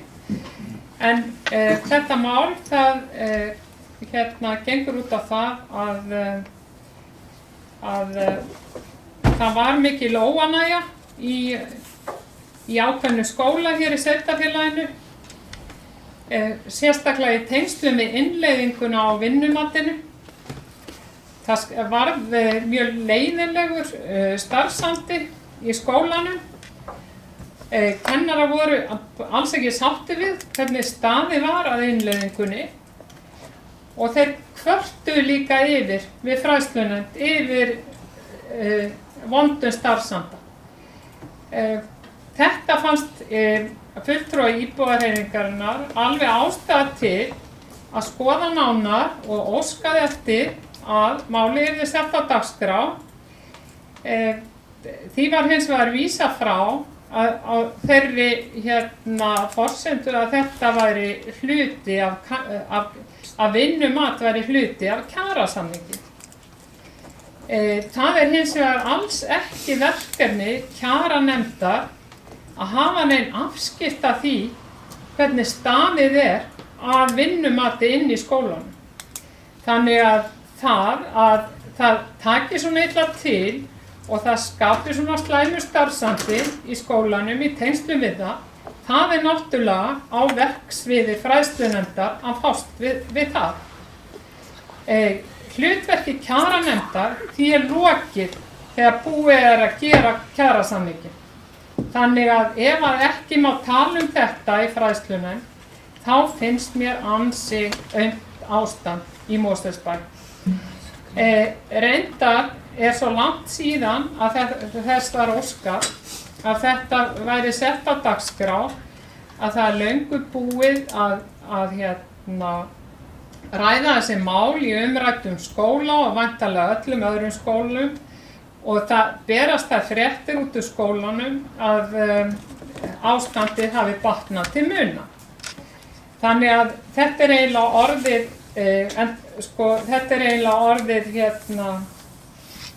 kannski of seint að vera eitthvað að fjalla þetta liðið, en það sem við myndum vilja gera í íbúahreyfingunni að bara óska eftir því að það verði bara gerð skoðanakönnun meðal kennara og hún verði faglega unnin svo skoðanakönnun, það verði sem sagt kannað hvernig málin standa og af því að þetta bara okkar, við erum vinnuveitendur skólana og ég tel að við eigum líka að hafa afskipti þegar eitthvað fyrir öðruvísi en ætlað var inn í skólanum. Það bara hreinlega okkar verk. Já, það var svona cirka þetta sem ég vildi segja. Anna Sigurður. Forseti, ég kem upp undir þessu mál nr. 6 og ástæðan fyrir ég kem upp undir því máli að ég var mjög undrandi á meðferð málsins inn á fræðslunefndarfundi. Formaður nefndarinnar lagði fram, ég veit ekki hvað þessi tillögur heita, allavega tillögur sem þýddi það að það mátti ekki tjá sig. Já, mátti ekki tjá sig, það að greiða atkvæði tillöguna strax og engin umræða. Ég var bara fyrst og fremst undrandi yfir þessu. Vegna þess, og líka rökunum sem eru notuð, þess að ég verð að taka undir með bæði fulltrúa íbúahreyfingar inn í fræðslunefndinni og bæjarfulltrúa íbúahreyfingarinnar að það ekki gert eins og kemur í bókunni, mér finnst þetta ekki gert á réttum forsendum. Það var ekki ætlunin að ræða út frá mínum bæjardyrum séð kjarasamningana eða innleiðinguna út af fyrir sig. Málið bara sem ég reifi hvernig þetta mál bara að eins og allir sem sita hér við þetta bara vita, þá eru ýmsir fulltrúar, ýmsir hópar sem eiga fulltrúa í fræðslunefndinni og meðal annars kennarar.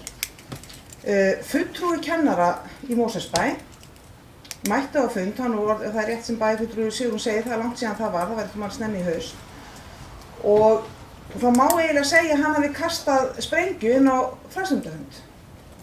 Hann hafi mjög stór orð það að starfsandinn í skólanum væri ómögulegur, hann notaði mjög sterk orð. Og hann væri frjálsu falli og hann væri við það að þarna væri bara nánast óstarfandi. Út frá mínum bæjardyrum séð það mál sem við þurfum að ræða. Ekki hvernig gengið frá kjarasamningum eða vinnumati, heldur starfsandinn við höfum eftirlitshlutverk með skólanum og ef fulltrúi kennara kemur inn á fund og lýsir svona ástandi, þá full ástæða fyrir fræðslunefnd að ræða það. Síðan þetta mál tekið sem sé á dagskrá að beiðni áheyrnarfulltrúa íbúðarhreyfingarinnar í nefndinni og þá bregður svo við að þessi viðkomandi fulltrúi kennara, hann mætir ekki að fundi. Sem út af fyrir sig mér finnst mjög sérkennilegt því að mér skilst að enginn búið komið til formannsnefndarinnar eða annarra fulltrúa forföll viðkomandi fulltrúa. Þetta fulltrúarnir sem sitja á fundi fræðslunefndar ekki bara einhverjir, þetta eru kjörnir fulltrúar fyrir hópa og bera þar alveg þetta mjög mikla ábyrgð, bara eins og við berum mjög mikla ábyrgð sem nefndarmenn í þessum nefndinni. Mér hefði fundist eðlilegt á þessum fræðslunefndarfundi, þar sem upphafsmaður málsins var ekki staddur, að það hefði bara verið frestað þessar afgreiðslu þangað til viðkomandi fulltrúi kennara í Mosfellsbæ sæi sig fært að mæta á fræðslunefndarfundi. Og þá segja okkur vonandi að starfsandinn sé orðin allt annar og mikið betri. En þetta mál á fulltrúi kennara í Mosfellsbæ eftir að botna í fræðslunefnd Mosfellsbæjar.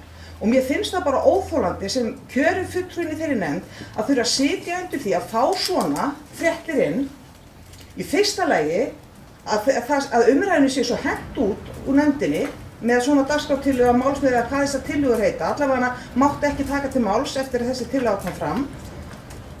Og í annan stað að upphafsmaður málsins skuli ekki mæta.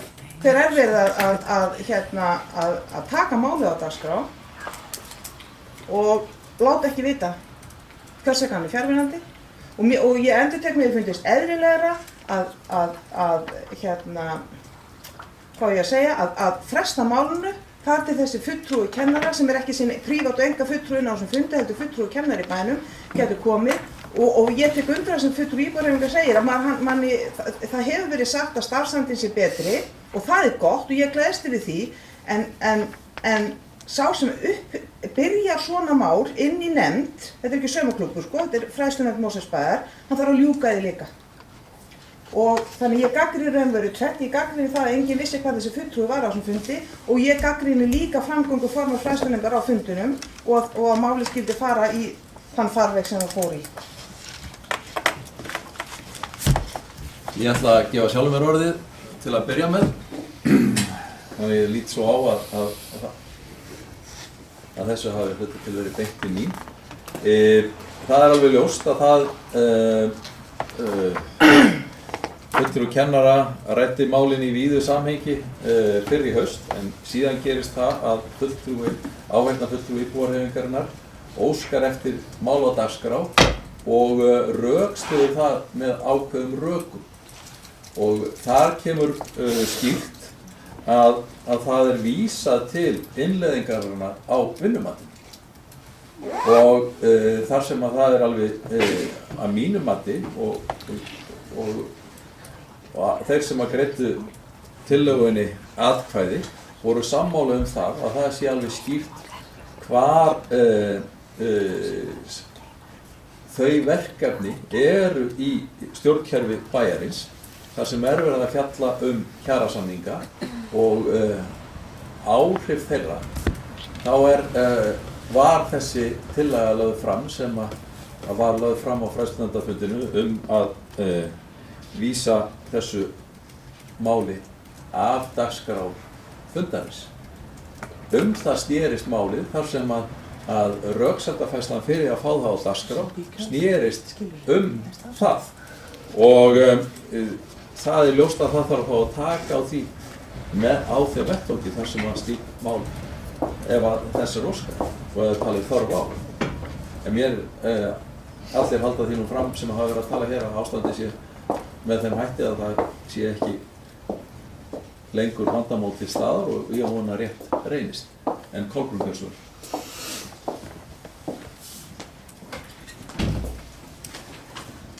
Já, forseti, ég bæjarfulltrúar, ég hef heyrði í fulltrúakennara eftir þennan fund og hann, á þess að ég ætla að vera að verja hann eitt hér, en ég bara hef upplýsingar til að segja bæjarfulltrúan frá því að hann sem sagt var farin í jólafrí og fundarboðið hafi hreinlega farið fram hjá hann. Þannig að hann var ekki á vaktinni með tölvupóstinn sinn og var mjög miður sinni við því að hafa mistað þessum fundi. En hann mætir örugglega á næsta fund og svarar þá þeim spurningum sem að þarf að svara.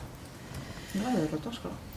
Ef þið verða á dagskrá, eða það verður örugglega einhverjar spurningar lagðar fyrir hann. En ég gerir, sko, þetta mál svolítið svona, já, settar einhverjar umbúðir utan eitthvað mál sem að varðar starfsandann í Varmárskóla og ég vil náttúrulega síðust tala gegn því að starfsandi sé mikilvægur og við vitum það hér inni að það fátt mikilvægur á öllum vinnustöðum að það góður starfsandi. En þarna kraumaði óánægja í öllum skólum landsins út af þessum breytingum sem áttu sér stað. Einhverjir mistu, aðrir fengu mikla breytingar og má segja að þarna mjög svona hefðbundnu og þægilegu kerfi kennarans hafi verið breytt og það voru ekki allir ánægðir með það. Og Varmárskóli var ekkert eini skólinn þar sem óánægjan var mikil. Og það gekk mér sem bara ágætlega þegar farið var á stað með starfsmatið að ljúka því. En einhvern veginn þá heyrist nú alltaf hæst í þeim sem eru óánægðir og vissulega voru þarna einstakir kennarar sem ekki voru ánægðir með gangmála og hvernig þetta fór allt saman. En það sem ég vil samt taka fram hérna að mér finnst alltaf svo merkilegt hver sem á í hlut að þegar fólk einhvern veginn að benda á hinn aðilann og biðja góðan starfsanda. Það svo engum detti bara í hug að hreinlega líta í eigin barm og skoða það hvort að hver veit geti gert betur. Mér finnst þetta alltaf svo merkilegt að koma hvort undan vondum starfsanda. Það alveg hægt, ef allir eru samtaka það að laga það, þá það hægt. Og sem betur fyrr, að þá virðist nú ástandið vera að lagast ef að tala ástand. Og auðvitað breytingaferli erfið og auðvitað þetta bara ósköp eðlilegt ferli allt saman. En það má ekki festast í því og bara sjúkdóma greina skólan bara á einu bretti og þarna sé allt ómögulegt. Bara leyfa sér ferli að halda áfram og leyfa skólastjórum að vinna sinni vinnu. Og síðan bara ef að fólk ánægt á vinnustæðinu sínum, þá leggur það sig fram við það að gera vinnustæðina bærilegum stað að dvelja 8 tíma á dag. Kennari ábyrgður kennari. Takk fyrir. Sigrún Gjósvall.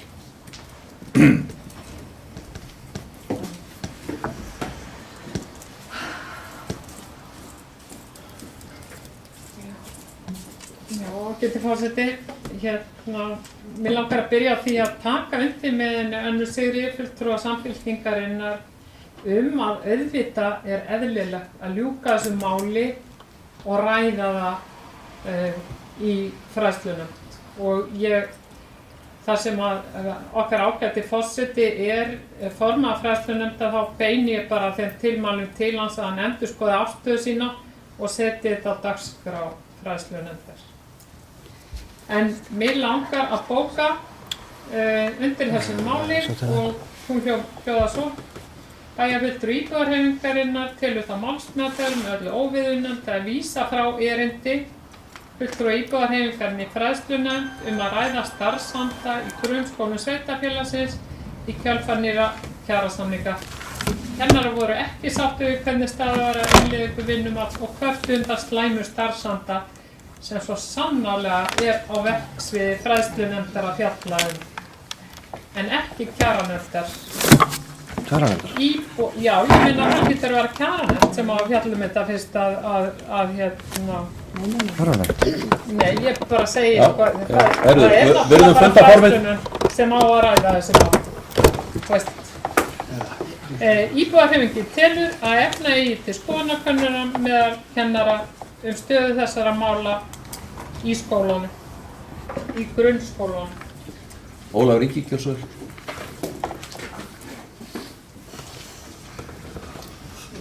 Forseti, ég ætlaði að fara að gleðast yfir því að ég í fyrsta skipti í kvöld var ég sammála bæjarfulltrúa Sigrúnu Björnsdóttur á þessum maraþonfundi sem hér hefur verið. Og meira að segja var að hugsa að fara að taka undir það bóku sem ég var að lesa hérna. En það var bara þegar rétt fyrirhluti fór í gang og svo síðan datt ég út af henni. Gæti ekki fylgt henni eftir, en stundum gerist það bara.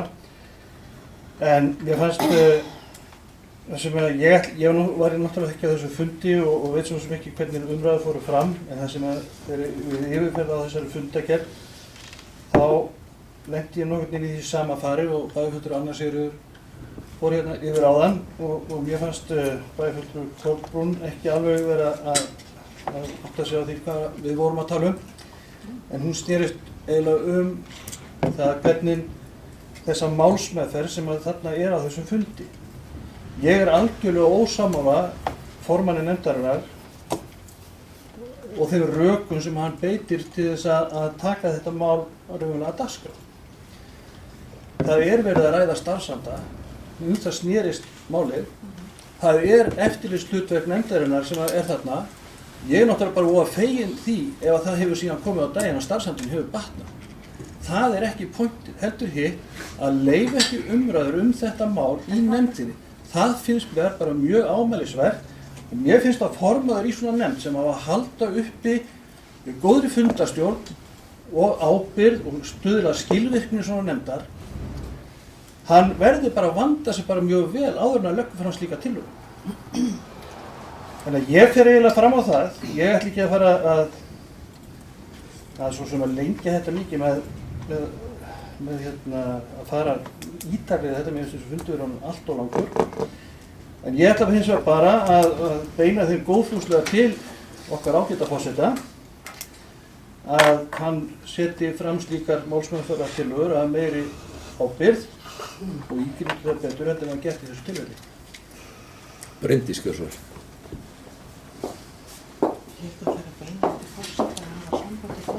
Forseti og kæru bæjarfulltrúar, ég verð að óska eftir því að taka til máls undir þessari umræðu og þá ætla ég nú að byrja á að segja það að líklega fáum sem ég treysti betur til að stýra fundum og meta hvað á erindin á fundi en nákvæmlega formanni fræðslunefndar sem jafnframt forseti bæjarstjórnar og mjög reyndur fundarstjóri.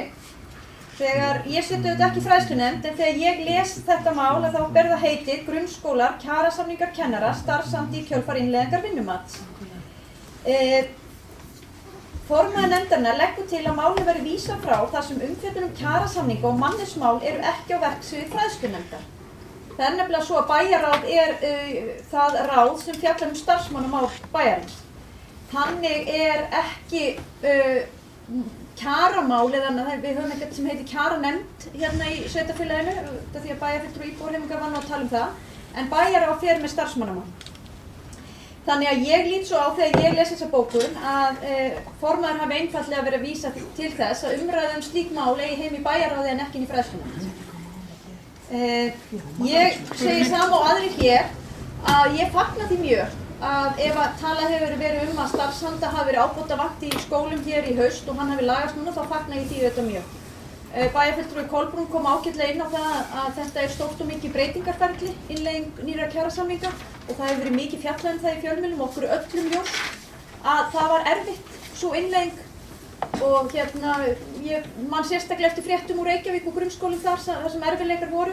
Þannig að ef það staðan hér að þetta hefur gengið vel og mér fannst við heyra það hér í bæjarráð þegar við fórum og heimsóttum stofnanirnar í tengslu við fjárhagsáætlanagerðina að Varmárskóli hefði verið bara búin að klára sitt vinnumat og einn af fyrstu skólunum til að klára það og það bara mjög gott.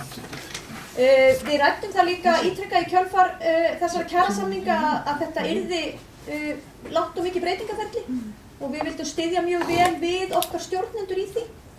Og ég vænti þess að það hafi tekist ágætlega en að sjálfsögðu tek ég undir það að ef að hér eru einhverja upplýsingar að koma fram inn í fræðslunefnd að starfsanda sé ábótavant þá þarf með einhverjum hætti að ræða það. Spurningin bara hvað rétti farvegurinn fyrir slíkt. En ef að málið nú bara sjálfleyst núna þá er það besta mál við hljótum öll að fagna því. Haraldur Björnsson. Það svo sem og segja flest sem þarf að segja þetta.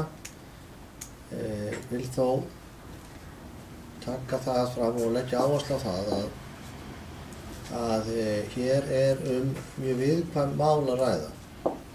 Mál sem við þetta borð sitjum eigum að umgangast með mikilli varúð. Það búið að í bæjarráði og sem líka komið fram hér í bæjarstjórn að fjalla mikið kjarasamninga kennara. Það voru kjarasamningar sem voru gerðir að undangengnu mjög erfiðu kjarasamningaferli. Og við hafa verið að ræða hér verkföll og annað slíkt hér áðan undir öðru máli og það sama svo sem við þetta. Niðurstaðan var þessi kjarasamningur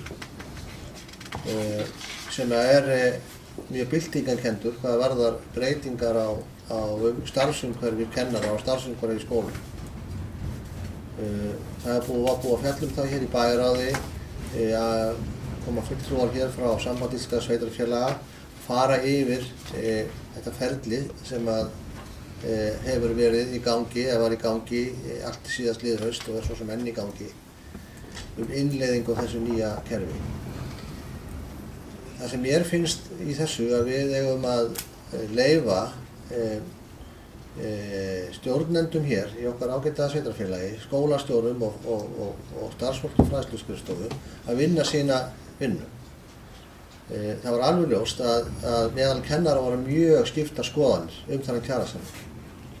Bæði útvatnastæði því að það var nokkert sérstaklega mikil þáttaka í atkvæðagreiðslu kjarasamningum slíkan og svo í atkvæðagreiðslunum sjálfri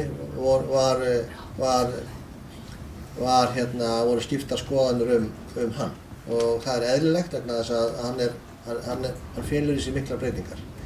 Það hins vegar mín skoðun að til lengri tíma litið sé að þessi samningur bæði fyrir kennara og skólana viki tækifæri til sóknar til þess að bæta kjör kennara til lengri tíma og að bæta starfsumhverfi þeirra og að bæta starfið í skólanum sjálfum. Það alveg ljóst að hvernig fyrirkomulagi mála hér háttað í okkar ágæta bæjarfélagi. Bæjarráð fer með starfsmannamál. Kjarasamningar og starfsandi hluti af því. Þess vegna það þarf ekki að deila það að ef það á ræða máli með þeim hætti þá bæjarráð rétti vettvangur. Ég vil líka hins vegar benda á það að eins og hérna hefur komið fram að þetta verkefni var og við lýði í öllum skólum landsins. Það hefur gengið mikið á. Ég hugsa að það hefur gengið tiltölulega lítið á í Mosfellsbæ með marga aðra skóla. Það hins vegar ekkert endilega víst að það hefur gengið meira á í Varmárskóla heldur öðrum skólum hér í Mosfellsbæ. Ég leyfi mér að segja það, ég hugsa að það bara gengið jafnvel betur í Varmárskóla, til dæmis heldur en í Lágafellsskóla. Þannig ef það á að ræða þessi mál þá á að ræða þau heildstætt, ekki bara til að taka einn skóla fyrir. En nú þessi vinna hefur verið í fullum gangi og það eðlilegt og eða kannski óhjákvæmilegt. Í þessum skóla, í öllum okkar skólum, öllum skólum landsins að meðan á þessari vinnu stendur að það bitni á starfsanda og liðsanda í viðkomandi stofnun. Málið bara þess eðlis. Og hafa búið að fara mjög vandlega í gegnum það með okkur, af sérfræðingum, af skólaskrifstofunni, af aðilum sem tóku þátt og voru höfundar og að þessum nýja kjarasamningi að við þurfum að vanda okkur mjög í þessu ferli, leyfa því að eiga sér stað og ef það hins vegar tekst ekki að innleiða þetta sem að mér sýnist nú reyndar allt í að takast að þá þarf að hjálpa skólunum við það verkefni og þá þarf það líka að gerast í réttri röð og með réttum formlegum hætti og þá það næsta verkefni að skólaskrifstofan komið að málinu, ef að skólastjórnendur sem slíkir ráða ekki í verkefni, þá er þannig að skólaskrifstofan og embættismenn, bæjarstjóri og síðan fræðslunefnd eða bæjarráð og síðan fræðslunefnd ef að það með einhverjum öðrum hætti með einhvern annan vinkil heldur en þennan. Þannig að ég vil bara hvetja ykkur til að anda með nefinu, leyfa okkar stjórnendum og okkar kennurum að vinna þetta verkefni. Ég vil líka fullvissa að bæjarfulltrúar og íbúahreyfingarinnar, eins og ættu nú að vita að það eru reglulega gerðar starfshandakannanir meðal okkar stofnana sem stjórnendur og viðkomandi yfirmenn hafa leiðarljósi í samráði við sína starfsmenn. Þannig að hér er mannauðsstefna og aðgerðaráætlun hvað það varðar allt saman. Og við skulum bara leyfa því systemi að vinna þetta verkefni okkar. Við getum líka gert skoðanakönnun um það hvort að kennarar vilja hærri laun. Ég efast ekki hvort svarið yfir því. Þeir myndi sjálft allir vilja það, eins og fleiri. Þannig að ég legg nú til að við leyfum þessu máli og þessum málum að ganga sinn veg og klárast. Ef að það kemur í ljós, þessu er öllu saman lokið, sem að verður nú vantarlega fljótlega, að allt er í óefni, þá grípum við inn í það með því skipulagi, með því forgerð sem við höfum. Þannig að meðan öndum við með nefnum. Kolbrún.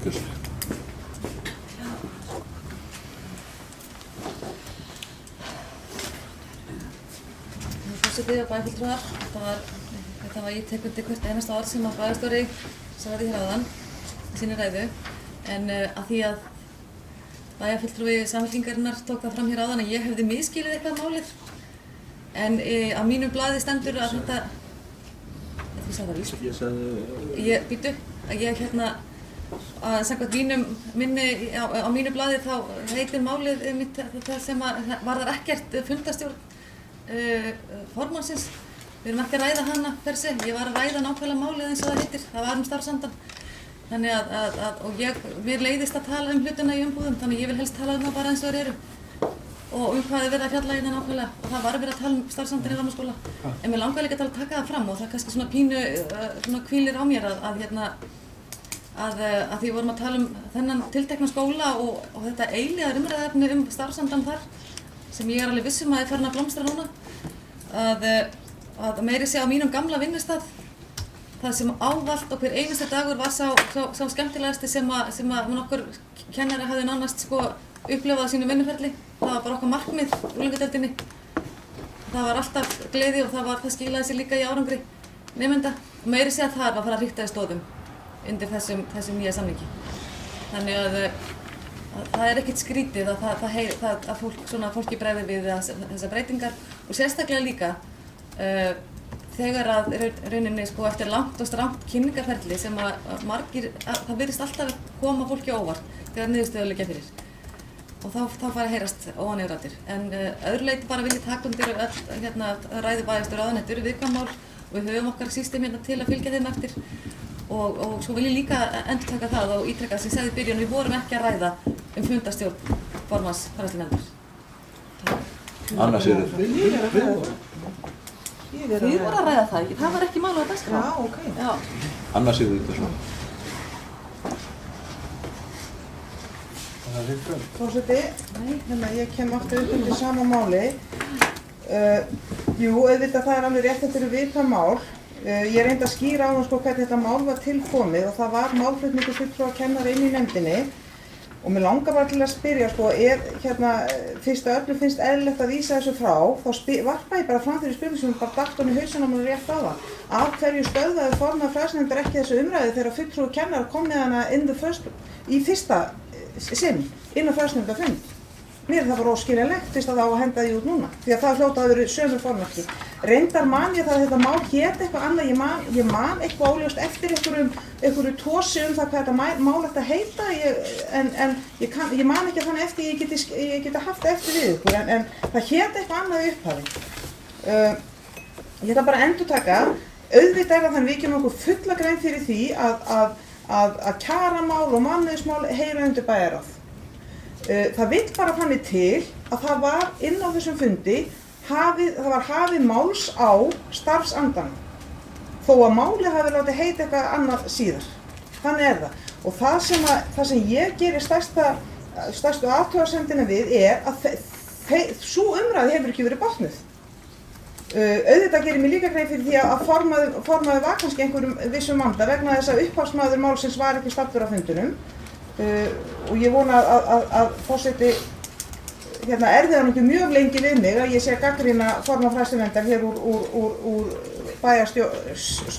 ræðustól bæjarstjórnar.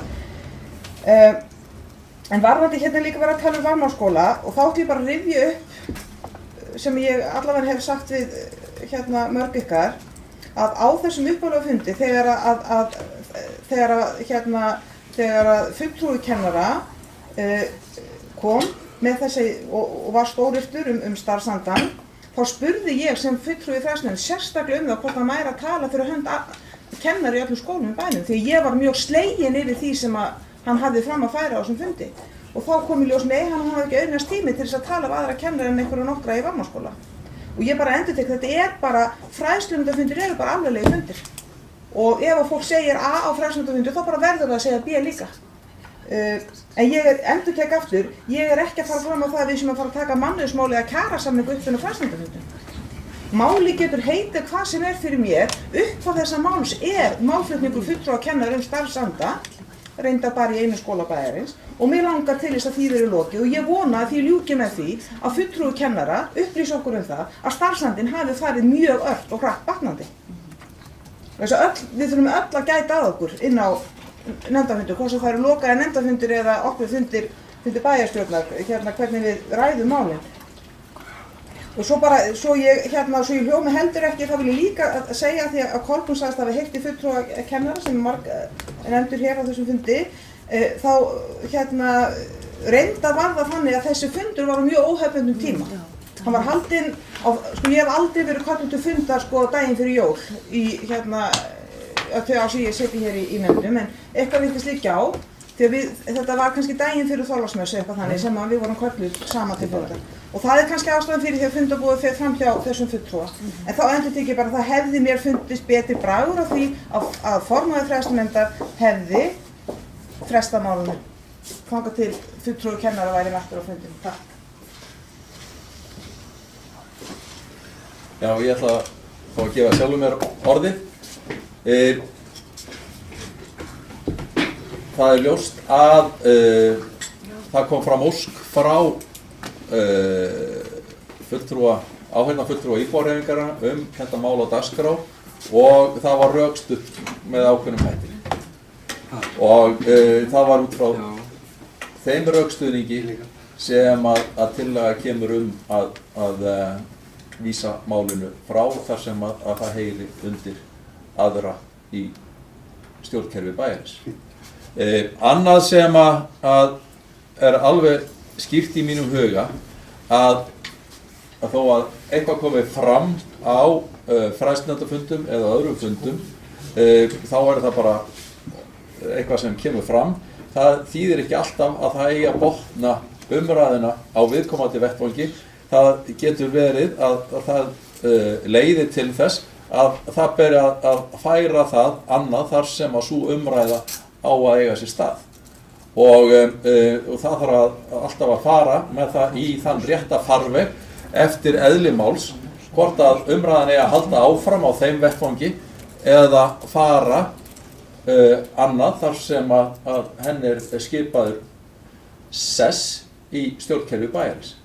Og ég fullvissa þá bæjarfulltrúa sem hér eru staddir og alla bæjarfulltrúa að ég kannaði þetta mál vandlega áður en að ég gerði þessa tillögu það hvar þetta mál ætti heima í stjórnkerfi bæjarins og ég fékk skýran skilning á því að þetta skyldi fjallað á öðrum vettvangi. Þannig að það sé alveg ljóst. Og af þeirri ástæðu lagði ég fram þessa tillögu og við í meirihlutanum í fræðslunefnd og fékk stuðning hans við þá tillögu. En ekki meir það að sinni, en Sigrún hefur beðið orðið, gjör svo vel.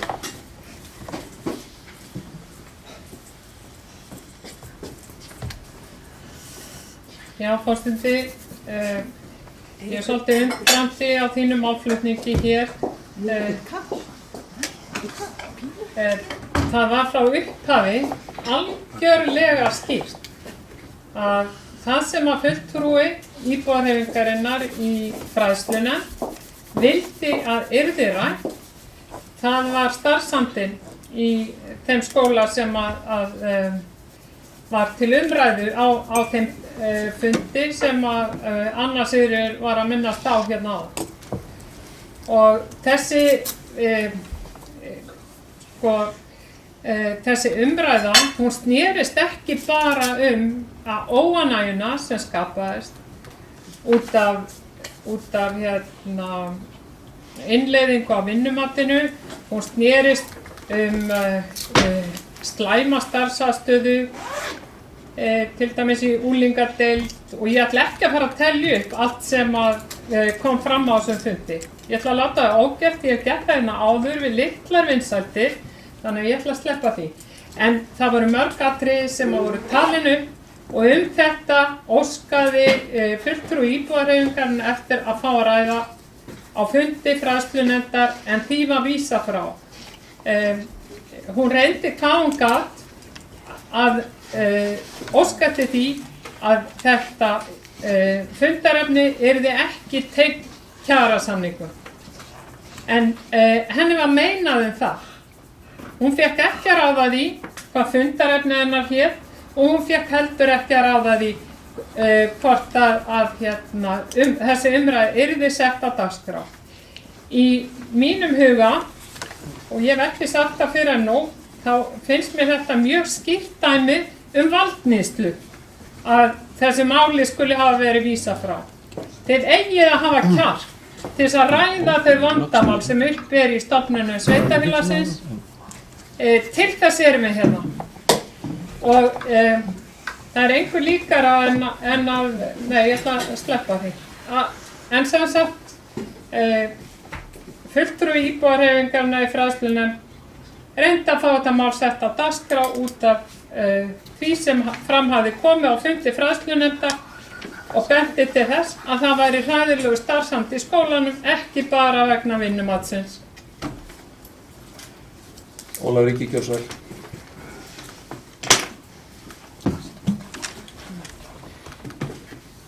Forseti, ég man nú svo sem ekki alveg hvað ég sagði hérna orðrétt þegar ég var hér síðast í ræðustól, en hafi ég sagt það að bæjarfulltrúi Kolbrún hafi misskilið málið, þá var ekki kannski það sem ég meinti. Þannig að ef ég hef sagt það, þá biðst afsökunar á því. En það sem ég taldi mig hafa sagt var það að hún misskildi það hvað ég og annar bæjarfulltrúi Samfylkingarinnar væri að tala það er að sjá útgangspunktur okkar í þessu máli. En hafi ég, og það var það sem ég meinti, en hafi ég sagt það einhvern veginn öðruvísi, þannig að ekki skilja það biðst afsökunar. Ég er alveg viss það minn ágæti bæjarfulltrúi misskilur ekki mikið, allavega hef ég ekki orðið var við það. En varðandi orð forseta hér á, þá það, og það sem mér finnst, hér búum við það að vera með mjög öflugan og sterkan meirihluta, tveggja flokka, og þá sérstaklega eins. Og við erum þarna með heiti á máli sem að menn skýla sér svolítið á bakvið þegar þeir nota hvernig átt að meðhöndla það. Það er að tala kjaramál og kjaramál og slíkt. Þegar við viljum ræða starfsandi, og starfsandi, hann þarf ekkert endilega að vera tengdur kjaramál. Hann getur bara komið út á okkur allt öðru, hann getur verið góður að slæður út á öðrum ástæðum.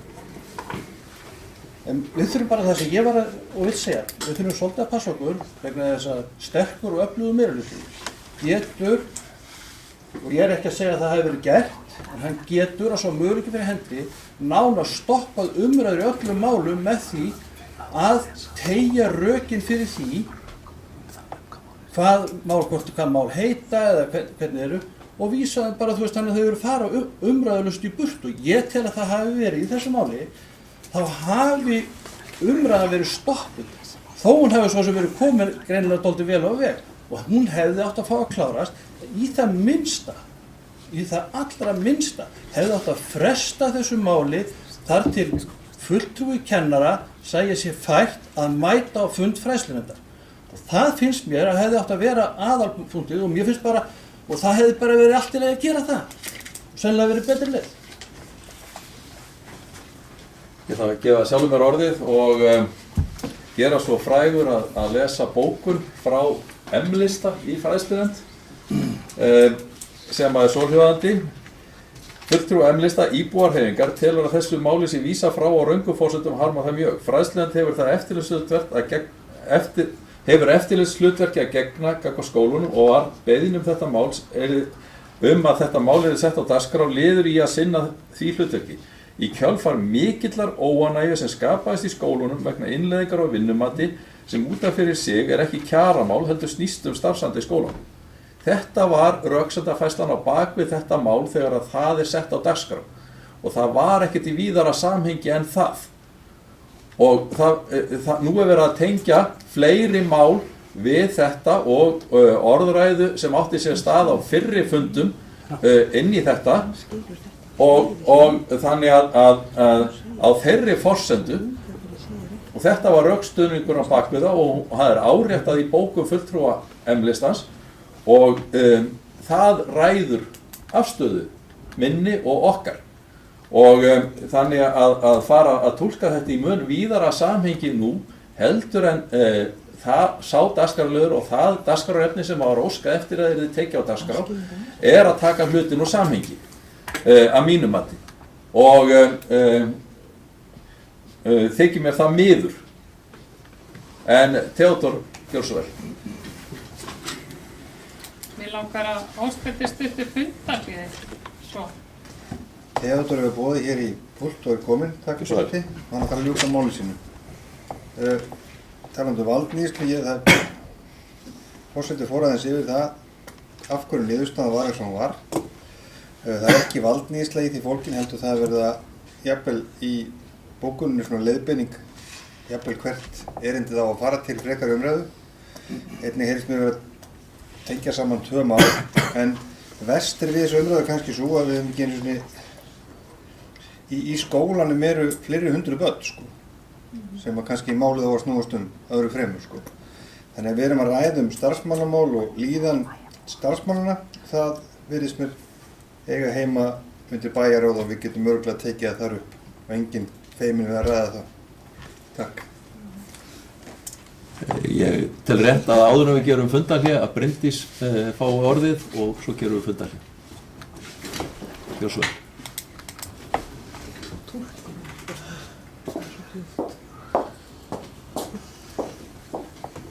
Já, forseti.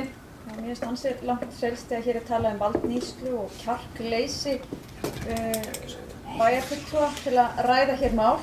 Ég vísa þessu bara alfarið á bug.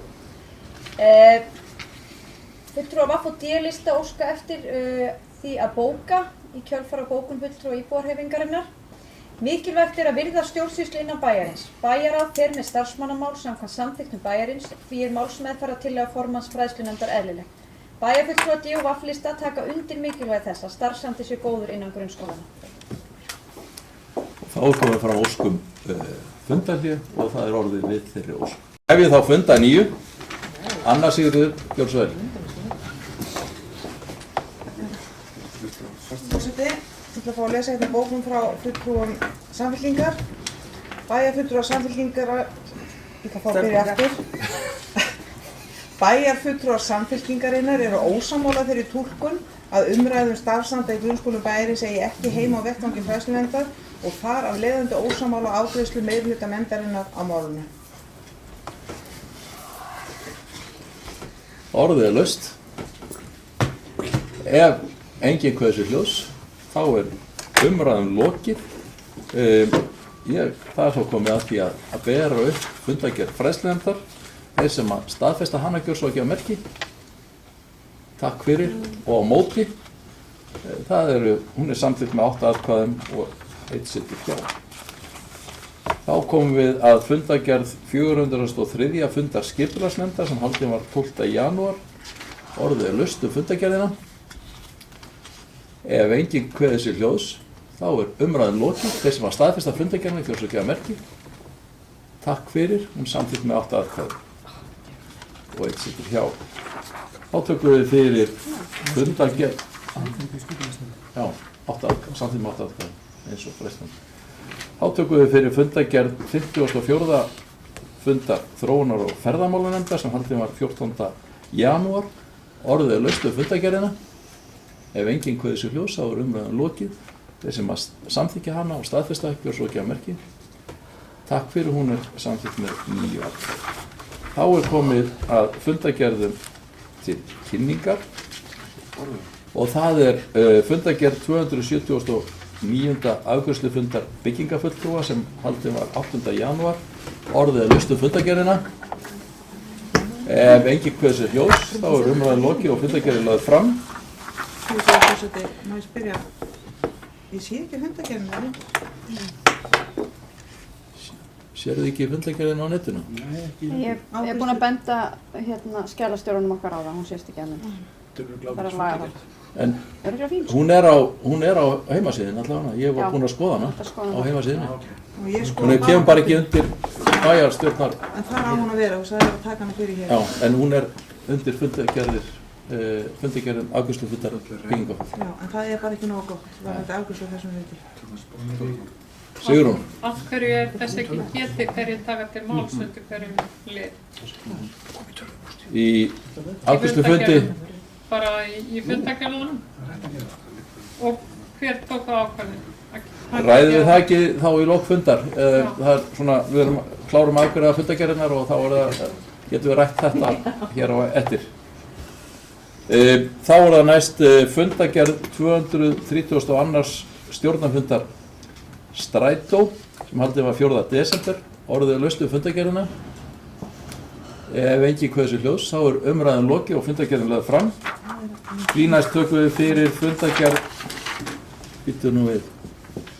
234. fundar stjórnar Strætó sem haldið var 8. janúar. Orðið er laust fundargerðina. Ef enginn kveður sér hljóðs, þá er umræðan lokið og fundargerðin lögð fram. Þá tökum við fyrir fundargerð 357. fundar stjórnar Sorpu sem haldin var mánudaginn 14. desember. Ég veit ekki hvort ég á að vera að ræða fundargerðina nokkuð en það er allavega eitt athyglisvert þarna að það er fjallað úrskurði sem voru byggðasamfélaginu í vil. Þannig að það er ánægjulegt. En ef að Samkeppniseftirlitsins eða hvað? Með var úrskurðarnefnd Samkeppnismála. Það er úrskurðarnefnd umhverfis- og auðlindamála. Ef enginn kveður sér hljóðs, þá er umræðan lokið og fundargerðin lögð fram. Þá tökum við fyrir fundargerð 424. fundar SSH, stjórnar SSH sem haldið var 7. desember. Orðið er laust fundargerðina. Ef enginn kveður sér hljóðs, þá er umræðan lokið og fundargerðin lögð fram. Því næst tökum við fyrir fundargerð 425. fundar stjórnar SSH sem haldið var 11. janúar. Orðið er laust fundargerðina. Ef enginn kveður sér hljóðs, þá er umræðan lokið og fundargerðin lögð fram. Samstarfsnefnd skíðasvæða höfuðborgarsvæðisins er næst á dagskrá og það er fundur 348. fundargerð 348. fundar sem haldið var 9. desember. Orðið er laust fundargerðina. Ef enginn kveður sér hljóðs, þá er umræðan lokið og fundargerðin lögð fram. Og næst síðasta mál á dagskrá er fundargerð 833. fundar stjórnar Sambands íslenskra sveitarfélaga sem haldið var 30. nóvember. Enginn kveður sér hljóðs, umræðan lokið og fundargerðin lögð fram. Og þá er það síðasta mál á dagskrá sem er fundargerð 834. fundar stjórnar Sambands íslenskra sveitarfélaga sem haldið var 11. desember.